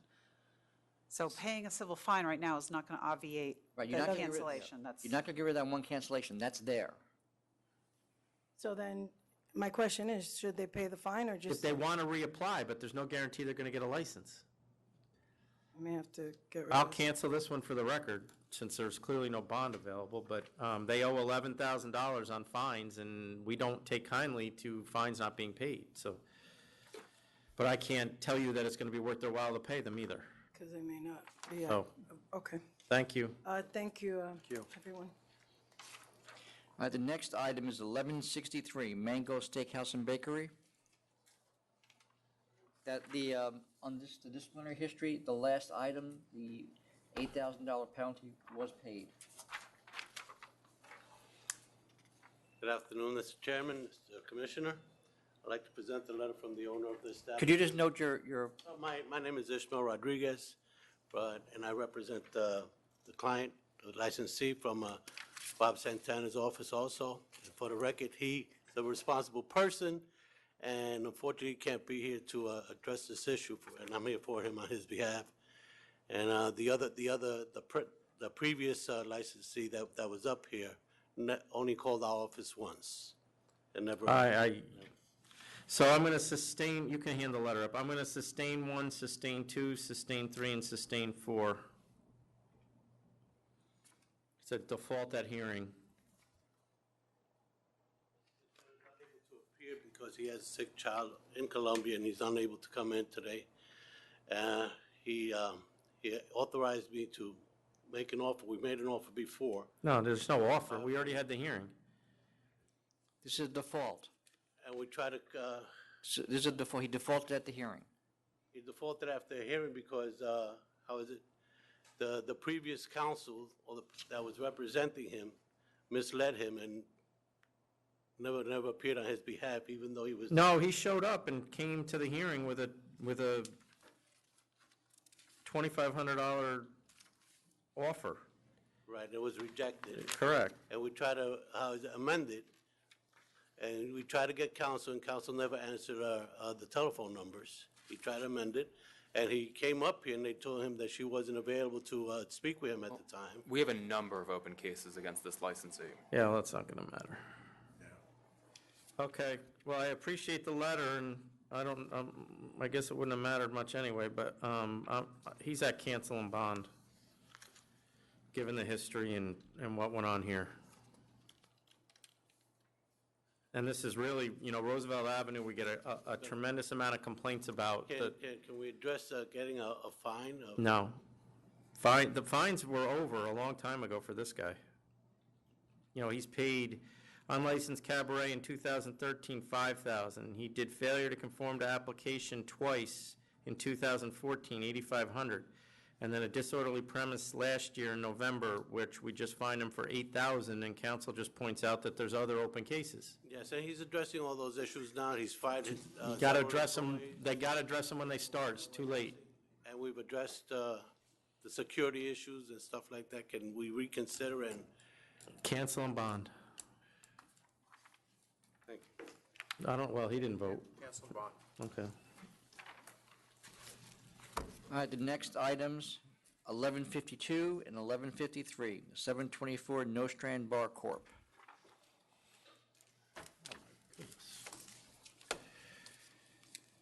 Mr. Allen, what the members got your submission? Yes. Okay, I have additional letters that he provided me with today. And there's a number of things going on here. This is a decision after a hearing. I think there were 8 charges not sustained and 2 withdrawn. But there's also a disapproved method of operation and the renewal. So I'd like to hand up these letters if I could. Sure. So sustain 1, dismiss 2, dismiss 3, dismiss 4, sustain 5, sustain 6, sustain 7, withdraw 8 at council's request, dismiss 9, dismiss 10, sustain 11, dismiss 12, sustain 13, dismiss 14, sustain 15, withdraw 16, sustain 17. In the second proceeding, sustain 1, 2, and 3.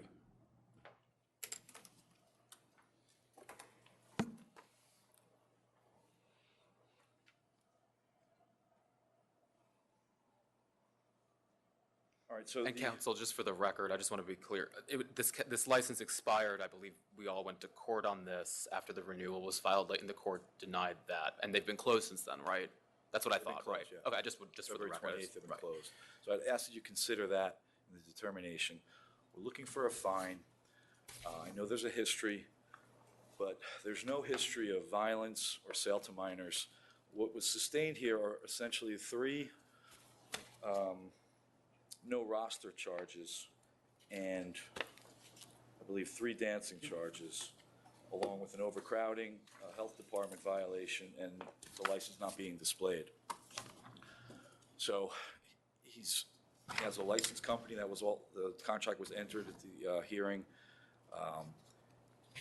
Had the roster, it was found to be credible evidence, but incomplete, so those charges were sustained. So he's taking care of security. He will tell you himself in a minute that, you know, he ran into a problem. First of all, this place has been operating for 14 years. His brother passed away about 3 years ago, and he's been operating it since. And he ran into a problem 2 years when he was trying to serve food after closing. So, you know, the alcohol was away and wasn't being served, but obviously with people still there at 5 o'clock in the morning, there, you know, there were issues. So he stopped doing that. He'll tell you, you know, he reacted too slow to that. He should have done that sooner. But he, you know, desperately wants to continue with the business, has made all the appropriate changes. And then the last 3 charges on the separate pleading, that was tied into the West Indian Day Parade when they had people coming in, changing in their costumes, and then going out to the parade in the morning. So I think that was a bit of an aberration. And he'd like to address you. Okay. Good afternoon. I'm here today by myself with my attorney. My staff wanted to come with me. My kids wanted to come, but I didn't want them here. But I feel like I'm a failure. I know it's a privilege having a license, and I didn't notice until recently seeing how I affect the lives of many people.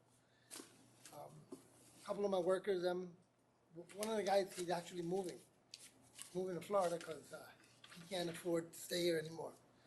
A lot of my workers, they call me every day, and having a license, it's a privilege, and I wish I knew this. What I know now, being closed, it really showed me how valuable it is and how I affect so many people having a business.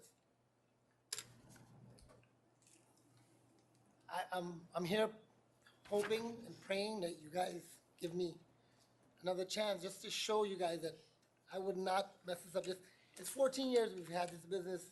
It's a family business, and I would not do anything to jeopardize my license. I even got every business on the block, they all signed. Even next door to me, it's a bar that recently opened. He signed me a letter too saying he would love for me to come back in the neighborhood. Every tenant in the building signed. I got support from various people that live in the community. I don't have noise complaint. I don't. Are there open cases? They've been closed. What do you mean? They've been closed since the court denied their order to show cause. There's no other pending cases. Yeah, because they haven't been open. These are the last- we didn't renew on the SAPA. No, they fought the expiration. Right. Didn't qualify for SAPA Right. because they Right. filed. Oh, they filed too late. Okay, I got it. Yeah, they've been closed since February 28th.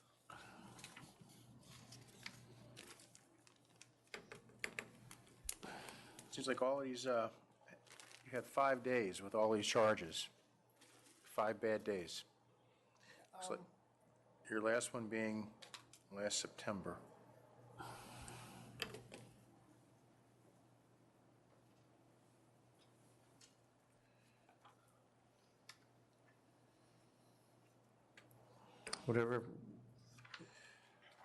Whenever you're ready. All right.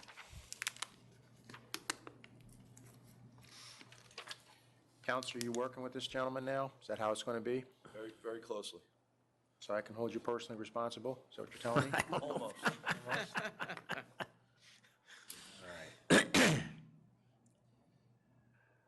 All right.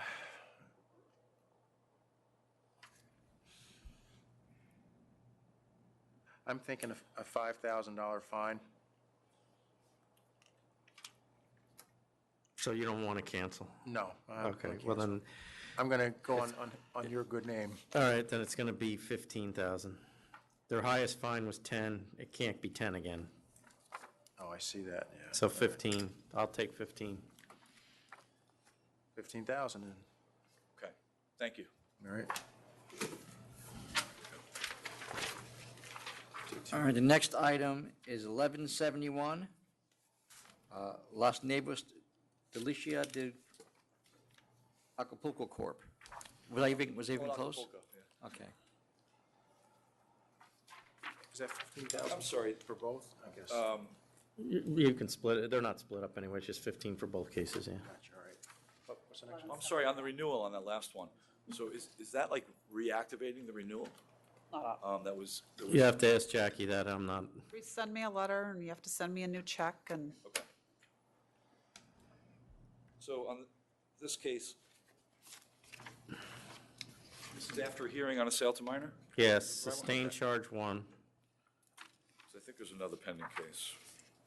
Well, I mean, this is their first one, and it was a oh no, because of their history, well, you know what, it's their first settlement. I'll give them 3,000. 3,000. Thank you. Next item is 1161, 128 Billiard Inc. Good afternoon, Mr. Chairman, Commissioner,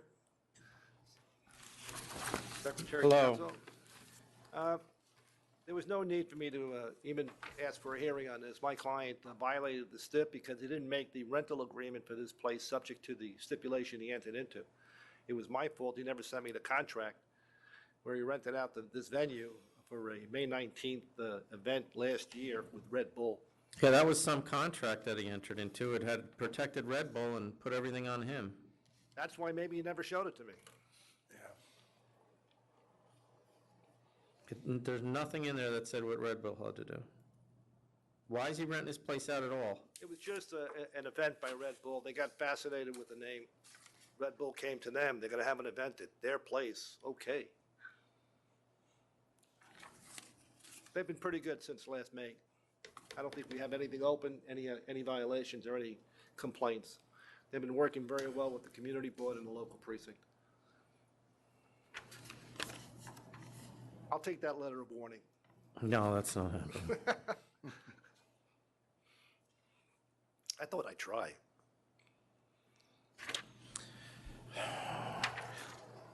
Put $15,000 one back on proper conduct.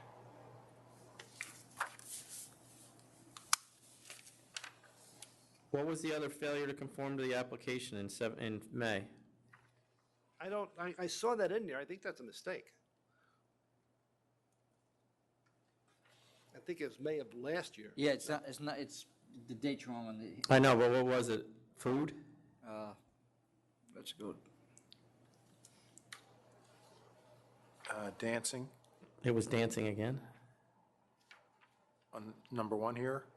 No, that's No, no, dancing. on the prior history. You know Chris or no? All right, I'll go 5,000. Thank you very much. 5,000. I think that's Thank you. pretty generous, yes.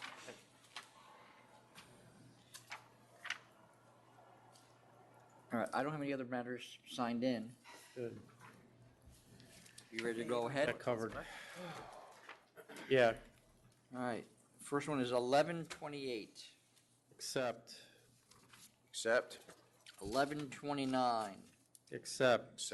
And can I just, any change in method of operation, can that come here, Jackie? yeah, they're asking to reactivate the. So just make sure that alteration comes and- here. 1131. I would ask for cancel on the record for this. It's already been canceled. Yes, cancel. Cancel on the record.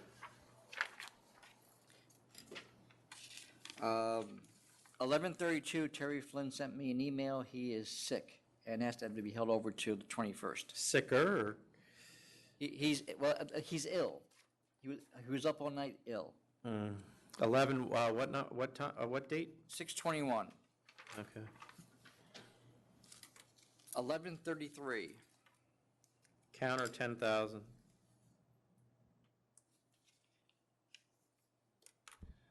I had a question about this one. Is it 3,500? Let me see that.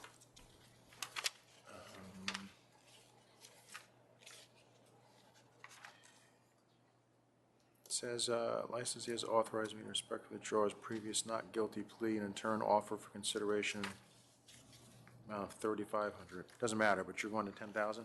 No, it's fine. No, it's 5,000. What are you reading? It's a letter from, oh, there might be another letter after that. There was an earlier, May 31st letter. there was a Oh, letter, okay. and then he supplemented it. I'm sorry, okay. That's all right, so I'm at 10. 10,000, all right. 11:34. Fine 6,000. 6,000, 11:35. Fine 500. 500? Right? Is 11 that too high? The sale to minor? Sale to minor? Oh, 11:35. 1135 sale to minor. oh, I don't have 35. That was 36. Good catch. But they surrendered. Oh, I got it. Cancel and bond for the record. Yeah. And sustain charge 1. 11:36. Stuck together there. 500. 500. 11:37 was held over. We had to request the licensee, I think is in the hospital. That's the 621? 37. I know, till 621? Yes, sorry. Okay, thank you. 11:38. Counter 20,000. With no suspension? Yeah. 20,000. 11:39. Accept. Accept. 11:41 is another Terry Flynn case being held over to the 21st. We could just approve that. but- All right. 11:42. Accept. Accept. 11:43. Accept. Accept. 5,000. 11:44. Accept. Accept. 11:45. Accept. 11:47 is another one, Terry's case is being held over to the 21st. 11:40 what? 11:47. You better be really sick. What are you on now? 11:48. Sustain 1, 2, 3, and 4, cancel and bond. Cancel. She didn't, I take it, The renewal's pending, just so you know. right, okay. Okay. Cancel But I'll and bond. disapprove the renewal. 11:49. Dismiss 1 and dismiss 2. Yep, that's what I had, dismiss. Chris, just 11:50. 1150, I don't have that. 1150 or 54? 11:50. United Chicken Fingers. I love the name. I'll accept. 6,000, accept. 11:54. Accept. 6,500, accept. 11:55 and 11:56. Accept.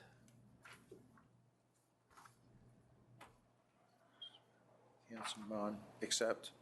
11:57. Accept. Accept. 11:59. I would ask, it's closed, and I've asked There's for no cancellation. renewal on file. Yeah, cancellation for the record, considering the spot. We Cancel for the record. 11:59 is no bond? Cancellation of bond claim or just cancellation? Oh, no, if we have a bond, get the bond. Yeah, okay, yeah, cancel and bond. 11:62. Cancel and bond. Cancel and bond. 11:64. Accept. 2,500, accept. 11:65. Accept. Withdraw 2 and 3 on that one. 1165, letter warning, accept, yeah. Yes. Yep. 11:68 was adjourned. I think I had already let you know about that one. Yeah. 690. 11:69. Sustain charge 1, $10,000.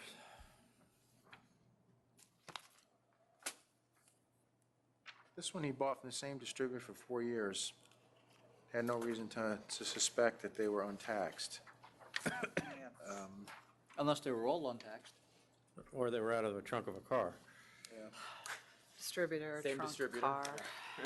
Different kind of trunk stock. Same trunk. 1169, all right. Said 10,000? Yeah. All right. 1170, Accept. Accept. 1174, Accept. Accept. 1175, Accept. Accept. 1176, 5,000. 5,000, 1176? Yep. okay.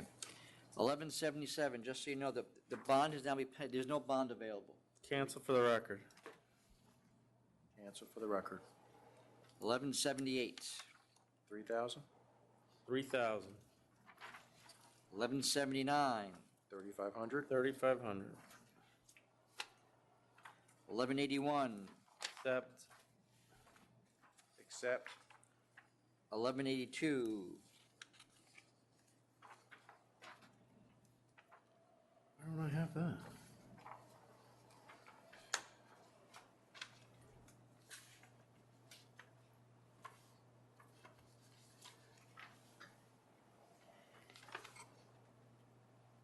Oh, that's what. Accept. 6,500, accept. 1183, Accept. 100, accept. 1184, Accept. 9,000, accept. 1185, Accept. Some bond, accept. Just so the members know, there was a transfer pending on this. The one They- coming up or the one we No, just the did? 1175 for Boogie Bar. We do have information that the Boogie Bar has been evicted, and it's a licensee has a few, I should say, an applicant that has a few licenses with us. They've asked us if it would be okay to act on this temporary permit, and if members are agreeable, then I'll turn around and have the main application sent to the board based on the focal point charge. Hold on, just let me see what it is. Yeah, that's fine. So you're going to grant the temporary, assuming they qualify, and then the full one will They come to already us? Okay, qualified, that's right. fine. Okay. and you're okay with the offer? Yes, yes. 1186, 4,000. Why didn't we charge for the DJ on this? Not sure. Or maybe the DJ was on the record method? Doesn't matter. 4,000? Yeah, for 4,000. 1186? 1187, I'm going to let you call this one out, Commissioner, because I can be convinced. All right. Selling weed under the counter. Wow. What's their offer, 6,000? I'm going to say 10,000. Okay, 10,000 counter. If you were going to go to somewhere else, I was willing to go there with you. 1193, Accept. 3,500, accept. 1195, Boy, 5 times. Bam, bam, bam, bam, bam.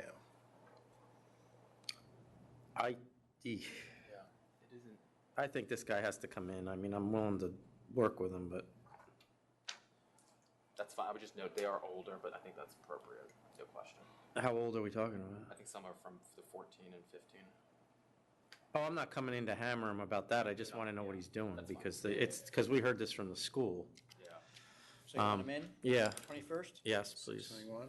I mean, you can go to Buffalo or Albany. I don't know what's closer, but On 1198, we got an email just this morning, last night, saying that the application was withdrawn. 12. Ron, really? Yes. Yeah, they requested an adjournment because there were some issues with the community board that they had to address, and I told him he wasn't getting the adjournment because he should have already taken care of that. And I said if he wasn't ready, he should have advised the deputy commissioner not to put the case, on the full board calendar. And then he sent the letter withdrawing the application. Okay. Oh, so they're going to probably reapply. All right, thanks. Yeah. 1203, Accept. Should it be a 25%? Well, that comes off the back end. No, that's gonna come off the other one. This is the second offense. That comes off the first one. Yeah. Gotcha, all right, all right. But they take it off the 3,500. We don't do it. Secretary's office does it. Are we good to go with that? Yes, yes. Okay. 1208. Accept. Accept. 1209. Accept. 1209, accept. 1210. Cancel and bond. As a counteroffer? Yep. No, they offered cancel and bond. They offered. Oh, 1210. 1210. Yeah, they offered God, 3,500. why do I keep doing that for? Accept. Accept. 1211 and 1212. Cancel and bond, accept. Cancel and bond, accept. 1214. Accept. 2,000, accept. 1215.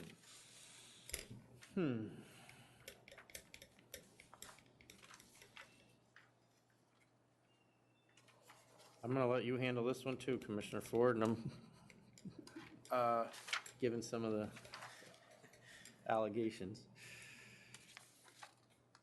Or threats, I guess, not allegations.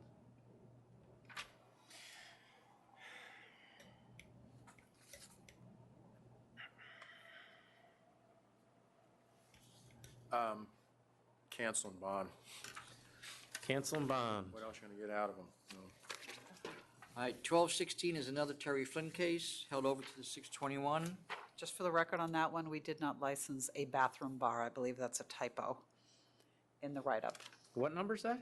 That was on 1216. Oh. On one of the descriptions, it said that the investigator visited the bathroom bar. Just will let you know we didn't license one. A Or bathroom maybe bar. it's a. I looked, we did not. No, We did maybe it's an unlicensed bathroom bar. They should have been charged with that too then. 1218 and 1220. I would ask that this is returned to council's office in light of recent events. What are the recent events? I believe that there's a security guard that may have murdered somebody at this location. 1217, I mean 1218 and 1220? Yes. Back to council's office. Thank you. So we can get rid of that? Yes. Yep. 1219. I did have a question on this one, on the charges. I guess we charge for employing more persons than they reported. Which one was that? This is on, it's part of. I know, which number charge? 5. It's Five? part of failure to conform. And they weren't security, they were just people? There was two. There was hired security, and according to the write-up, it was for employing more persons than reported on the method of op. Is that something the board's looking at? No. Because it would be Is that something voluminous council's every time office they don't. looking at? No. 'Cause Well, it's something that's- it was just two parts. It was two parts, right. They had two security guards, which they weren't supposed to have, and apparently too many So this, employees. yeah, so, Many employees. so the security guards are, so they have more security than they're supposed to and too many employees? Oh, but here it said there would be no security. Right, So that's we the- I think can, we that's can the- sustain that portion of Right, I it. just go, it's from going forward for licensing to know whether or not we're going to be taking a method of op changes. No. Thank you. CNC 2,500, I'll accept. And I like her giving discounts for early dispositions. Yeah. 1221. Accept. Accept. 1223. Is this the correct amount, 500, 12. for this renewal? Renewals, yeah. Yeah, 500. 5 years. 500. 1224. Accept, he asked for mitigation, but the past history's not going to justify it, so I'll accept the 6,500. 6,500, accept. 1225. Counter at 7. I don't know why I did that, though, so hold on.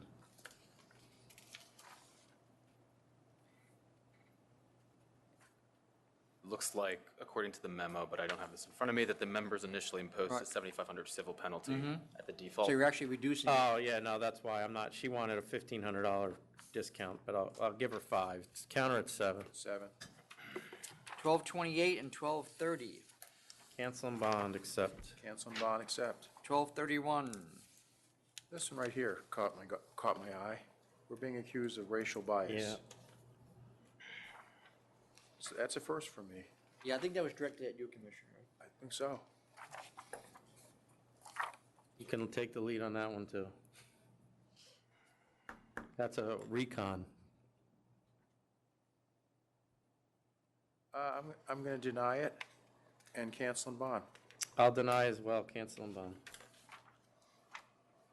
So you're staying with the original counteroffer then? Yes. Yes. And I find the allegations that it's possibly based on race, when I don't think I even read who owned the location, somewhat questionable. It's a first, though. 1232. 5,000. Yeah, it's all correctable stuff. 5,000. 1234. Accept. Accept. 1236 has been held over. I believe I told you about that already. 1237. So I don't understand this, and I'm gonna, why wasn't this canceled in August? I'm not understanding the write-up on the front. Yeah, I'm not either. I didn't. Not that it matters, we'll do it now, I just wondered. Yeah. Okay, cancel and bond. Yeah, I don't. I gotta go back and. Taking Yeah, I'm it not back, sure or if we're gonna that cancel? was, yeah, I'd have to go Why back did and I- listen to the actual. bond. It looks like, under it my looks like we watch. put cancel and bond in, but somebody treated it Yeah, like I- a counteroffer. This is one, this slipped past me. I didn't read through the blurb on the front page. Okay.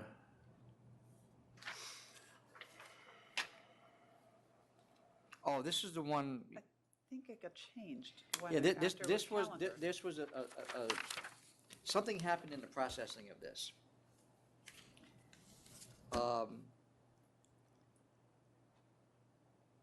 But we can deal with it It later. went to the board as a CNC. Right, but it wasn't. But it wasn't a CNC, that It there was a- actually, it we were was a just supposed to hearing. fine, okay. Yes. In council's office, they just processed the CNC to, As a counter. and that's what the board voted on. Okay, so now we're canceling, okay. So they were licensed all this time and didn't know it. You should have gotten an updated agenda sheet for this, but, I probably did and threw it away. no, you didn't, because I don't have it. Oh, I should've. okay. I know I did one, It's but, not a problem, it's cleared up now. so, what are we doing then? Cancel and bond. Okay, Cancel and bond. 1238, Accept. 6,000, accept. 1239, Accept. 4,000, accept. 1240, 6,000.